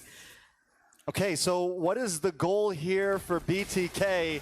Do they focus Kelra? Do they try to put down and take advantage of the Layla not having a flicker? Wait a second, a lot of damage already. King Kong trying to get the engage. Mobazane brought down to about 20%, pulled back. Shark now in trouble as well. Bahoon gonna get involved. Very low onto Brusco. Zia locking onto Kelra, getting a couple free shots. Wants to go for the 1v1, decides to back off. Nobody goes down just yet. Yeah, the push and pull from both teams, because even Shark was a bit trying to go for that footsie. Hun almost loses the passive, but Brusco might have a chance to force out the flicker from Zia. I mean, BTK really adjusting well, understanding how fast Fnatic Onic moves around the map, so keeping the crucial resources online, but we saw how fast King Kong was in not just his clear, but arriving at the scene of potential battle. Yeah, so many Joy players normally don't try to pop off so early, but literally once King Kong got level 4, he wanted to fight. He got in Mobazane's face, and we could tell both teams knew what the plan was. Let's go for the gold lane. Let's try to get him online first.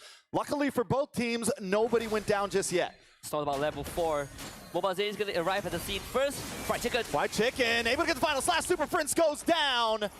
Turtle now still up. King Kong trying to get involved as well. Down comes the Frigid Glacier to freeze. Locks onto Kirk. Mobazane able to get the first turtle, but now King Kong getting low as well. Mobazane pushing it back. King Kong on the run. The AOG whiffs to the side, but BTK come out on top in the first turtle fight. And FNOP not getting the objective, but were able to cut their losses. Both Brusco and King Kong got out with a sliver of health. It kind of feels bad. BTK felt like they could have gotten more, but still, this is a good start. Great understanding on how to take these fights. If we take out Super Fritz, then Shark is unlocked, right? No one to lift him up. Oh, Brusco getting low once again, maybe walking into the wrong bush. Forced to back off, and BTK are taking control of the river. Before they were being a bit more lax, and it seems even now they're letting themselves fall back, but we're starting to see that confidence build. I do love this. Very good discipline.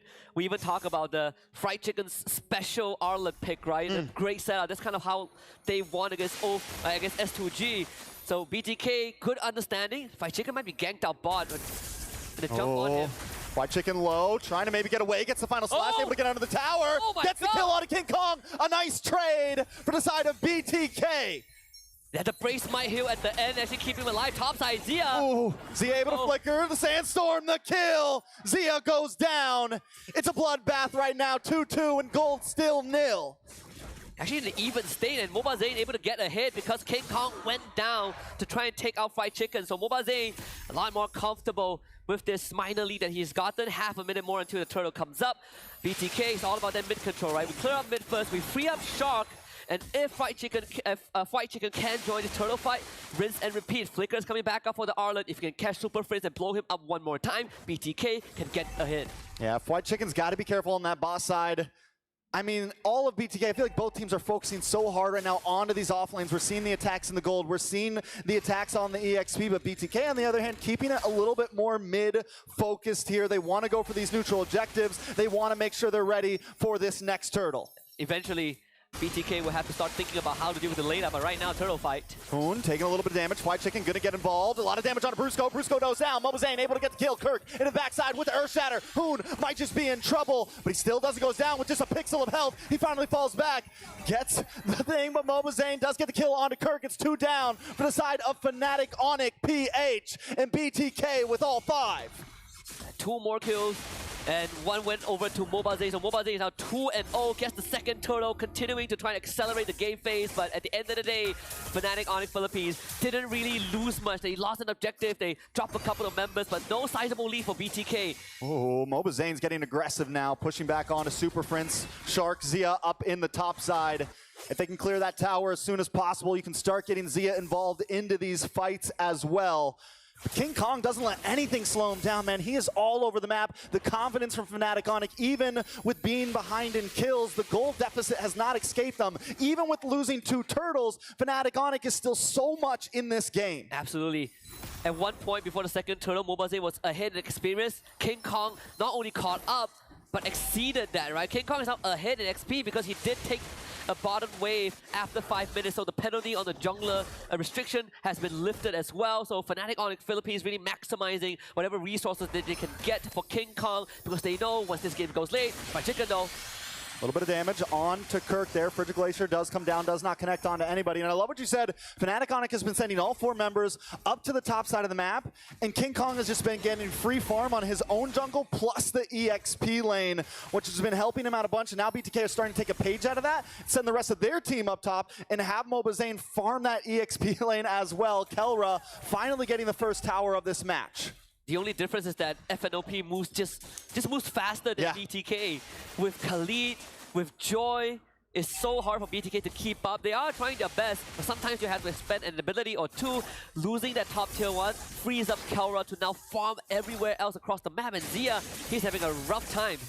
Mobazane might be in a bad spot. Kirk gonna show up as well, gets a flicker in, looking for the Earth Shatter. Mobazane able to sidestep, but it's too much damage. The electrifying beats. Mobazane tries to get the outplay, but he falls. He goes down, and King Kong reigns supreme. So close. Went into the immortal form for the crowd control immunity. He just needed 1 more turret shot to help him out, but still BTK not really falling behind. 3rd turtle on the board. Mobazane still dead for 5 seconds. FNOP though, they're gonna focus on taking away the jungle, so King Kong will just tax that purple buff. And we got tower for tower in the top side now. Zia finally going to be able to get involved in this. He's 0-1-1, but Kelra hasn't taken a single death. He hasn't even stepped a foot into any of these big fights just yet, just buying time, farming, because that's what you would do on the Layla. You look at the positioning of FNOP, look at where Super Prince is, mid-side. Thinking for a fight, not just yet. Again, push and pull from both teams. FNOP definitely have a better position, starting to threaten Mobazane as well. You don't want to be in range of that lantern. Yeah, Super Friends. I mean, this is why the Jushin gets banned so much. But Super Friends also has to be careful. If you step just a little bit too far on that top side, you are alone. In comes the big Sandstorm, trying to get the flicker on Mobazane. Brusco goes down. Zia able to get the kill. Fnatic Onic now backing up. Super Friends pops the Leonard Flare. Not enough. Big final slash. Mobazane able to get the turtle. The knockup from Kirk. Shark now trying to lock on. Super Friends backing up, but BTK have claimed the ground once again. Very good initiative from BTK. Another flicker final slash to try and catch Super Friends, but this time saved by Kirk with that 2-man Earth Shatter. If not, they might just end up losing that Jushin once again. BTK Sure, all three turtles going their way, but still FNOP not really falling behind. King Kong just hit that holy crystal in 8.5 minutes, and Kelra is just untouched. We are down the wire right now. A lot of damage from Obazane. Kelra forced it back off. White Chicken trying to get involved as well. Hoon showing up to the party. Brusco has been taken down a few times. Does lock on a White Chicken. Wait, nice final slash. Oh. Super Friend's in trouble. Super Friend's low. White Chicken able to get the Zill. No. Mobazane snipes him out. That puts Mobazane at 3-1-2 right now. Finally trying to break that 1K gold lead. And ended up trading a purple buff once more. King Kong, every single time when he sees Mobazane on the map, he's going to start taxing his jungle. So second purple buff that Mobazane will not be able to claim. And you can see the XP lead starting to build. King Kong one level ahead of Mobazane with 50 seconds to the next Lord. BTK got to start thinking about when this game goes late, how do we deal with King Kong? But most importantly, how do we get to Kelra on this Layla? Because Malefic Gun is going to eventually be an item choice, and he's going to max out his range at level 12. I mean, we don't see the Layla very often. We just got the Berserker's Fury locked in. At what point does it become a major stress point? Wait a second, final slash does lock on. BTK, though, just testing the waters. But what point will Kelra really be the ultimate threat here? Level 12 plus Malefic Gun. Level 12 onwards, right? Because you max out your ultimate level, so max range benefits for not just his abilities, but your attack range, and then the Malefic Gun adds on another 10-15%. You are going to outrange not just Bruno, but it's everyone else with BTK. Nobody's matching the range of Layla. The gun, I mean, it's literally her gun, weapon, right? It's her weapon of choice. You can't lose the Land of Dawn with your own weapon, but a lot of damage lands on a Brusco once again. Has to pop the Quicksand Guard. Lord down to about 70-60%. Super Friends holding the front line, pulling White Chicken back. He's forced to use a flicker. Out comes the big gun. Does not connect. Mobazane around the side. Kirk able to take the Lord. Shark brings out the AOG. But Fnatic Onic pushes them back so well. We don't even need to take a kill. We came what we got for. It was just Super Friends and Kirk walking forward. Everyone else, King Kong, Kelra, working on the Lord. Good attempt for Mobazane, but ended up losing that objective over to Kirk, who somehow secured it with the Primal Wrath. I mean, BTK, they can definitely defend this, right? Even with this Lord take, it is still an even game. And I gotta say, BTK, they're playing this macro pretty well. They're not overextending. They're just testing the waters with Fnatic Onic Philippines, but now they can defend. Kirk gets a knock up on a White Chicken. Shark gets pulled back. That Big range. hits. Shark in trouble. Kirk pops the ultimate. Final slash does land on Kirk, but Shark still goes down the freeze. The connection. Kirk taken out as well. It's a 1-for-1 right now. Down on the bot side, Mobazane comes in, but King Kong's too much of a threat. Mobazane has to back off, and the Lord is still marching in. Looking at the network for Fnatic Onic Philippines, no sizable lead. Lord will be taken care of mid-side. Look at the damage! Mobazane off the map. Fnatic Onic now encroaching onto the base, bringing destruction along with them. King Kong staying true to his words. He says he wants to fight Mobazane, but he's not even part of that fight. The rest of his team is taking care of Mobazane for him. And Fnatic Onic Philippines off of one Lord gets themselves close to a 2K goal advantage, and now that Malefic Gun, Kelra has gotten the signature weapon for the Layla. Everything falling back into place.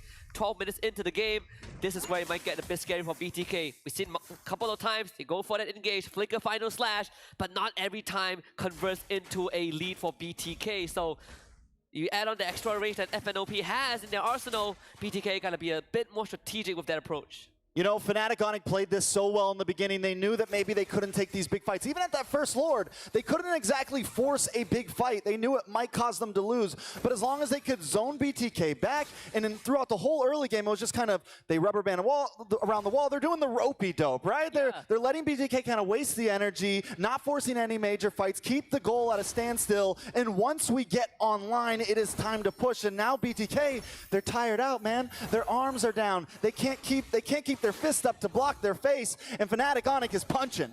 Both teams playing it like it's a marathon, and that's exactly how you approach the game. Honestly, very impressed with what you just mentioned, Trex, because a lot of the teams in the Swiss stage so far, they ended up forcing unnecessary fights, but not these two teams, right? They're tangling with one another. They're trying to look for those small weakness points, trying to get the read, and I wouldn't say that any of them folded. It's more of who creates the better opportunity, and obviously it's FNOP off of one Lord take, but it didn't do too much of a damage to BTK. They can still contest. This second Lord will be very important. I think what's big for BTK right here is don't overextend it. If you can get Kelra, get it. But Shark keeps on hanging out on this front side and getting hit by that lantern, right? And keeps getting chipped down, but wait a second. Brusco brings the engage, and King Kong into the backside with electrifying beats. But Zia able to put out the damage. Fried Chicken goes down. Zia finds King Kong, but now Zia falls to Kelra. The guns are out. They're exploding, and members of BTK are dropping. Mobazane and Shark back to the base as Kelra just pushes them away. King Kong might have went down, but we didn't get to talk much about the war cry, right? Extra damage, so it's all about numbers. We might have bloodthirsty kings, but FNOP have a bloodthirsty King Kong. At this point, the tower is falling. BTK's in shambles. It's a 2K gold lead over to Fnatic Onic. They're going to move back. They're going to go for the Lord. They're going to take their time with this. The positioning for King Kong has been superb. He just walks out with the electrifying beast, takes out half 50% HP for 3 members of BTK. This could be a Hail Mary attempt. Mobazane needs to make the steal of his life, but Fnatic Onic Philippines will not even give them any opportunity to even go for a 50-50. That coin flip for FNOP is unnecessary. They can wait for as long as they want. Yeah, it's definitely full advantage to Fnatic Onic PH right now. And look at them waiting. They know BTK is going to come. Brusco, the rest of the team, they're like, we're not even rushing this. We know you guys are going to come to us right now. Shark's going to look for it. Mobazane and team are going to look for it. And Fnatic Onic have the trap ready. The bottom wave is pushing it in favor of Fnatic Onic as well. So eventually, BTK will have to deal with that wave. Conceal play. Brusco looking for a target here. BTK maybe a little too grouped up. Concealed from BTK as well, but Super Friends able to expose them all. Bring back Shark. Out comes the Earth Shatter. Shark down to about half health as Kelra just continues to chip away at the Lord, waiting for BTK to do something about it. This is Lord for FNOP. Nothing that BTK can do. The best course of action is to try and defend against this siege. At least keep one inhibitor alive by the end of it, even though it is a massive ask right now for BTK. BOD for Kelra. That's even more. Even more damage. Even more damage. We don't need a rose gold. Yep. We don't need anything crazy like a defensive item. No immortality. You'll never get to me. You never get to Kelra. You have to get through everyone else before Kelra even becomes a point of consideration. He even has Flicker, right? I don't think I've seen Kelra Flicker the entire game.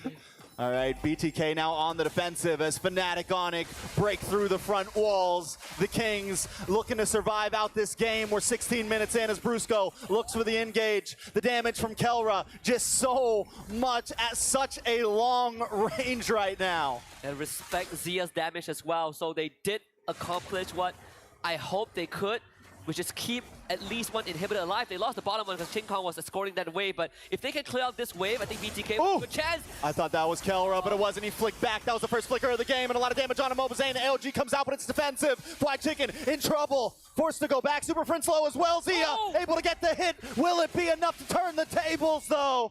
Kirk now forced to back off. All inhibitors have dropped. Fnatic Onic don't care if we lose one. We got all your towers. The gold standard with the golden reaction. You don't even see it. If you blink it, you miss it. They do lose Super Friends, but the payoff was more than worth it. All 3 inhibitors down. BTK put on the back foot. I'm looking at the winner prediction. It's just 8% for BTK, but they're going to try to get as much map advantage as they can. King Kong, though, watch out for this man. He's coming in of an off angle. BTK able to claim some ground there. They use the conceal just to get themselves back on the map, take a tower. You know, if they were able to take that top inhibitor, at least the Lord would have been on bottom side and their long lane wouldn't have been extremely pressured. But now with no inhibitors, it is trouble. And look at King Kong's positioning right now. Yeah, King Kong can do whatever he wants. Like BTK, you gotta recall right now to deal with that wave. King Kong is still staying. There's a good chance that this becomes the undoing of BTK. Of course, they see that. So right now, you are forced to defend your base, and you concede the entire map to FNOP. They can do whatever they want. Brusco can park himself topside. King Kong can wait near the Lord. The war is their oyster. Yeah, they just, I mean, at this point, BTK's hope is that Hail Mary play, right? Yeah. They need a crazy final slash. They need a crazy AOG. But Fnatic Onic OP is OP. No, they don't. They don't make many mistakes, man. They're not going to leave many openings. You got to meet them head on, and that's going to be tough for BTK. Even for teams that have drawn blood from FNOP, I'm thinking of a good example, but honestly, Aurora is probably my closest one. And even that wasn't easy, right? Aurora was taking the fight to Fnatic in that NPLPH finals. BTK, they have been trying, but clearly they have been losing ground. This dance can go on forever, and it will never benefit BTK. Yeah, well, here's the thing, right? It is at 18.5 minutes. Gold is getting to that, peak point where items will start maxing out. They'll start getting to the juggling phase. Yep. But it needs to come a little bit sooner for BTK because, as you said, Fnatic Onic, they can just play with this Lord. They can hang out. That long lane on top side's going to push, but BTK might have to force the issue. And this is a concealed play to maybe try to do it. They find no one, though. Mobazane, it's going to come down to the 50-50 retry at this point. FNLP are going to look for a fight. They just saw Zia on the map. They're going to look for the Lord. What are they going to do, BTK? Is this that Hail Mary attempt? Both marksmen have sold their boots. GDS for Kelra, so once he drops that big laser, he's going to run straight at BTK. And they got to go to top side. Zia going to try to clear wave. And at this point, Fnatic Onic's going to start rushing this Lord. You can see King Kong. You can see Kelra. Shark hiding out in the tri-bush. Mobazane there as well. Zia might be too late to this party, though. He has to somehow walk out forward. That top wave will hold just for a while. And King Kong, he's just baiting Mobazane, getting teased. Here we go. Earth Shatter does connect on to Mobazane. Mobazane a little bit of trouble trying to dash through, trying to look for Mobazane! Takes it, but it may be their undoing. Fnatic Onic now on the prowl. They know what they gotta do. We gotta clear these three. The big flicker from Brusco doing the damage. The Frigid Glacier trying to defend, but King Kong finds Shark. Zia will be next. And Fnatic Onic Philippines take game number 1. And that is how you start off the advancement series between BTK and Fnatic Onic Philippines. Was it a masterclass? Sure. But let me tell you, Bloodthirsty Kings put up a pretty good fight. Mobazane got another highlight reel with that Lord Steal at the end. But unfortunately, macro-wise, it was just not in their favor. Kelra ended the game on Layla with 5-0-4. Probably only using Flicker once in an entire 20-minute stretch. And even Super Friends with that flank angle on the Dusin was the nail in the coffin. But this could be a prelude to what's to come, Trex. We might get more than just 2 games. But for now, it's time to head back to all our panelists and see what they think about the Super Family against the Bloodthirsty Kings. Well, it was her all along. The question kept popping up all throughout M6. Who can stop this Bruno? He wasn't completely immortal, but it looks like that was it. It was the Layla solving the Bruno problem. And that's Fnatic taking the very first game against BTK. I don't know. Again, I think that at the very least, it's a very greedy play style. The way that they were holding it, the itemization alone, there's so much to talk about. I'll get into it once the post games come up, but at the very least, you can see that Fnatic is putting BTK into that chokehold, despite the fact that BTK was actually managing the early to mid very, very well.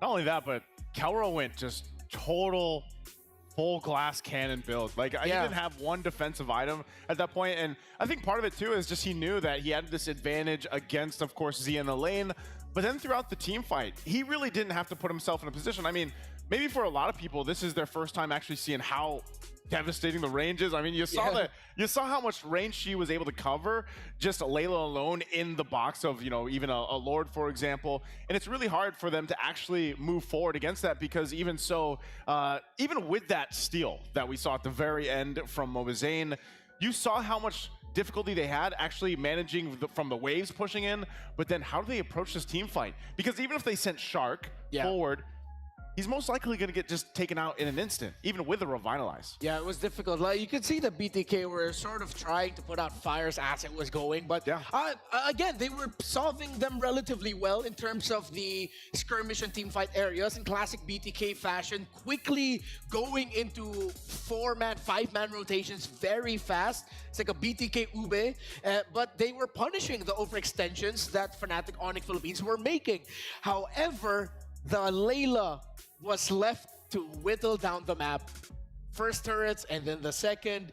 It's like Kelra just said, you guys can go fight us 4. I'm going to take down towers. I mean, it's just getting outscaled, right? That was the main name of the game. And I think that we need to understand why BTK was moving his 5 for those rotations in the first place. A lot of it has to do with the way that the Fnatic was actually moving. They needed to protect the President. They needed to make sure that the President was able to get to that very late stage of the game so that Kelra can hard carry and be this walking sentry turret that anybody walking into it will eventually get whittled down. And I think that BTK BTK's only out in these scenarios is to try and go for these big plays. That's why you see that Chicken was very generous with the final slashes. I think he had to be, because that was how you solve that puzzle. You know, you have all these tools, whether it's the final slash or whether it's the frigid glacier, even the jump coming out from Shark, you know, with the Avatar or the Guardian.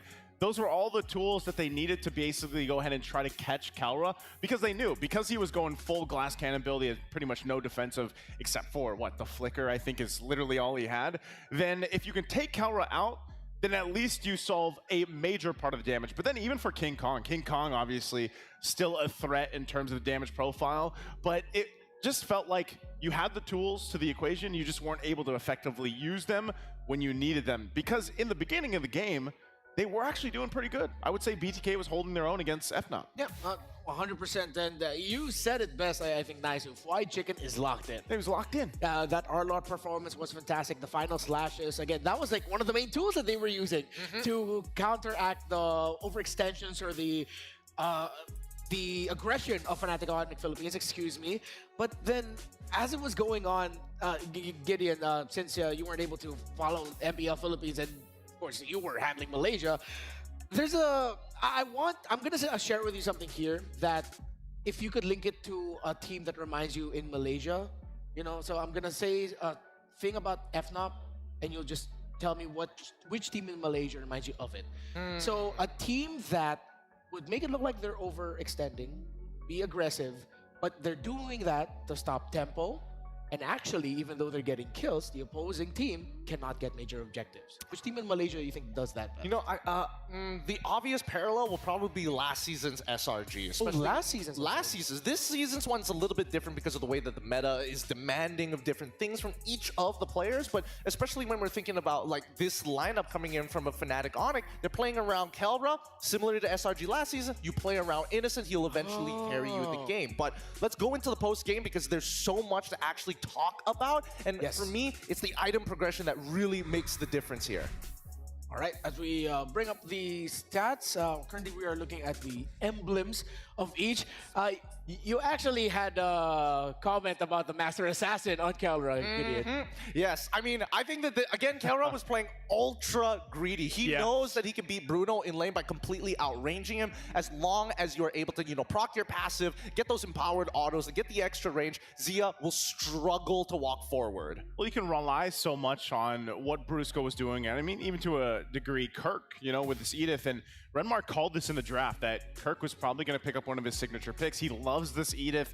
I can't remember exactly how many games he won on this in MPL Philippines, but it was insane. He was able to find a lot of success with it, and it just was that set potential. But then you throw in a Khalid in the mix for Brusco, and yeah, maybe some of his Raging Sandstorms weren't where he wanted it to be, but simply having that hero, having that utility to initiate with, and then even combined with a flicker sometimes, put enough pressure on BTK, even the back line of them, where they had to react to all of this initiation threat that came out from FNOP, where again, Calro was just smooth sailing. He had what I love to call the ultimate gold lane experience because he didn't have to worry about anything. And on top of that, he didn't have to build anything defensively. He was just relying on his team, obviously. That comes with that whole bond of the super family that we talk about, but also just the confidence that he has himself as Kalra. Ultimate gold lane experience, the Oogle. The Oogle. Yeah. You know, for a while it was GLE. Well, now it's Oogle. It's the Oogle. You mentioned Edith. I can whip up the stats. Up until before the grand finals of MPL Philippines Season 14, Kirk was 14 wins, and if I'm not mistaken, that is only 3 losses. That's what I'm talking about. The Edith. Honestly, I gotta give it to Kirk. Like micro mechanic wise, there was a very obvious way that BTK was playing, right? Take away your front lines, then it'll be a lot easier to get the Kelra later in the game until he hits like 3 or 4 items, which is what they were worried about, right? When you look at the stats, he is taking so much damage. He is eating so much dirt at the beginning of that game, especially when Fly Chicken understands, hey, you're building Thunderbelt first, you're not going to be as tanky, and if we are able to get your ult out, that's when we can completely commit Shark to moving forward rather than using the GOA defensively. Let's talk a little bit more quickly about again what BTK were doing at the beginning of the game. What I can tell though from BTK is it looks like they've telegraphed some of the more aggressive tendencies of Fnatic Onic Philippines. Wherein if Kirk is late, he's gonna go flicker forward, Earth Shatter, try to catch someone. But then Hoon, Mobazane, and everyone else was ready to deal with that. Fly Chicken coming in from the flank to try and find Super Friends. They respected what Fnatic Onic Philippines did in the team fights. But I will pose now a potential hot topic question for the table. You feel like BTK didn't take care of the map enough? Yeah, I think in a way they did for a while, but then it just kind of slipped out of their hands as the game went on, and you saw that because they had the turtles, you know, all locked in, but then eventually this guy right here, the MVP Kelra, really playing a part of where we saw this when those turtles were focused on, or those skirmishes. Kelra was just off on his own, you know, doing his thing, knocking down turrets, getting that extra gold, which allowed him to get to a point where he just was this devastating amount of damage that was able to be utilized by Fnatic. Well, I mean, don't get me wrong. I love the fact that Kelra is going to be the main win condition for the team. What really bugs me is how greedy, because at any point, if he got CC'd at least once, displaced out of position, that game was basically done for. No boots, he sold it off to buy a GDS, not even thinking about getting a Winds of Nature, goes for Wind Talker to actually keep up and more importantly, gain priority over the lane. It's an unbelievably greedy build. Yeah, again, BTK were playing up against the PTK lineup, Protect the Kelra, essentially. And yeah, it seemed like though BTK, they were always trying to look for that, but the sheer amount of pressure and it looked like sacrifice that King Kong would do, Brusco would do, Kirk, and even Super Friends just going forward and saying, you know what, we need all the space in the world for a Layla. Let's just make sure the BTK doesn't reach it. Yeah, I feel like even looking at these highlights, you can already see like, even in the beginning of the game, King Kong himself was mostly just trying to cause enough havoc in the back line and didn't worry too much about locking in objectives, you know, early on. That's why BTK was also going to go 3 for 3 in turtles. But then obviously when they take that Lord at the last minute, I'm almost wondering, I would have loved to see maybe the situation where, let's say they didn't go for that steal. Let's say they actually went and then tried to defend in their base. How would that have looked, you know, with the tools that they had? Again, would they have been in a better position if they didn't try to steal that Lord away or fight it and just turtled up in their base? With the fact you have a Final Slash available in an Aurora, would that have fared better, you know? But that's already been done, and now they have to move on to the next. I don't know. Personally, I think it's extremely tough because, again, it really just boils down to, oh, if we do end up like, oh, we get pushed all the way back down to our Crystal, it just means like Carol basically from like almost a screen and a half away can hit your Crystal for free. Yeah. And then you have, at that point, you're already in a corner. You're forced to make a play against your opponents. You whiff that, game over.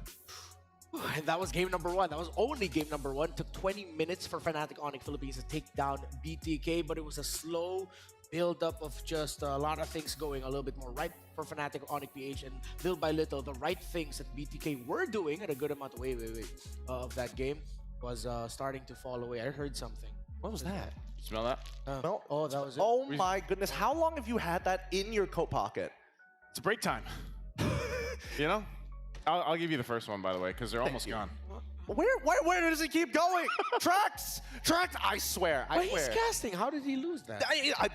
Don't ask me. Somehow, every time I'm on this panel, the Hello Panda goes missing. I usually blame Lefel, but I've noticed that Trex has really been able to sneak these away. Okay, if Lefel does it in MPLMY, it's Trex and M6. So that's our number 1 suspect right now. So, of course, with all of the action that we've seen in the M6 World Championship, you can fuel up your game with Hello Panda. Their crunchy biscuits. Thank you. Please, can you finish this spiel for me? No worries. The ultimate snack to keep you energized, level up today, and visit Hello Panda's website for more. They've got a bunch of other flavors that I'm curious about. Are there other flavors? Oh yeah. So far, we've been consistently getting chocolate. I think during the wildcard stage, we got strawberry. Haven't tried any of the other flavors, but I can only assume because these are the base ones, it's got to be good. This is my first time on panel, so you know this is the first time that I've actually got to eat some Hello Panda, because every single time I come for the caster desk over here afterwards of the previous days, they're gone. They're all gone. Yeah. So we're not sorry. We can't stop ourselves. I know. It's just too good. They're very addictive. You should never stop yourself from enjoying the things you love. So if you love supporting your team, you love, I don't know, spending diamonds, getting goodies from the past, making progress to getting this guy right here in front of me, then the M6 support chest will be available for a limited time from November 22nd to December 29th. Purchase the support chest for 50 diamonds to get a large amount of pass EXP with a chance to obtain a basic M6 pass. You can use the pass to instantly activate the pass, Crazy, right? Unlock additional pass rewards and immediately get Claude Challenger Spark. Don't forget, when you're posting about MLBB's 6th World Championship, use the hashtags greater than ever, hashtag MLBBM6, and hashtag Mobile Legends Bang Bang. I hear players in the background shouting, so that means it's time for us to talk about game number 2. Are we gonna see the Layla again? honestly, I gotta give it to first. Gotta give credit where credit is due. BTK played a really strong game in terms of their drafting ideas. I think it's actually correct here. I think the only thing they weren't expecting was probably that Layla. However, the only adjustment that I would have wanted to see coming in from BTK is to actually lean heavily towards that side of the map to slow down that inevitable outscaling. Yeah, I think they made like one attempt. Yeah. You know, where they did go up towards that lane where Kelra was in the gold lane. But then it was just sniffed out right away because Brusco was also there and they were able to kind of stop that from happening. And I think that makes a good point. Whether it's a Layla or not in the next game, obviously Bruno, unless it's banned out, probably still going to be contested. But either way, I think you do want to be able to solve that issue of slowing down the gold lane, the opposing gold lane in Kelra if you're BTK. Because usually if you look at the early game, they covered their bases really well, I would say. They did have a strong early game, and unfortunately, I think it's just one of those situations where so much is happening and they're trying to respond everywhere, and then next thing you know, you're falling behind quite a bit. Again, which is why now my brain continues to go back to the idea of, it really felt like Fnatic Onic PH also was responding in their own way to what BTK prepared for them. Yes. We were talking about it behind the scenes. Super Friends was not completely shut down, but he was respected by BTK. Every time they see Super Friends and they can bring him back, they force him to go back, bring him low, or even try to get the kill. And then they would always meet Fnatic Onic Philippines in the river when they were rotating. But then it felt like, from in the beginning, I was just like, oh, what's Fnatic Onic PH doing? They're a little bit too much right now. Again, it goes back to the idea of Kelra was just happy. Kelra was just there, he was breaking towers, and he was enjoying the gold lane experience. I mean, the gold lane experience was great, but then we cut back to people like Super Friends, who was like, man, I can't even like go into my reinforcement supply line. I'm getting caught out in the middle of my own jungle. So I think that BTK came in with some really good pre-preparation for the early to mid. I just hope that they can, you know, bump up that tempo a little bit more and then play and pick their poison in terms of what win conditions. It's not just about the King Kong. You also got to worry about Kelra. It's one or the other. Ideally, you get both. All right, so now let's hear from a key figure in the history of Onic Philippines. It's actually Baloyski with Michelle right now, so let's hear from them. Everybody, welcome to the Courtside Report. Here's Michelle. Now I'm having the legendary Baloyski with me. Hi, Baloyski. Hello. How are you here? I'm good, I'm good. Yeah, you can show our M6 to our audience here, maybe. Yeah, it's good. Okay, so now on the stage, one side is your old team, Fnatic Onic Philippines, and the other side is BTK. So, Moazin was here, your old rivals, right? Tell us which side are you coming for? Sorry, sir? Which side are you coming for? Of course, I'm gonna go with Onic PH. Oh, Fnatic Onic, sure. So, you have played with Moazin for several times, right? Before. Yeah. So, tell us more about why everybody here want to play against him. Because he got a good personality outside like the banters, so it's fun to have match with him because it's a matter of pride. Yeah, so it's your friend, everybody likes him, right? So after watching the game one, what is your opinion about that match for the Fnatic Onic Philippines versus BTK? To be honest, I kinda expect it to become a one-sided game, but BTK give a good fight, so I'm excited to see the game two, what BTK can do to make it even. Sure, but one more last about the pick of Layla. It's kind of surprised us. So what is your understanding of this pick of Kelra? Honest opinion. Yeah, Layla. On Onic versus BTK. Yeah, sure. I kind of expect 2-0. And it's gonna be for sure 2-0. Yeah, so you think the pick of Layla is pretty cool, right? Oh, Layla. It's a good counter or not? Layla, to be honest, is a good laning marksman against the Bruno, so maybe that's the reason why Onic PH used it, and also Layla, Kelra's positioning is always as good, so it's good to see.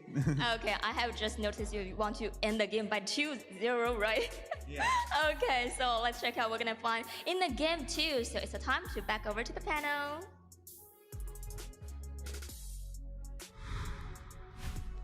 It's always good to hear from Baloyski. Interesting. My brother is starting to sound a little bit more Indonesian. He is. You know, but of course, currently he is, lastly, we saw him from Geek Fam Indonesia, doing very well there. So I like that it was pretty straightforward, number one. He thinks it's going to be a 2-0 win from Fnatic Onic PH. Number two, to keep it simple, yeah, he loves the Layla. Simple as that, you know? Gotta keep it simple, honestly. I think that, a lot of teams have been, well, especially in the Swiss stage, either overthink or they just, play to their own personality. And I think, speaking of personality, coming in with so many teams, all wanting to play against BTK specifically, it makes sense. Mobazane is quite the personality in and outside of the game. Quite a joy to be around, honestly. To say, the guy, is known all around, not just obviously in NA, and for the most part, a lot of people want to play against him just because, again, he is very vocal. He is very vocal with his confidence in his playstyle and even his teams. Like, whatever team, obviously, he's playing for, they come to win, and so far they have. But now with this series, they have some adjustments to make. So now let's hear from BTK. We got a moment to chat with them heading into this series against Fnatic Onic Philippines. If I'm not mistaken, it's Mobazane and Hoon. And asked about being coachless in the team. Zane thinks without a coach, they all put in the work together behind the scenes, and they're constantly discussing, and they trust each other to make the right choice, while Hoon thinks it might be more beneficial to have a coach for BO3 as they can devote all their time in strategizing and preparing for the next draft. I think it'll be good if we could set it as sort of like a...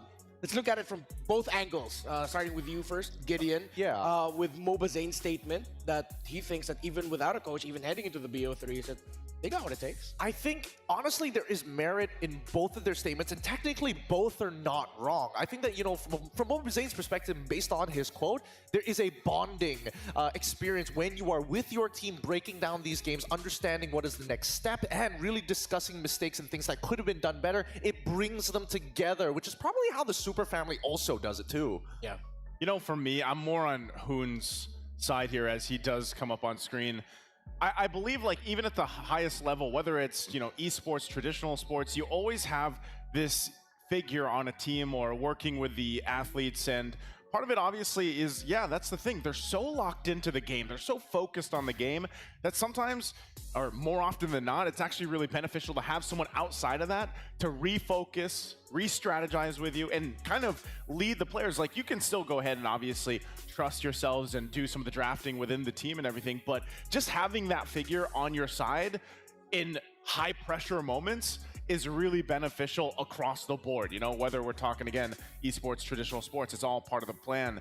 And I think that would really help them. But so far for this tournament, they've done fantastic. Just without a coach so far. I think the real argument here is whether or not you're sacrificing, everybody being on the same wavelength for the mental stress. That's what the coach brings. He's able to kind of, obviously if the coach is able to kind of do both, that'd be great. But I mean, it's a give and take here. Yeah. But right now we see Fnatic Onic Philippines, a team with a decorated coach from the Philippines. Well, two of them.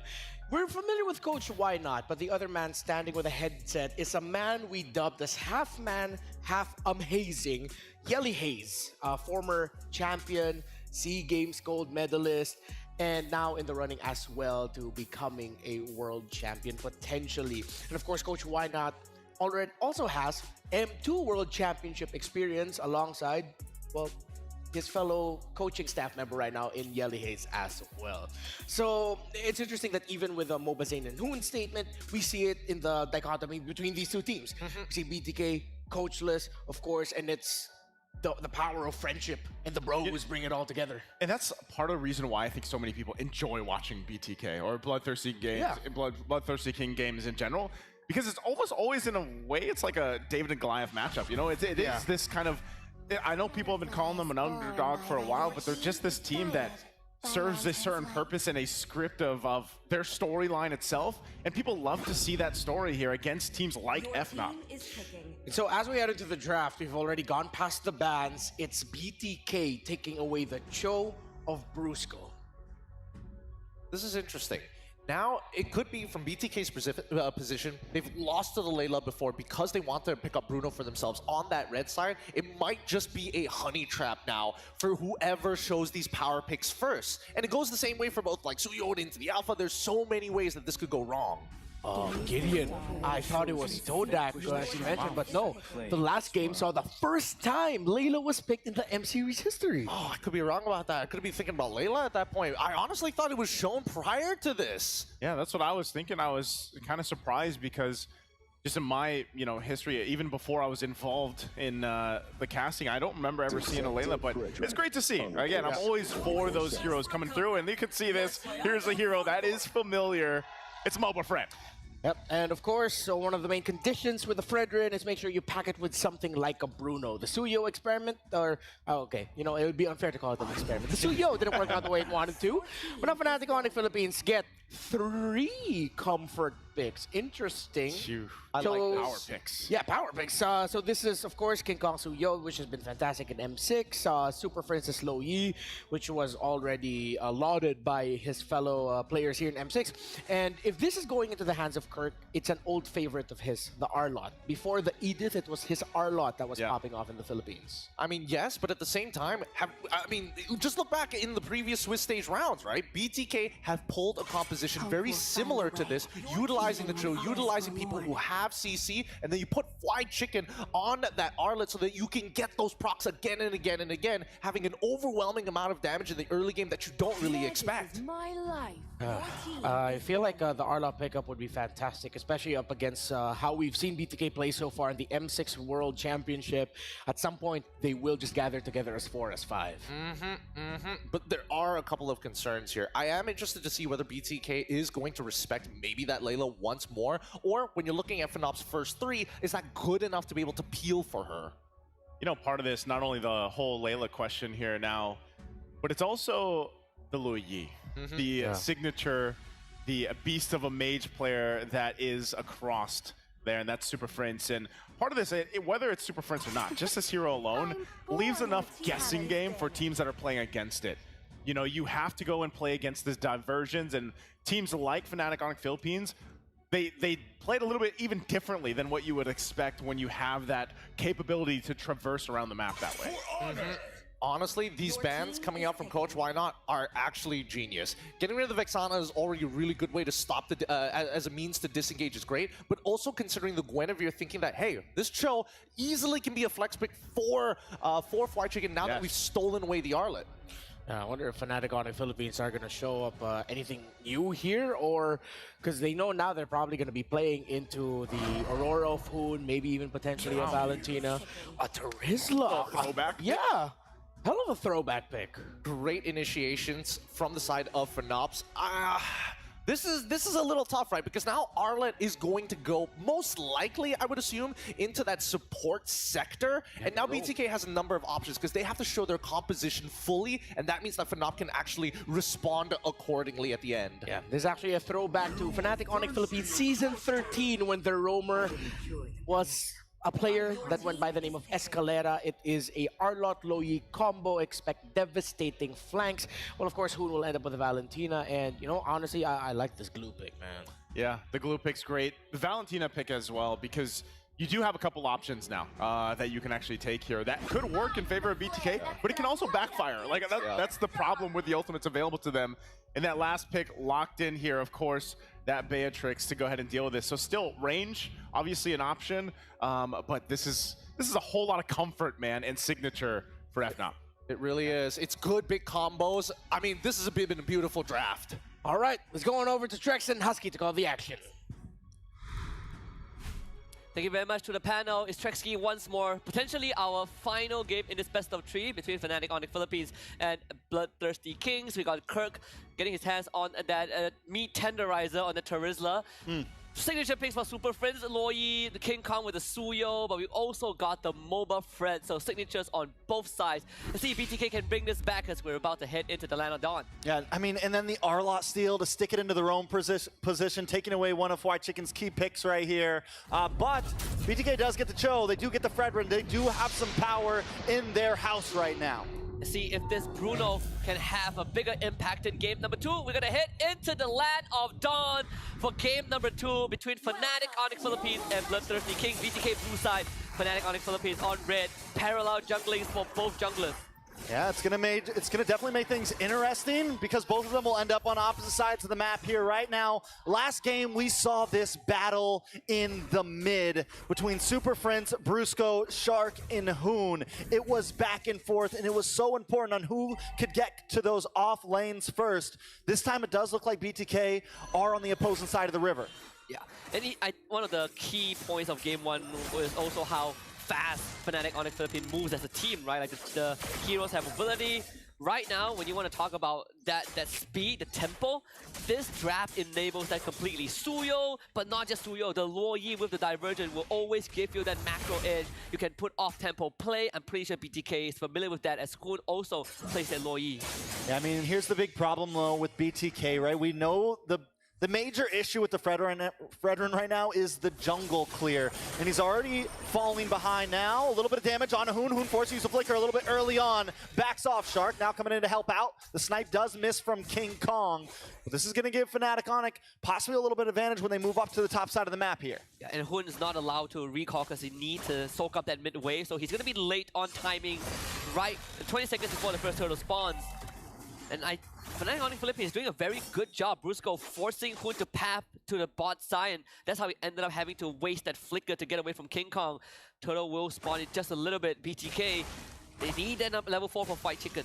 And look at the rotations from these EXP laners. Both know the assignment. A lot of damage, though, does land on Fight Chicken, brought down to about half health. The duality does proc from Super Friends, bringing down Shark as well. A little bit of damage onto Kirk. Kirk backs off. But Turtle is getting started, and BTK's health bars are looking on the low side. Mobazane never wants to give up that neutral objective, though. King Kong as well. It's a battle. Fried Chicken dashes in. Mobazane able to get the taunt. Super Friends finds Fried Chicken. A lot of damage, though, onto Brusco, onto Kirk. Kirk comes back with the penalty zone, does not connect. Mobazane looking for a target. Maybe gonna get backed off. Brusco goes down. It's 1-for-1 right now, and Mobazane doesn't want to let it up. Turtle still up, though. Watch the divergent. Kirk falls. Hoon able to make it 2-1.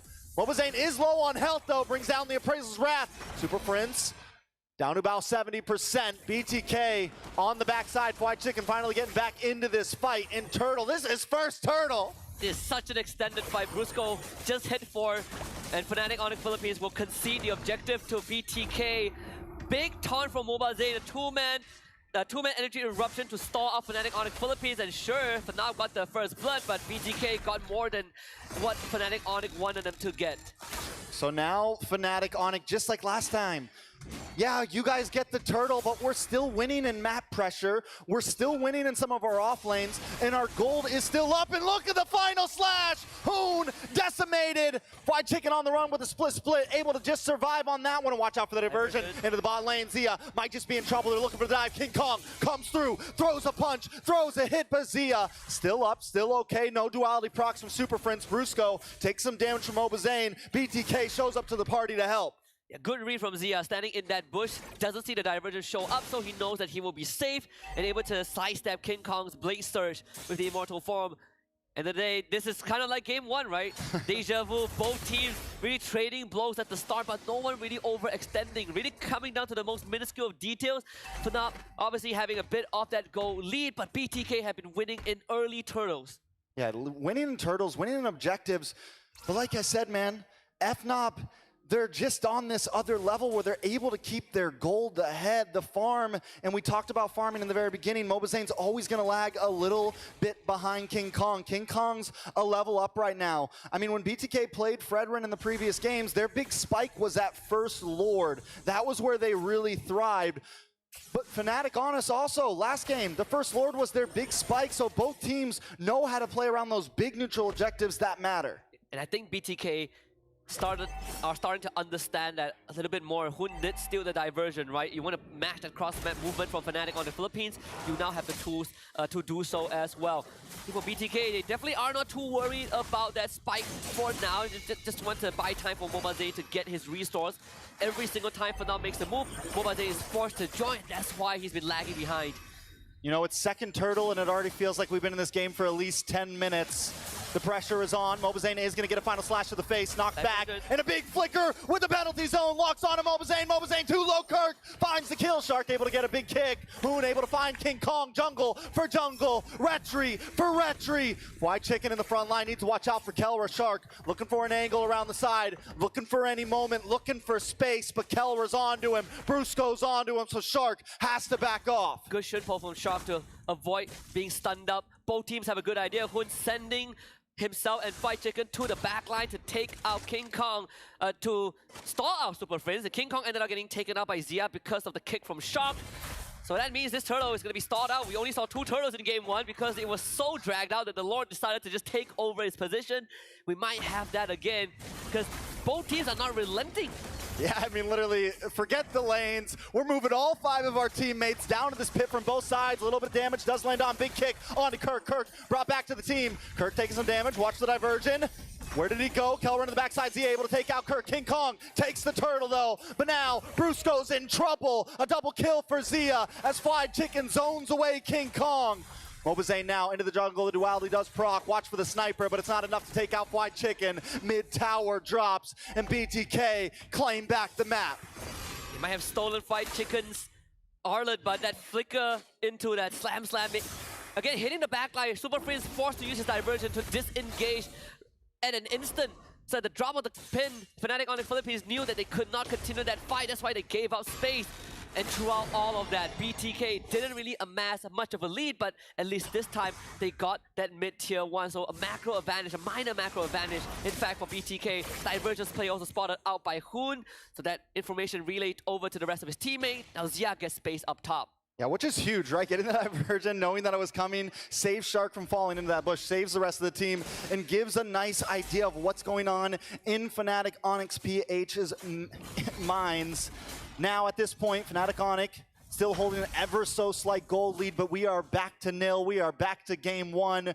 We are back to seeing which way this will go. Now, BTK's big problem last time was not getting that kill early on onto Kelra, not being able to take him down and letting him get the free farm. It's not going to be the same in this game because Kelra is not on the Layla, so you're not too worried about range. But you still have to contend with all these AoEs from Fnatic Onic Philippines, right? Like the Terizla can always flicker on top of you as a Bruno. If you don't have sliding tackle nor flicker, you are still pretty vulnerable. And just like game 1, we only have 2 turtles spawning. For those who like to see the third one, we're not gonna get it. We're never gonna get it against these 2. I don't think we're ever gonna get it. The way that they're treating the first turtle, like it is the first and second turtle, treating it like it is gold, it is prime. This is what's gonna decide everything. It is all on the line. It's egos. I mean, there is just so much between these 2 right now, and the fact that this gold is just going ever so slightly back and forth like a pendulum, you can feel the tension. Yeah, both marksmen went for second item Malefic Gun, so Kelra and Zia both got theirs. Of course, Zia has that Heart's Claw for extra sustain if a fight ever drags out. Because that mid lane tier 1 is down for Fnatic, BTK will always have that minor advantage to force that wave in. Now this is the supposed power spike for both Mobazane and King Kong is a level ahead. Ooh, final slash does lock on. Brusco dashes through. Shark gonna look for a target, able to get the kick. Zia finds the kill. Penalty zone does land on to Shark and Mobazane, but White Chicken still in the backside. Down comes the Appraisal's Wrath. Nibiru's passion to help fend him off. Zia looking for free shots. Kirk goes down. Kelra able to find White Chicken. Watch for the diversion. Super Prince just trying to get away, and he makes it in the nick of time. No! But no! One more hit just to find him at the long range. And BTK should be able to take this first Lord. Fnatic Onic PH on the back foot for the first time in M6. What a fight. Brusco had the right idea, started engaged, but the convergence from BTK completely shut him down. And Fried Chicken able to get that ultimate stack enough to re-engage onto that backline. I think he caught FNOP off guard. When what happened there? Fried Chicken gets the stack, sticks onto Kirk, takes him down, and this is the World Cup shot of a lifetime. Look at this one. Oh, the ball! All the way. All it takes is one shot sometimes. From NA to Philippines, some might call it. 4-0 on Zia. That Malefic Gun really paying off dividends, right? Berserker Fury now online for him. He's feeling really good about himself. All right, BTK now with a Lord pushing in on to Fnatic Onic. Now still, it's a 2K gold lead. We've seen plenty of teams turn things around before. King Kong does get in the Malefic Roar. ready to deal more damage. BTK has to be careful about how they approach this. This is the second stage for Fnatic. Every time they're on the back foot, King Kong will start playing macro game with the Suyo. Sure, we don't have the lore, but my team can defend against the lore, and I'm taking structures. Look at Mobaze, he's being forced to respect King Kong, so now BTK don't have Mobaze with them. Fnatic Onic Philippines don't really end up losing too much. Both tier 2s mid and bot have gone down, but that top lane is still fairly healthy. Yeah, luckily BTK does have a lot of their towers still standing. They can let some of those side pushes happen if they're able to get something for it at least, right? They have to be able to get something out of that trade, but anything crazy going on in these items? So far, no, not really. It's pretty straightforward. This is what I expected from Fredrin. In this case, right, Concussive Blast, Thunder Belt, Brute Force Breastplate. First item, Blade Armor for Fight Chicken, so good luck trying to hit him if you are Kelra. But for everything else, it's pretty much in place. Though, Kirk did went for second item, Winter Crown. He understands that right now he's going to get blasted very quickly, so he needs a good penalty zone and buy time with the invulnerability. Yeah, Kirk and Brusco both been having a little bit of trouble engaging, trying to make these fights. The moment they go in, the damage starts unloading from Zia. Zia just locked in Windtalker. They take down the last of the mid towers. BTK with the advantage. Feels like it's in an upset. Well, at least in this game, it could be a historical moment waiting to happen. But I'm not putting my hopes up just yet. You can never put your hopes up against the Philippines. At any moment, chaos can happen. I've gotten my heart broken more than enough times in this Swiss stage. But this is a good look for BTK. Really stepping up again. These dancers in their objective. BTK clearly understood what they needed to do. And we say that Filipino teams like to play this macro, they like to play slow and steady. BTK are matching that pace. They are willing to dance. And look at them freezing the lanes right now. So at this point, Fnatic Onic, what do? Right? Do we look for that big play? Do we maybe even surrender this next Lord, or don't at least force it? If we can get a nice position, we go for the fight. But if we don't, they have all their inhibitors left. They can probably, plus they have Kelra still doing very good, fed up. They could probably survive another Lord push, even if they don't get this one. The only advantage they have is that Mobile Zane is still level 14 compared to King Kong, who is maxed out. The divergence will be spotted out, but it's just as a scout intel gatherer. BTK, they do have possession over Lord. Fight Chicken is a big brick wall right now. Yeah, but Mobazane's still not level 4, but look at the kick onto King Kong. A lot of damage is forced to flicker back. Kirk able to find Shark, though. Kirk low, the Embrace Fat Thumbs come back. Zia finds Kelra. Brusco falls as well, and BTK is looking for their next target. King Kong left alone. Super Prince as well, 2 left on the family. BTK looking to take this Lord. BTK looking to find some inhibitors. Look at contingency plans for Fnatic. Super Prince walks straight down to bottom to clear out that wave. It's all about stalling out the minion wave. Even as a divergence to go straight over to the second tier tower in front of the second tier turret. Maybe might be able to catch. Yeah, that was a yeah, but yeah, it's just to make sure that they can stagger the minion wave. King Kong also will have to fall back as well. Good identification. They saw that there's no divergence, so no macro play is going to come up from Fnatic before the Lord fight. The stolen penalty zone was a big difference. God, look at the damage on the Lord, though. Shark looking for a kick, is going to get knocked up, is going to get slashed back, is going to get taken out. Shark goes for a suicide under the base, maybe a little bit too cocky there. Windtalker does come in for Zia. BTK still playing the range, but another Lord thrown down the drain. Another masterclass from Fnatic Onic Philippines in how to defend, stagger the waves, take out the Lord with the damage, and with these staggered waves, BTK would just have to accept the fact that the worth that they got out of the second Lord is not as much as the first one. So it neutralizes the state of the game for Fnatic, but also the premonition of Kirk landing a penalty zone before the third Jit Kundo hit, so Shark couldn't follow up with his kick. Look at Zia's gold right now, a full 1,000 ahead of Kelra. Finally maxed out on items. He has the ability to start juggling. Mobazane, blade armor locked in. Fried Chicken, blade armor locked in. Some answers to what Kelra might try to bring. Winter crowns as well on Kirk. You mentioned that earlier because it is something he's going to need to make that big penalty zone happen. Yeah. And I like Hun switching it up, now stealing the final slash instead of the penalty zone. They tried to go for a full dive. It worked in their favor. They got the objective earlier on, but you can't keep doing it as the game goes late, right? You are going to end up sacrificing yourself. So now it's all about isolation. Can we get a pick onto Kirk? Can we get a pick onto Brusco, who is constantly looking for a final slash that could equalize the state of the game? All right, so BTK, once again, just playing the slow game, right? Yeah. Freezing lanes, not forcing it. But at this point, do we want to see them force it more, right? The last Lord, that's 2 Lords now, down the drain. And in another, another 4 or 5 minutes, Gold's going to get to that peak, and Fnatic Onic won't be at a deficit anymore, right? It won't matter anymore, and they'll be able to really force and take these fights along with BTK. The big advantage that BTK has had in this last Lord is having the gold advantage, having a few extra items. I think it comes down to Shock, right? Yeah, this conceal play is what I'm waiting for. Shark looking for the kick, does get found out. Gonna be able to land on a Kirk, bring him back to the base. Zia. Oh, wait, big final slash. Out comes the Winter Crown. Zia in a little bit of trouble. Brusco. Wait, they're focusing on to Zia. Mobazane finds Brusco and Zia. Sidesteps, backs up, and still gets the kill. 2 for nothing. BTK. That is perfect. We need a Shock to make a concealed play. He's the only one who has the capability, and BTK followed up with it. Again, you can take this Lord, but you gotta contend with macro, which Fnatic on the Philippines, they're already setting up for it. They understood that there's no Lord in sight, so King Kong is gonna do the top wave. Lord number 3 for the Bloodthirsty Kings, and this one has to start cracking inhibitors. Yeah, this one has to maybe even finish it at this point, because it's going to be, what, another 2 or so minutes, longer than that for the next Lord. By the time the next Lord comes up, Fnatic Onic Philippines will be at a point where we're ready for the 5v5. We're ready to throw hands with you. We're ready to throw fisticuffs. Okay, just talk about how fast Zia switched from Winds of Nature to Rose Gold Meter. Well, getting a penalty zone to the face. Yeah. Well, getting a final slash to the face. Exactly, and now he bought the Winds of Nature back once more. We'll have it ready for the next fight. King Kong will try to cut the top wave, but thankfully BTK are also on the case. So King Kong not able to fully clear it out. They're looking for him. Can still play. Is this the right play? They do get the kill! Zia found you creeping.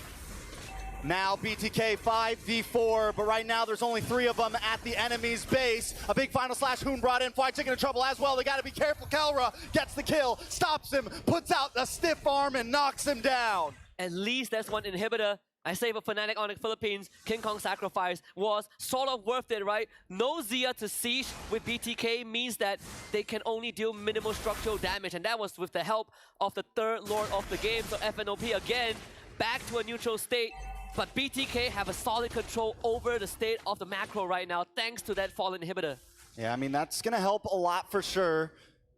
At this point, Shark's been setting up well in terms of, in just the general sense of the map. Where BTK are folding is when they get into this bottleneck, right? When they try to get into that base and have to go through those lanes.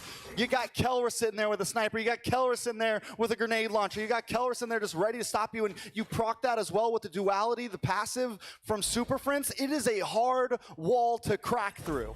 And with how BTK has been playing, we're not seeing as much off-tempo play from this Loi because they don't really have the control that they were looking for. And BTK made adjustments. They understood that every single time we get an objective, this King Kong Suyo shows up in the side lanes to stagger our waves. We might as well take him out. At least we get an inhibitor off of that.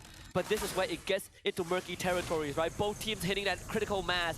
Lord up in 40 seconds. It's all about item swaps for BTK. Fnatic Onic Philippines also peeking out in their core items. At this point, does this game just end with a full team wipe, right? With at least a 3-man wipe. Is that the only option at this point? Not just taking 1, not just taking 2, but a minimum of 3 to where you can just force your way in.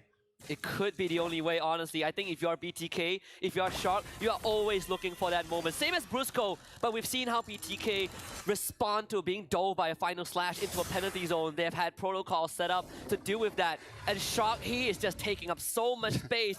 And Fnatic Onic Philippines are respecting this show. Yeah, they're definitely respecting it. Nobody's forcing it.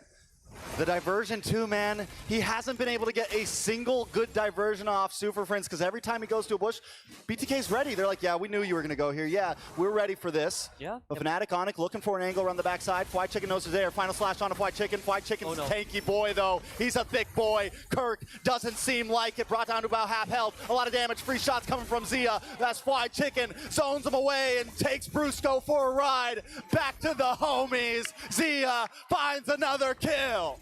When was the last time you've seen North America kind of putting up such a fight? We've seen glimpses of that in previous championships, but you're up against a super family that everyone touted as perfection, the embodiment of perfection. But BTK takes the 4th lore of the game. And so far, in terms of objective, I gotta say, Trex, all 4 lores have gone to the N-Ace powerhouse. Yeah, and look, I mean, once again, Suyo at the top side, pushing up on. I think BTK is doing this right. It's like, listen, fine, do that. We got a Lord coming down mid. You're going to have to come back to base. You got 15 seconds on the clock for Brusco and 10 for Kirk.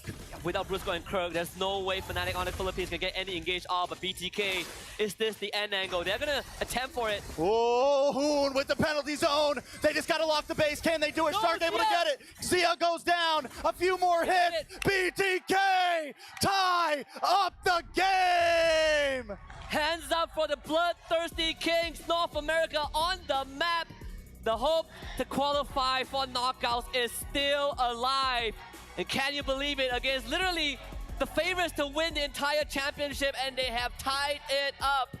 Hope restored for sure. What a game number 2, perfect macro. But this MOBA Fred continues to be a dominant threat on the playing field. Let's hear what the panelists have to say about this equalizer from BTK. And we have got ourselves a series as BTK forces game number 3. No other way for this to go. And of course, with Captain America getting MOBA Fred and Fly Chicken getting another EXP laner that can straight up just disrupt what the opposing team wants to do, they force it into game 3. This is amazing, man. You know, when you have these advancement matches, it's got to go 3 games. Like, you don't want it to be a sweep, obviously, either way. And this is, like you mentioned, Renmar, this is a team going against the favorite right now, the tournament favorite. Yeah. And they just went and got a great victory that they well deserved. And so I'm really interested in what's going to happen ahead of them. Same, but at the same time, on a technical level, I'm very proud of both of these teams. Again, I think that, you know, North America should be looking at BTK because they're coming from a very interesting angle to approach Fnatic Onic PH. They got a lot of their power picks stolen, and yet their adaptation extremely smart. Take out that front line first, keep them down underneath the water. That way you have a clear path to look for these bigger fights later down the line against Super Friends, who again was very scared to walk up once all the big boys from BTK started to scale. Fly basically takes no damage. Boba's aim also basically takes no damage. Yeah, the glue at the end of the day was the kicker pick for BTK, because really it just stopped a lot of the engagements that every time Brusco and Kirk were forward and they went in just a little bit too deep. The moment Fly Chicken showed up in front of the backline, in front of Friends, in front of Kelra, the Arlott and the Turizla were helpless, Naisu.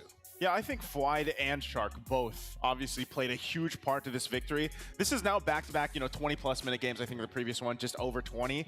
But that just shows how locked in BTK as a team can be for, you know, that endurance run, because really from start to finish, they played it well. I feel like they really corrected what happened or what didn't work out for them in the previous game. They made good adjustments.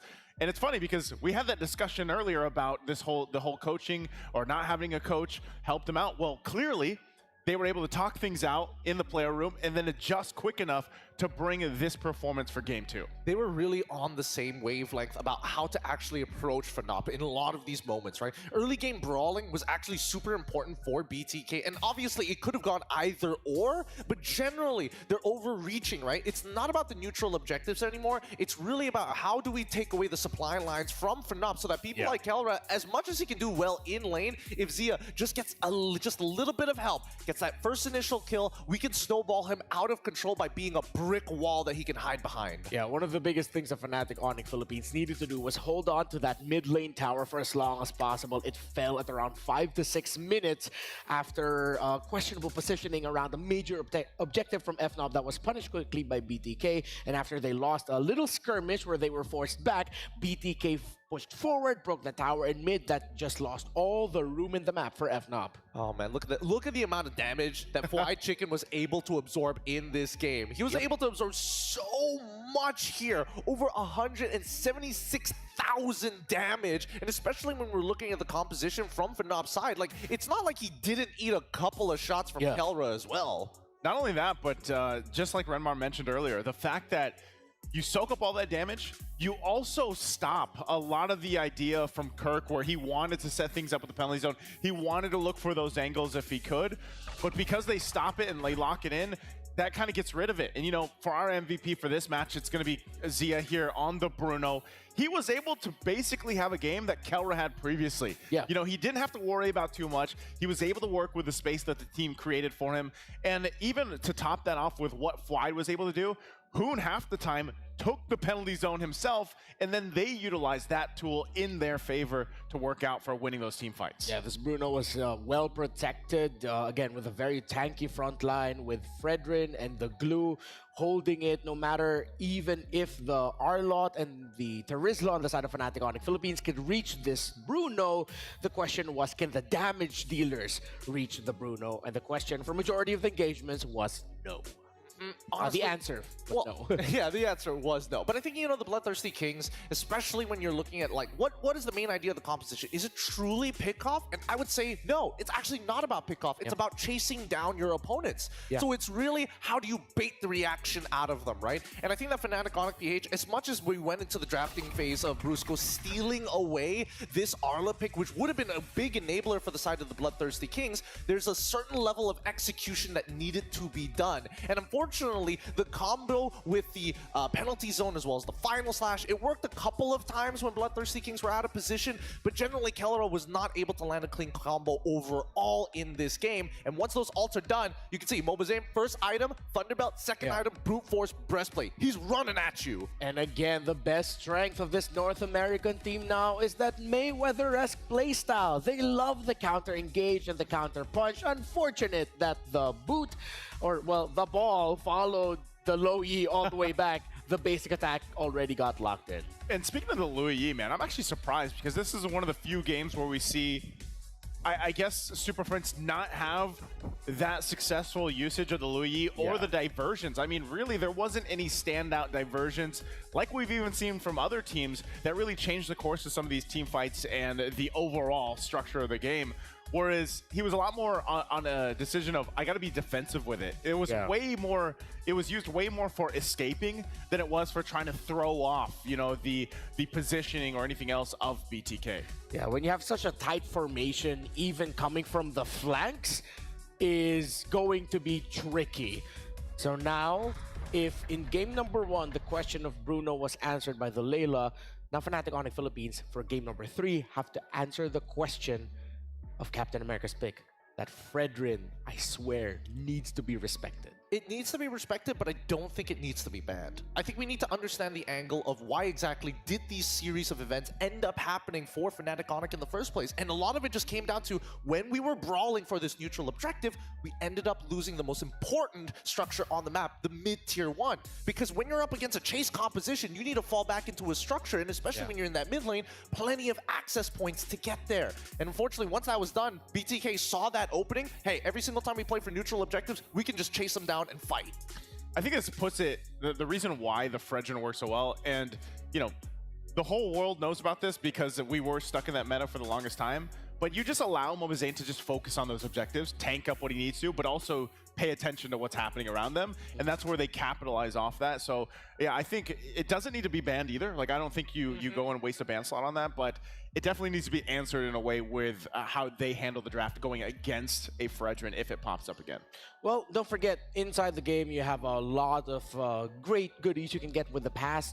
November 22 to December 29, again, it is still there. The support chest is available. It's just 50 diamonds per support chest and all that stuff. It helps you get to that pass. The points in the pass where you get the goodies, especially for that Claude figurine right in front of us. Now, one of the major questions that we ask every M series is what makes the MVP? What makes the most valuable player of each team? There's a lot of qualities and a lot of different ways to look at it. Here they are.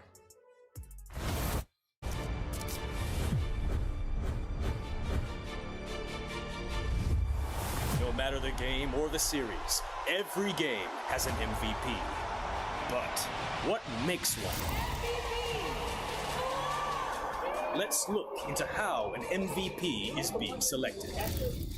Statistics, player metrics, and hard data are the baseline for assessment.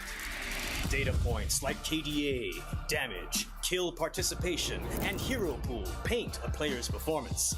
But this data isn't everything. The dive and the Numenor Blast is already out. Quick flicker to make short work. But for Maze, he's still by more than enough time. Here it comes, the Death Sonata as well. Auto attack. Wait a minute. Auto attack. He's done it. Player impact is also a key factor, taking in game actions and decisions that may not reflect on paper, but true plays that win the game. See the future. There's no way!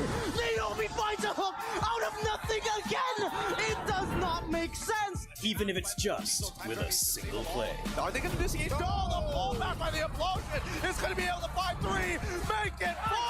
Oh my goodness! And other times, it is about performing at a godly level. That just might be a full wipeout. That's it. Homeboys now make a beeline through the mid lane. Sunset Lover, he's all by himself here. Homeboys getting ready to push it in. They got it. They got it. They got it. Oh, Sunset flickered for it, and he dies to bottom time.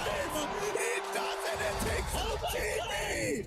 And other times, it's about being completely dominated.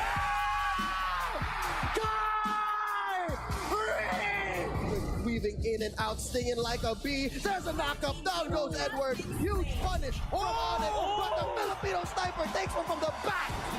Kenny, though. Give it to him. 3 members chasing him down, and there's only so much alone Kenny can do. There's the wipeout. There's the last takedown. How would you decide the MVP?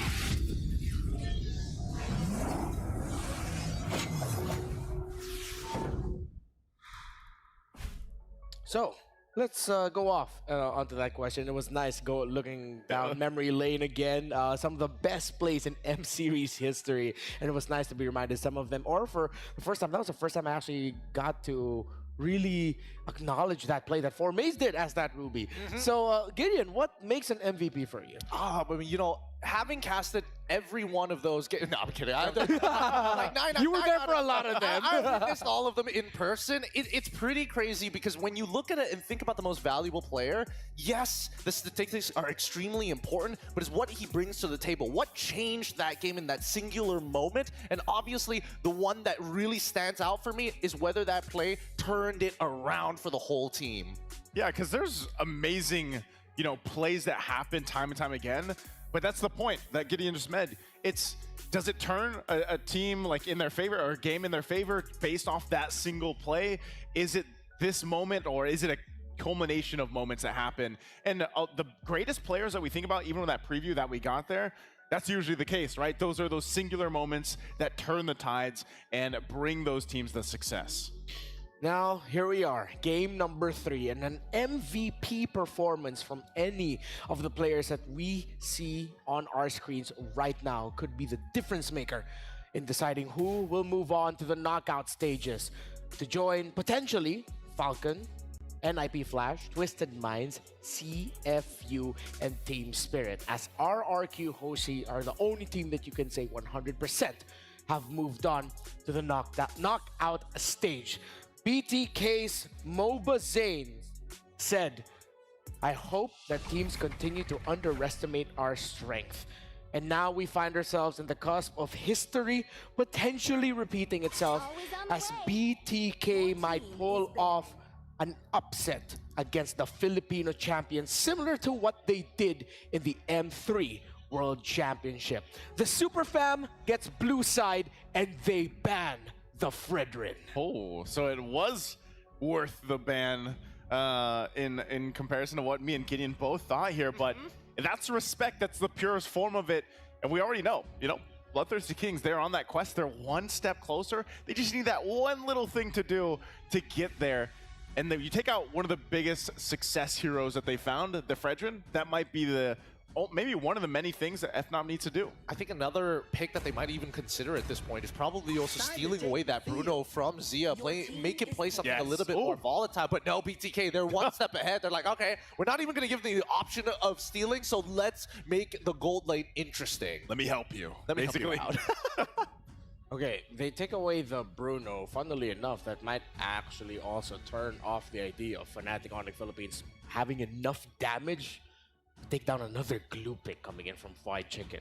Now, if you're asking, okay, what does Captain America play now? Oh no, his fragrance gone. Well, I mean, he showed off this in game number 1, but if you look back at the more the utility-minded junglers that he showed off in NACT, there are 2, Alpha and, well, Akai. Oh, but this is great coming in from Fnop's side. A strong opener once again with that show. Again, Shark is really, really dangerous here, right? From his time in M3 all the way to now, the biggest evolution is that he is not afraid to make the play anymore. Under pressure, usually you see him making some awkward decisions, but now he is decisive and he is extremely, extremely quick on the call. That was the glaring thing from the previous game where, typically if you've been watching Shark for a while, maybe he makes some hesitation. And this could actually be for a lot of roamers that are developing, and then eventually something happens in their development as a player to the point where they're just confident alongside the team with them to follow through on the initiations that they make. And sometimes, some people might be watching and be like, why didn't they do that? Why didn't they go in? But usually it's for the better of the game, and you can see these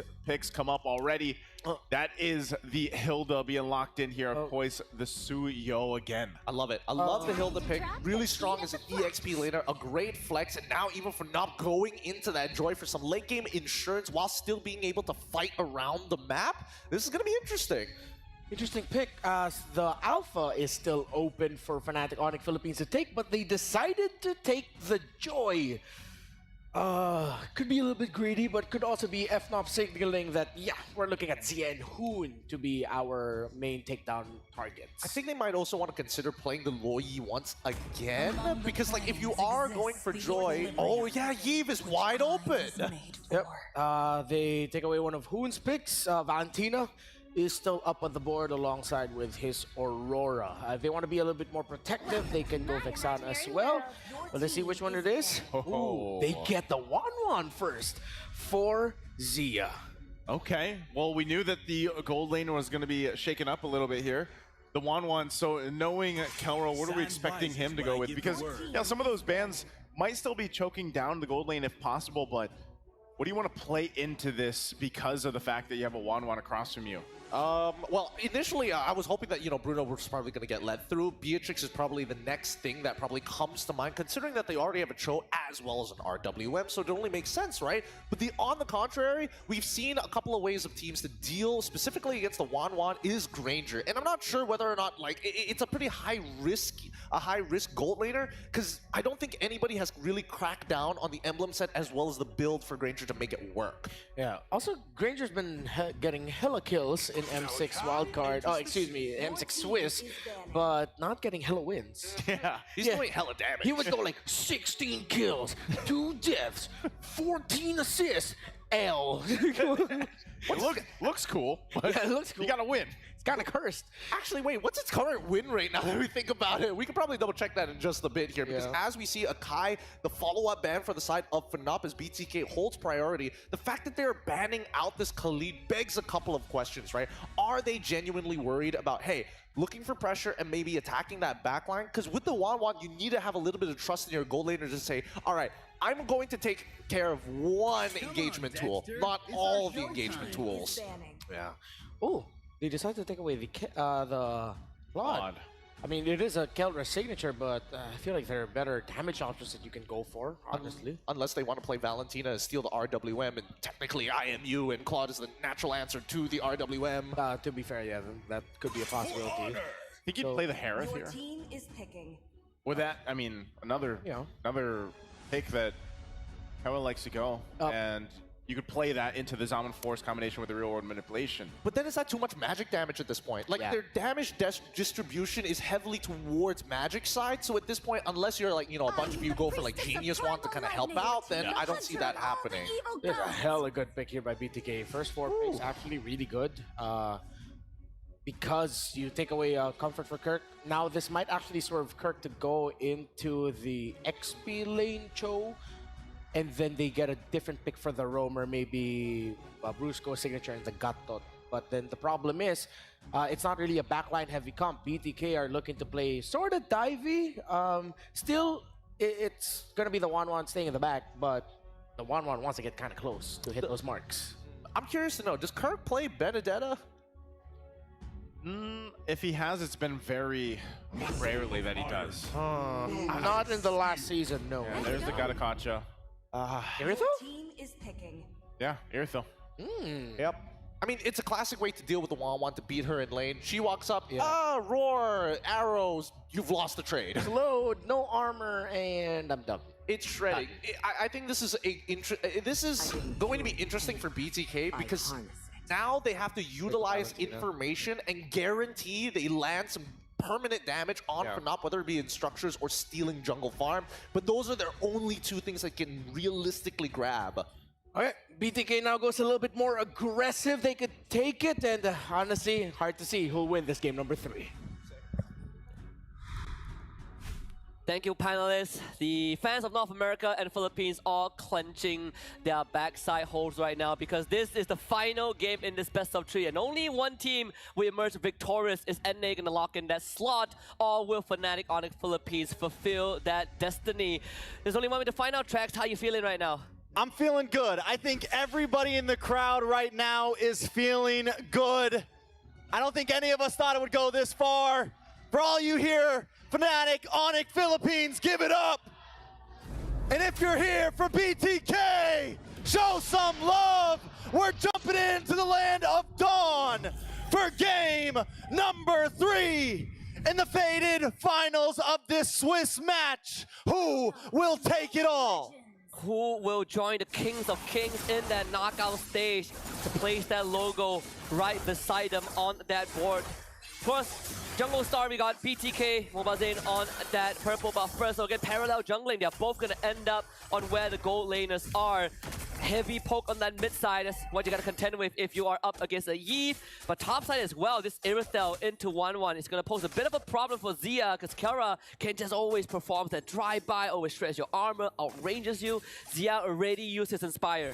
And Fnatic Onic Philippines already going for this. Send our EXP laner up to the top side. Let Joy farm a bit. It's definitely interesting. Fnatic Onic Philippines know they want to maybe play this aggressive. Know that last time they lost because they lost out on that mid. So this time they're taking control of the river. They're taking control of the mid lane.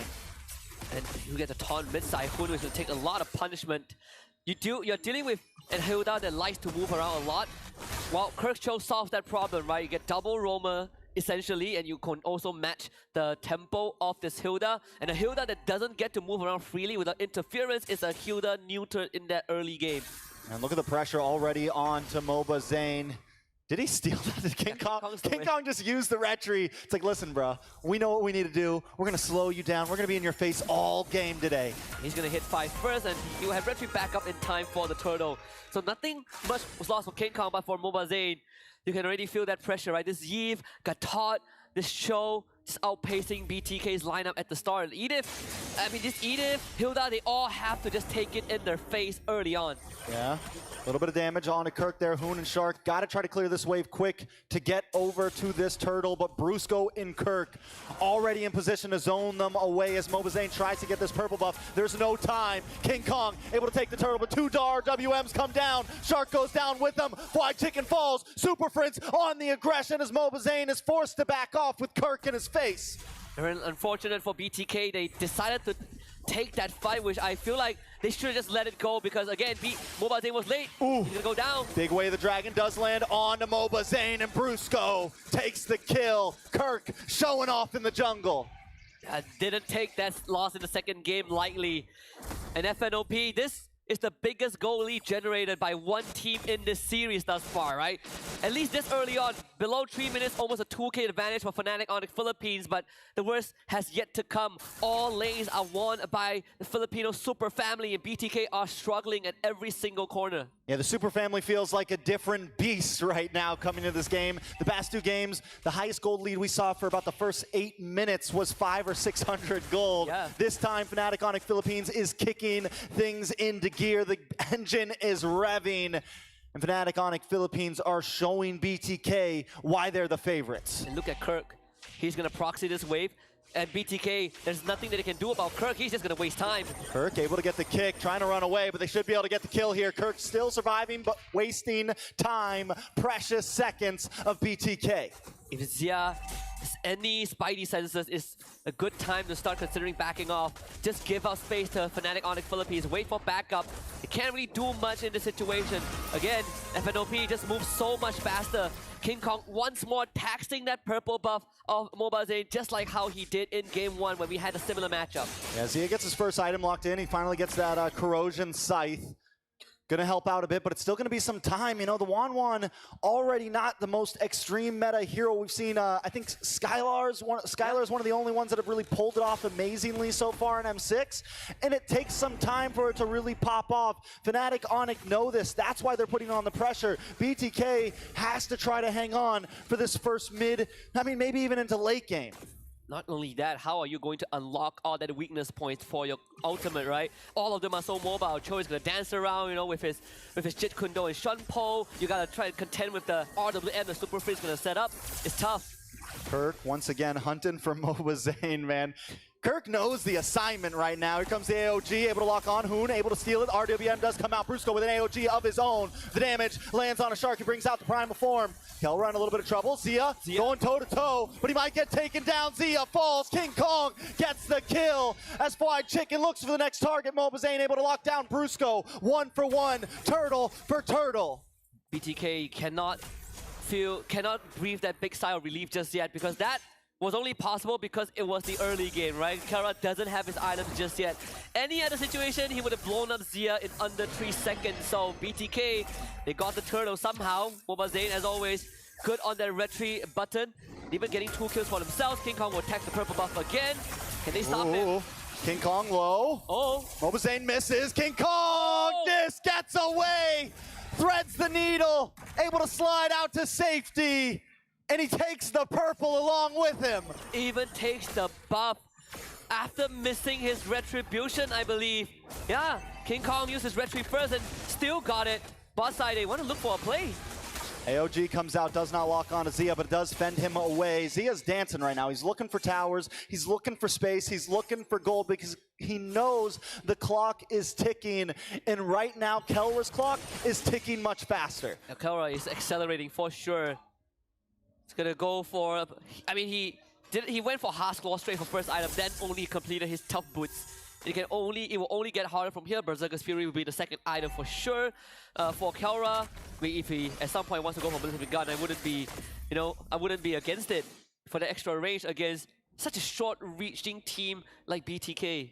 Hoon takes the AOG once again. Looking for some looking for some engage possibilities. I think the goal is maybe don't use it so early. Maybe wait out until you pop that AOG. Don't make it the first skill to come out of your team. Use it as a response. Use it as a chase. Use it as, peeling for your team. Something else than just diving into your enemies. It's all about picking up poison. If you steal AOG, then RWM is going to be kind of that obstacle, and vice versa, right? If you steal RWM, Brusco can just jump on top of you with his Avatar of the Guardian. So in this case, I think Hoon has to really make those smart decisions.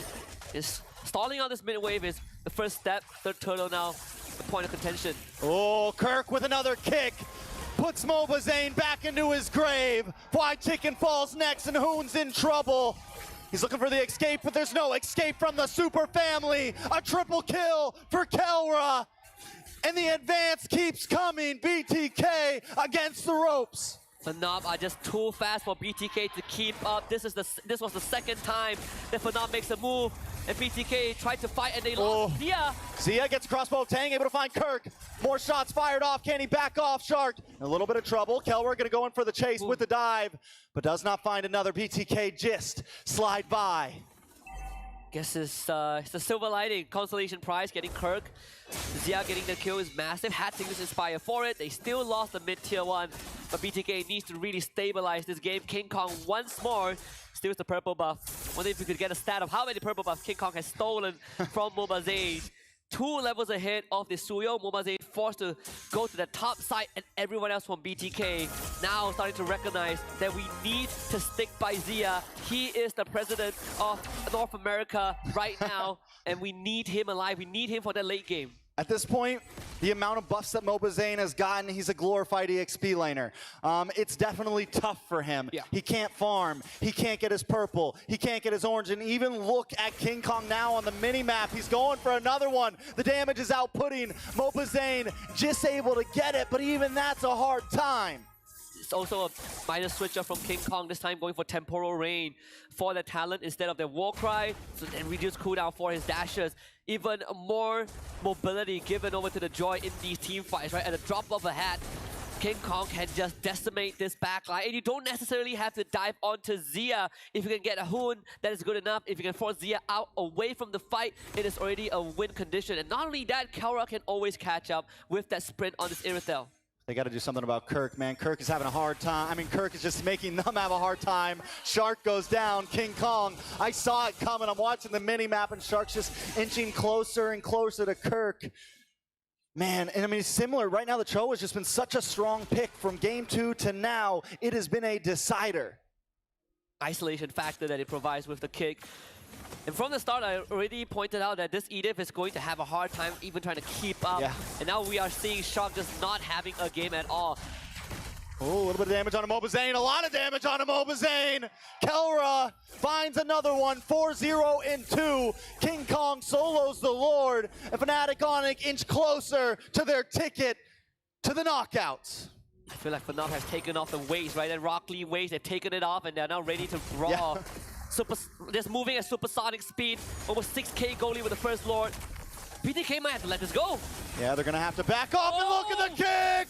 Kirk, how do you do it? 5-man wipe as Kelra cleans their clocks. Mobazane back on the map, trying to defend. The minions are there. Fnatic Onic backs off, but there's still a Lord coming, ready to knock down the castle. This is it might be early to say this, but I'll say it anyways. It's checkmate for BTK. No amount of miracle can save NA right now. FNOP can go for the end. That's it. AOG to the back. Mobazane off the map. Fnatic Onic attack. They want their name on the plaque. BTK trying to defend, pushing them away once again. Fnatic Onic PH. Let it happen. Let it burn slow, because the Lord is still coming. The Lord hasn't even arrived at any of the structures just yet. And FNOP can continue to put an impact. I mean, look at the damage. He's just taking out the front line of BTK like they were made of butter. BTK stuck in the base, waiting for hell to come right now. Fnatic Onic PH has brought Armageddon along with them. Kelra 7-0 in 4. We're 11 minutes in. I'm wondering if he's maxed out. And look at the damage. Deleted. Gone. Taken out. Another one on the chopping block. BTK in shambles. Shark deleted. Zia falls. Kelra looking for the maniac. Looking for the savage. Couldn't quite get it, but Fnatic Onic Philippines are going to take this tower. In the Philippines, there are no kings, just the super family. Pure domination as they let this play out in a celebratory fashion. Fnatic Onic Philippines will be your second team to join the Kings of Kings in the knockout stage. 2-1 over the Bloodthirsty Kings, as NA will have to take a seat in that 2-1 bracket. And this is truly Fnatic unleashed in that third game. We thought that game 1 and 2 were close, but in this game number 3, it wasn't even remotely a contest. They took off the weights, like you said. The Rock Lee weights are off. They were moving at high speed. They brought the aggression to BTK in the early game, and they took it. They just ran with it. Congratulations to Fnatic Onic Philippines. We're going to toss it back to the panel to talk about this game. I mean, it is December, Thanksgiving's over, bring out the lechon, it's Christmas time, as the Filipinos will move forward to the knockout stages. Thunderstruck was BTK. That was a clean ending. It was crazy. Honestly, it was crazy with such a lead, and honestly, I gotta give it, if Brusco doesn't get MVP by the end of this, I'm gonna be upset. Brusco is your pick for MVP. Brusco. My bad. I was already thinking. I was thinking Kirk. I was literally talking about. I was literally talking about. I can't. Yeah, you were literally going, "Oh my God, Kirk!" The Cho is such a pivotal pick here. Oh my goodness, so good. So good. I just across the board.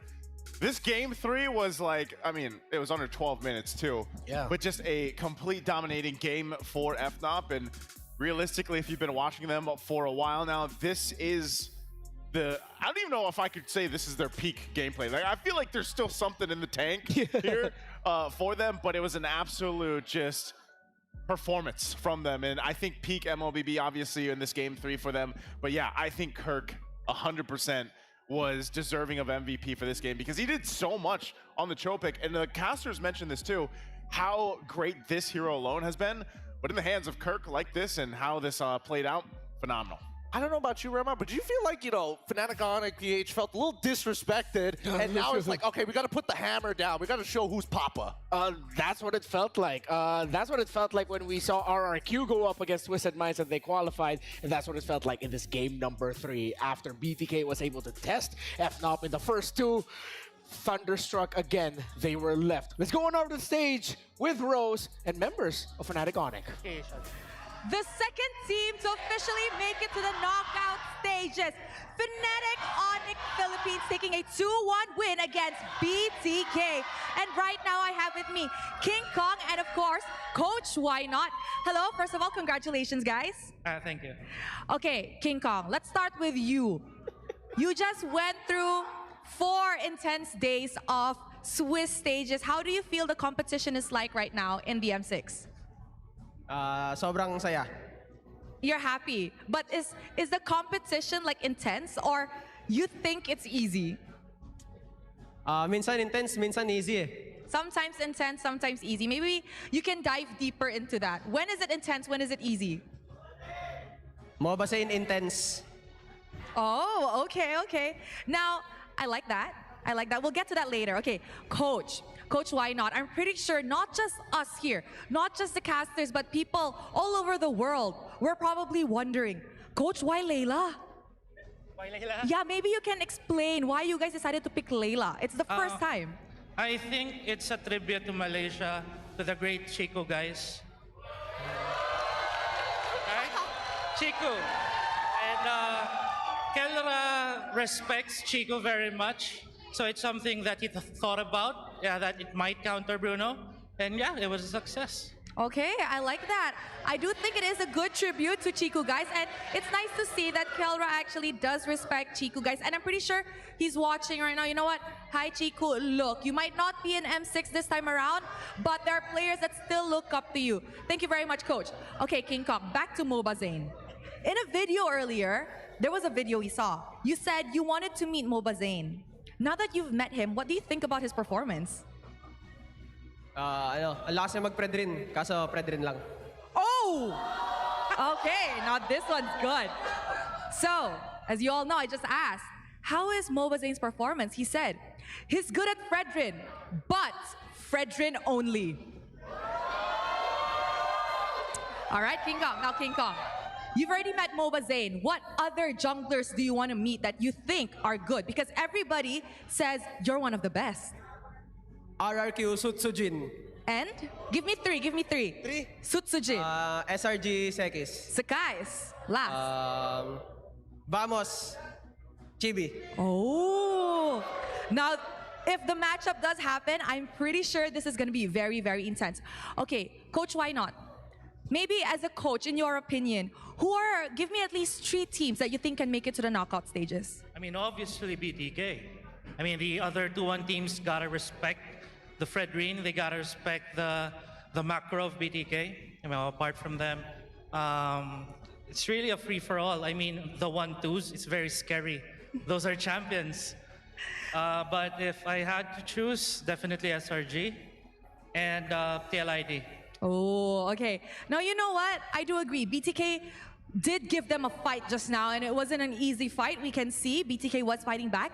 SRG and TLID, you know what? Hopefully these two teams do make it, so King Kong can actually meet them in the knockout stages. Okay, King Kong, to wrap up the interview, what do you want to say to the Sonics? We can see that the Sonics, full support in Malaysia, and I'm pretty sure in the Philippines as well and all over the world.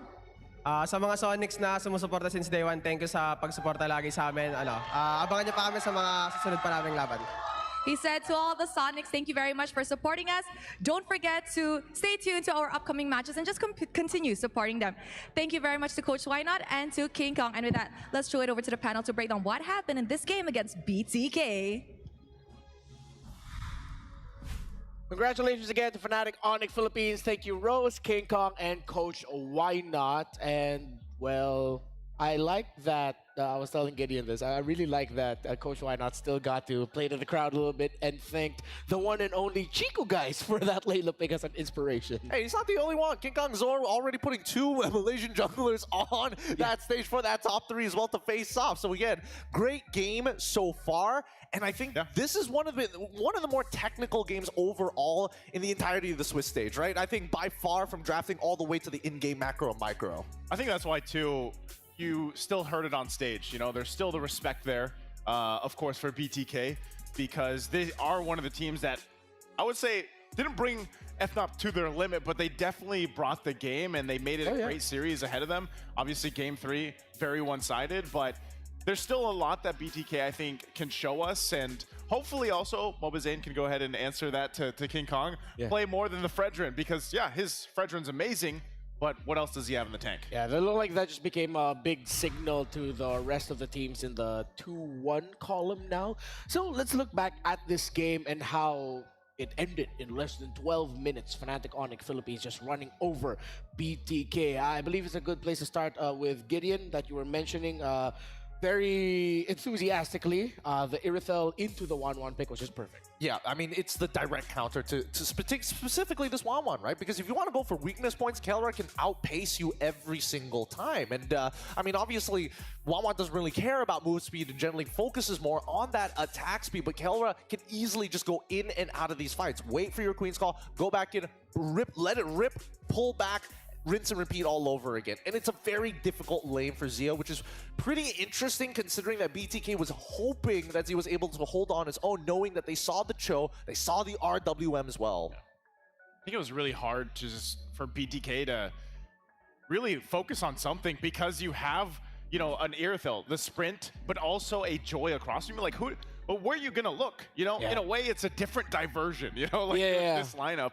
And I think that's what made it so successful for them because it really just caused so much chaos against whatever BTK was trying to do. And if that's the plan from a team like this from FNOP, you're gonna fall behind. You're gonna fall behind fast, and that's exactly what happened here. Divide and conquer against a team that are very good at playing together, playing as a unit to support their president, whoever it is in the lineup. But for Fnatic Onic Philippines, I'm glad you mentioned the joy and the idea of where does BTK go, because at some point it felt like it was just that. It was like, all right, we finally patched you know that thing in cartoons when a ship is sinking, they patch one hole, another one pops up, they patch that, 3 more pop up. That's what it felt like. You know what a perfect example of that too was in the game? When King Kong shouldn't have escaped that purple buff steal. No. Oh, when he stole it? Yeah. That was, honestly, God, that was disgusting. That was illegal. He should not have been allowed to do that, but that's the beauty when you have Temporal Rain, right? Which again, is one of the few adjustments we saw from King Kong. Instead of going for Warcry, where it's about, hey, I don't mind going in and out of these fights as long as I can get this to a trigger, I'm gonna deal a decent amount of damage. But now with the Temporal Rain, I can get in and out a lot more effectively, because honestly, with or without the Warcry, Joy still does an absurd amount of damage. Yeah, I felt like what we saw there in that game number 3 was a team that understood and finally got completely what it felt like to go up against BTK. And with some key adjustments, let's now talk about that Cho pick that you were raving on about. Because again, Cho versus the Hilda, it is not Cho favored at all. You're trying to keep up with pace with the Hilda, but then look for those big No way! Well, he got him. Yeah, he got that maniac there. Who set it up for him? who had to get on his knees and tell him, hey, Kelra, get on my back real quick. I'll get you over that wall. Yeah, you know, Kirk did an amazing job. Like, let's be honest, he was his own MVP for this game, and it allows every single time, you know, with these, whether it's an XP laner, whether it's a roamer, they set these gold laners to shine. And obviously, Kelra, he was able to shine the way he did, getting this MVP performance, even that Maniac at the end, because of all the activation that was given to him. And again, he also played a part, before he was actually online with multiple items, he played a part in causing that chaos, where then it allowed Kirk to just, and when everybody on BTK is freaking out, here comes Kirk, kicks, boom, and then you're dead, you know, and that what worked out so well. Shout out to Leo. Well, we did pose a question, what makes an MVP? And this MVP performance, from what many hail to be the gold standard, apparently it was multiple multi-kills throughout the game, triple kills and a Maniac to boot to wrap it all up. One of the best ways to say that a gold laner is the best in their role is just when they find the right timing to pop off. And in those last 2 minutes, Kelra found the right timing to pop off. I mean, especially when you have like such strong pillars like Brusco, Super Prince, and as well as Kirk to kind of lay out the red carpet for you, right? Yeah. It's, I mean, I would say that in this particular game against the Bloodthirsty Kings, the biggest issue that I saw in it is the fact that when you want to make a proactive play, you are getting the information, but off of the very first interaction of the game, they never really found that solid footing anymore after that, despite having, you know, a strong Hilda pick. Hey, by the way, Joy isn't on this side of the map. Be careful on the opposite side. I rotate, I sacrifice my farm, and even then, I still am not finding these big turnarounds. Yeah, I think overall it was just a situation where BTK, they had too many problems to solve, like because of this lineup that Fnatic brought to the table. And I can see where some of the, you know, some of the stuff that they drafted, they brought to the table, even with the Hilda, it should have worked in theory. But when you fall behind so fast with this kind of lineup, and we saw them again, it was a point where sometimes it wasn't even just Fnatic, you know, collapsing down after a kick from Kirk. It was just raw power even. And that's what we saw even from the numbers. And that played a huge part in allowing Fnatic to just dominate that game 3. Yeah, it just went like cross-map control up the wazoo. Like, literally everywhere it was just controlled. But that last series that we saw wasn't the only one filled with great moments. Here are the top 5 plays of the day all throughout round 3 of the Swiss stages. Let's see what this first one is. And it's, earlier in the day, Aurora and Ofenar. Oh, which one is this one actually? Is this the big turnaround? I feel like this is the, it's the Edward. Oh, okay, hold on. No, this is the Doming show, right? Doming, yeah. Yeah, this is the Doming show. Look at him go. Look at him go. The initial slide tackle, and honestly, the fact that he was able to get away with so much here really just goes to show that, you know, Bruno is deadly in the hands of the right pilots. Or we had a Savage yet, by the way? No, just a bunch of Maniacs. Just a bunch of Maniacs, right? Oh, that's what I thought. I mean, this play obviously amazing too. This is, you know, unfortunate because this Hellcurt playing a part, but look at the damage. It was great to see this too. Oh, just look at Sing. I mean, honestly, the fact that Sing got away with so much in this game and really made that impact to last, great stuff. But then Team Spirit versus Team Liquid ID, this is one hell of a match. Oh, again, the Beleric of Sawa, the godfather of EECA, and Hiko showing off just why he's so darn good right now in this M6. Yeah, something to watch too, again, is if one shot gets his hands on a Fanny, you're gonna have to watch out for. Again, this is BTK and Fnatic Onic Philippines, and this is just the back and forth that we got to see throughout the series. But, you know, Mobazane here, picking that Fredrin, but this play, this is the crash down, actually. Yeah. Yep. I mean, after opening up that map initially, and then finally, look at that last auto. Where's it going? Poor guy, poor guy. Oh, a second one coming out from Fnatic Onic PH and Bloodthirsty Kings. Also, 2 to close out the top 5 plays of the day, presented to us by Kid Dia. It's, that's the one that made Gideon go, "Wah, Kirk!" that was the play there. Great stuff. I mean, I feel like there was so many actually top plays today that could have happened, but great to see those 5. And I think it's a showcase of really just how good all the teams are obviously playing at this point in M6 already. Personally, for me, I think that when we are looking at not only the meta and what the top level MLBB is right now, there's a huge diversity of heroes, but the most important thing to me is the skill expression from some of the best players around the world. You know exactly what they are doing, and you know exactly how they are feeling when they're showing off. Yeah, when the best players in the world in Mobile Legends Bang Bang Esports can express who they are with the heroes they use, forgive me, this sounds kind of cheesy, but they just end up making beautiful art. Speaking of beautiful art, from a Filipino perspective, I kind of like the mural we're about to see get formed right before our eyes, because take a look at this. It's the gold standard himself putting it up there with RRQ Hoshi. So once again, congratulations to Fnatic Onic PH being the second team to qualify with a perfect 3-0 score here. Honestly, after watching that one, you would have thought there were more stakes in that game, but generally, just moving on is good enough. Moving on is good enough. I think you can also chalk it up as a great learning experience for BTK, because you heard them back in the other days when they were playing, when they did have that 2-0, and we heard during the interview that they wanted to play against the stronger teams. Well, then you go and play against the tournament favorite, and you go 3 games with them. So I feel like that's a great learning experience for them, and hopefully, that brings them into their next game. Yeah, and what I like about what RRQ Hoshi and Fnatic Onic Philippines showed to get to that 3-0 standing in the Swiss stage is both of their final series to qualify tested them.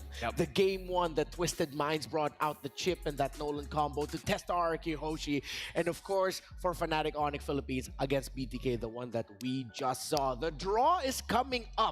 The next Swiss stage draw, it'll be myself and Naisu plus a special guest doing that. So before we go, any final words to talk about your feelings for this round 3 in the Swiss stage? Oh, round 3 in the Swiss stage, I definitely think that, teams are still experimenting with what is currently good in the meta, and I think it is evolving in front of our eyes. Thank God that M6 is almost a month long. Yeah, we still have, 14 days or so of it, and, I'm also hoping I still have both my citizenships, because that was a hell of a series to watch. And I can't wait to see more of the Swiss stage, because it's been amazing so far. On behalf of all the talents that showed up here today, of course, Trex and Husky, Naisu and Gideon, we will now be going on over to the Swiss stage draws, so please stick around as M6 isn't done yet.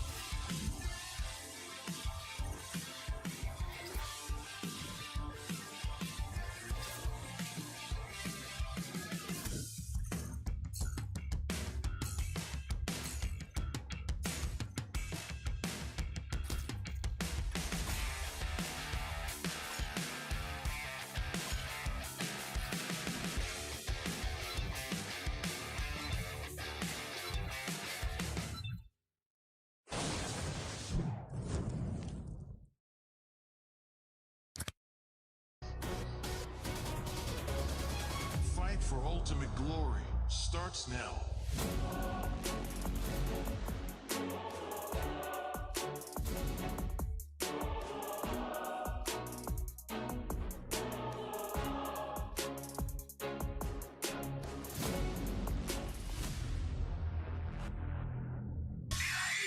Mobile Legend M6 スイスウォッチ Meiji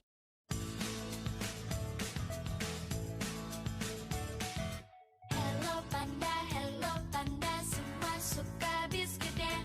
Biskuitnya enak, isinya lezat, rasa coklat dan strawberry. Hello Panda, semua suka biskuitnya. Biskuitnya enak, isinya lezat, rasa coklat dan strawberry. Hello Panda, biskuit isi yang enak.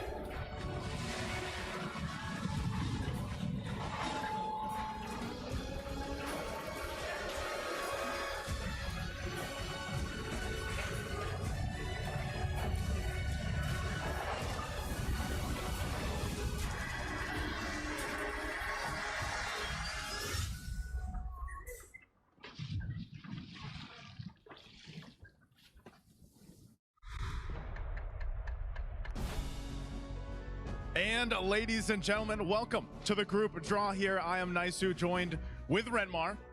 How you doing, man? I requested for a box for this segment. We usually have a box when we have to stand next to each other, but hey, we're gonna make it work, right? Yeah, we will. right. I know someone back there has been wanting to see this image for a very long time, and you finally got it. You and I'm very finally got happy it. to be here, so thank you.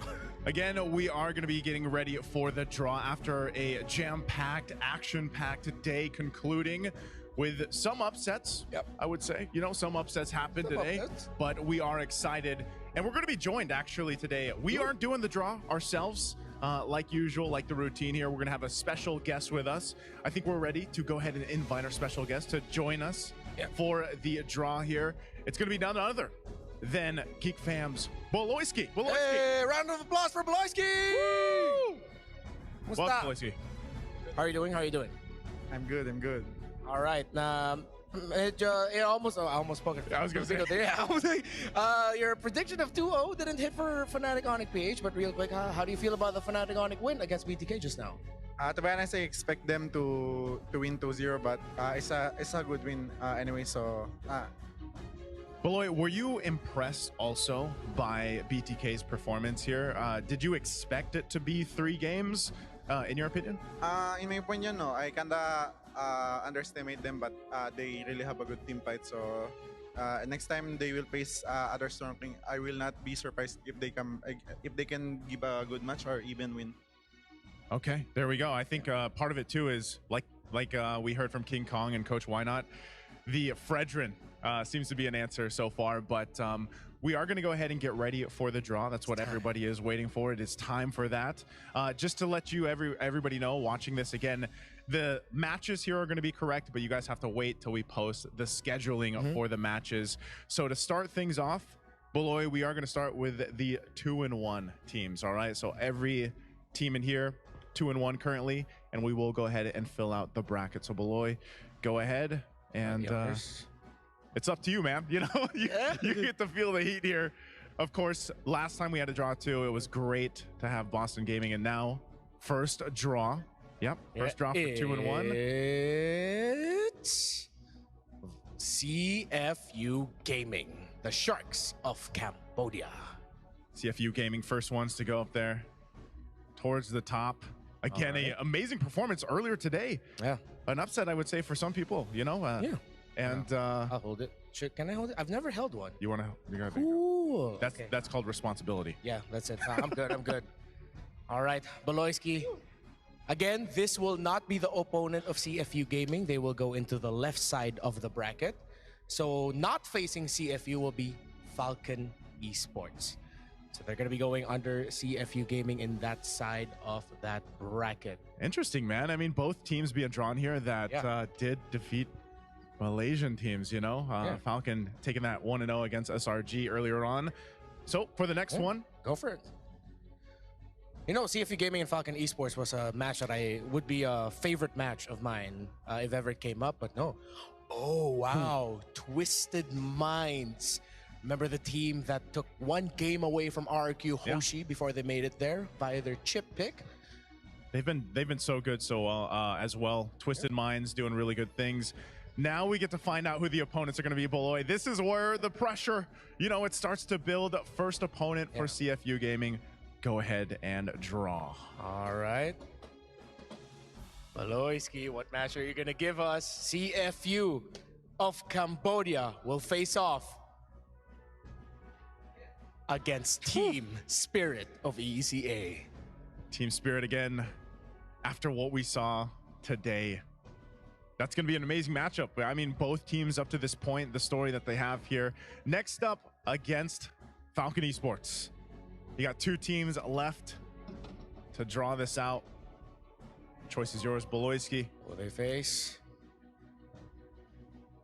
Gotta crack that one open. There you go. Falcon and NIP would be banger if ever. Oof. Oh. There it is. BTK. BTK and Falcon Esports, man. It's wild to see that there'll actually be 3 teams qualifying from that side of the bracket. All right, Baloyski. Last one. Yeah, that we know that's NIP Flash. The Singaporean representatives will go up against Twisted Minds. Poetic, actually, it's just gonna be crazy draft after crazy draft if ever NIP Flash finally decides to bring out the crazy picks. And there we have it. That's at least our bracket, at least for the 2-1 teams. We have some few teams left for the 1 and 2. So go ahead and start your first draw from there. So we can get built up here. Mix that around. I like how Baloyski's a man of business. He said, I came here for the group draw, and we will get the group draw done. And the first one drew is Vamos. Vamos. Of Malaysia. All right. So I know the Malaysians here right now in IOI are do not want to see a potential Vamos versus SRG matchup. So go ahead. Go for it. Did Baloyski bless Malaysia? Ooh. KBG. Yeah. We're good. That's getting a little iffy there, Renmar. I don't know how all the dudes who've done this before is like, I'm getting nerves. I mean, you already got one representative in there, but I am getting nervous right now. Oh, and the last one over there on that bottom side, the left side, it's going to be Aurora. Aurora. MOBB.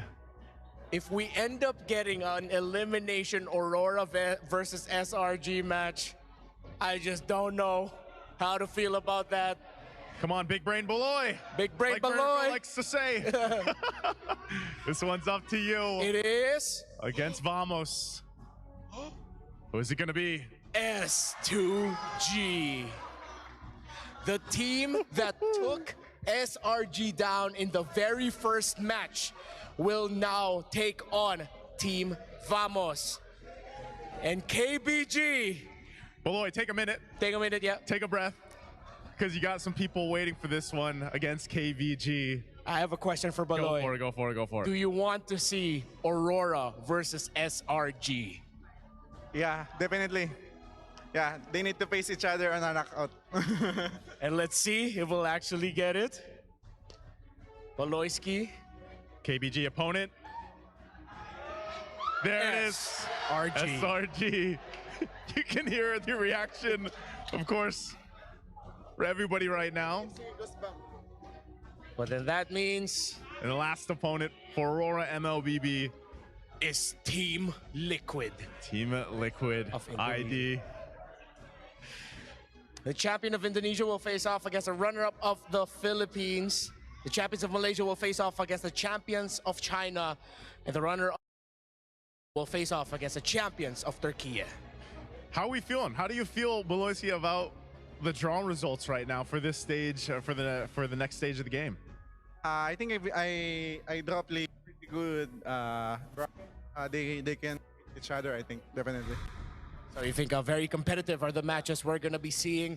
Before we move on, though, Beloisi, what do you feel about Fnatic Onic PH and RRQ? If ever, or let's say a personal power ranking from Beloisi, as of now, who do you think is the stronger team? Fnatic Onic PH or RRQ?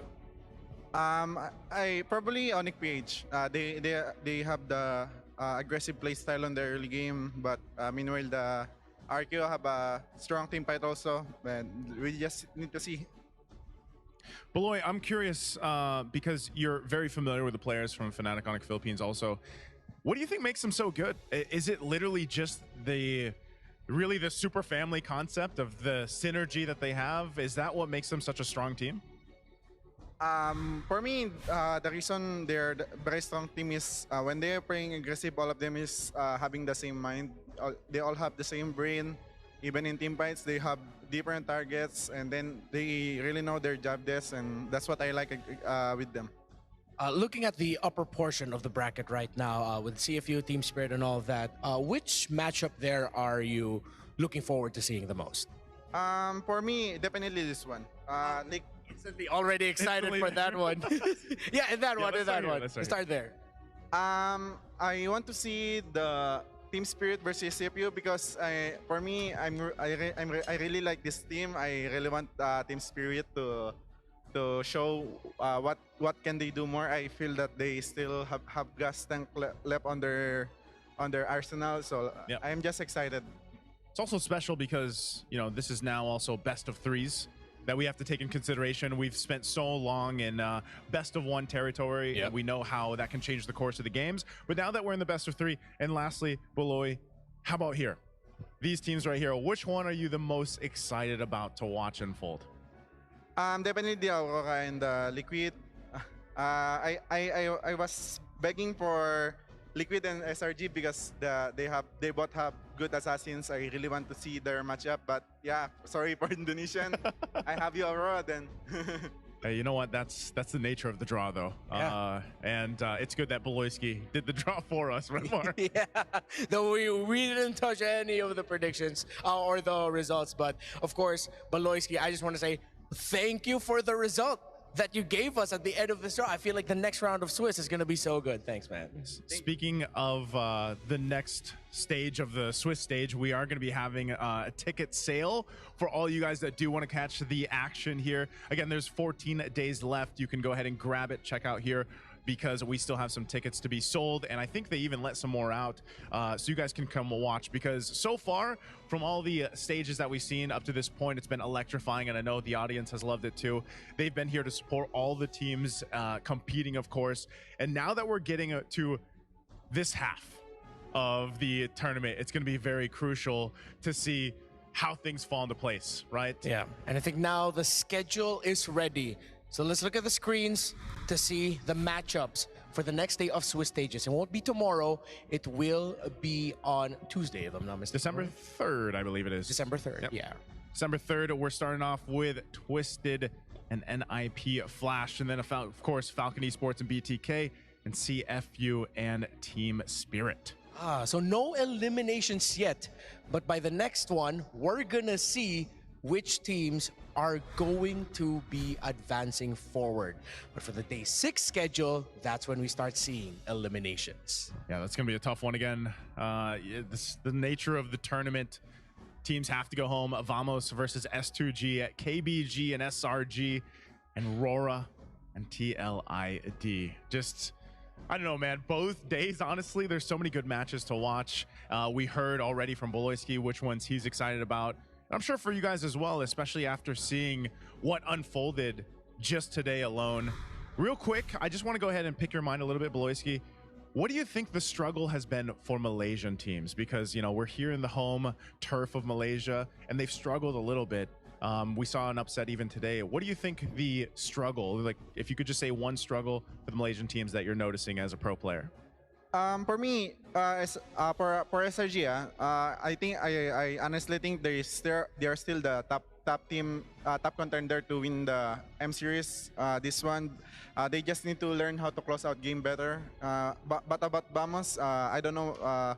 Maybe they just having a hard time on the meta, probably. But for SRG, I probably see them as one of the strongest team still in the M6. Yeah, I think that goes along the lines of a lot of things that we said about SRG just needing to close out better, as Boloyski mentioned. Of course, their biggest high-profile loss came from Falcon Esports with them unbeing able to close it out. And well, for Vamos, as interesting as our take on the meta is, I think at some point they're going to have to stabilize that. You got to stabilize it. Boloyski, before we wrap things up, any message you want to throw out there, either to Indonesia or the Philippines or anyone in general, to go ahead and close out the day? Anything you want to say? Whatever I draw, I'm sorry, or you're welcome also if you like. Thank you. You know, I'm just going to put it out there. Go to the comment section and say #thank you Baloy. #thank you Baloy. Guys, that is going to be it for us here. Again, I'm Naisu. This is Renmar and our special guest Boloyski to join us for the draw. Thank you so much for joining us today. We'll be back here December 3 for the next stage. Until then, we'll see you next time.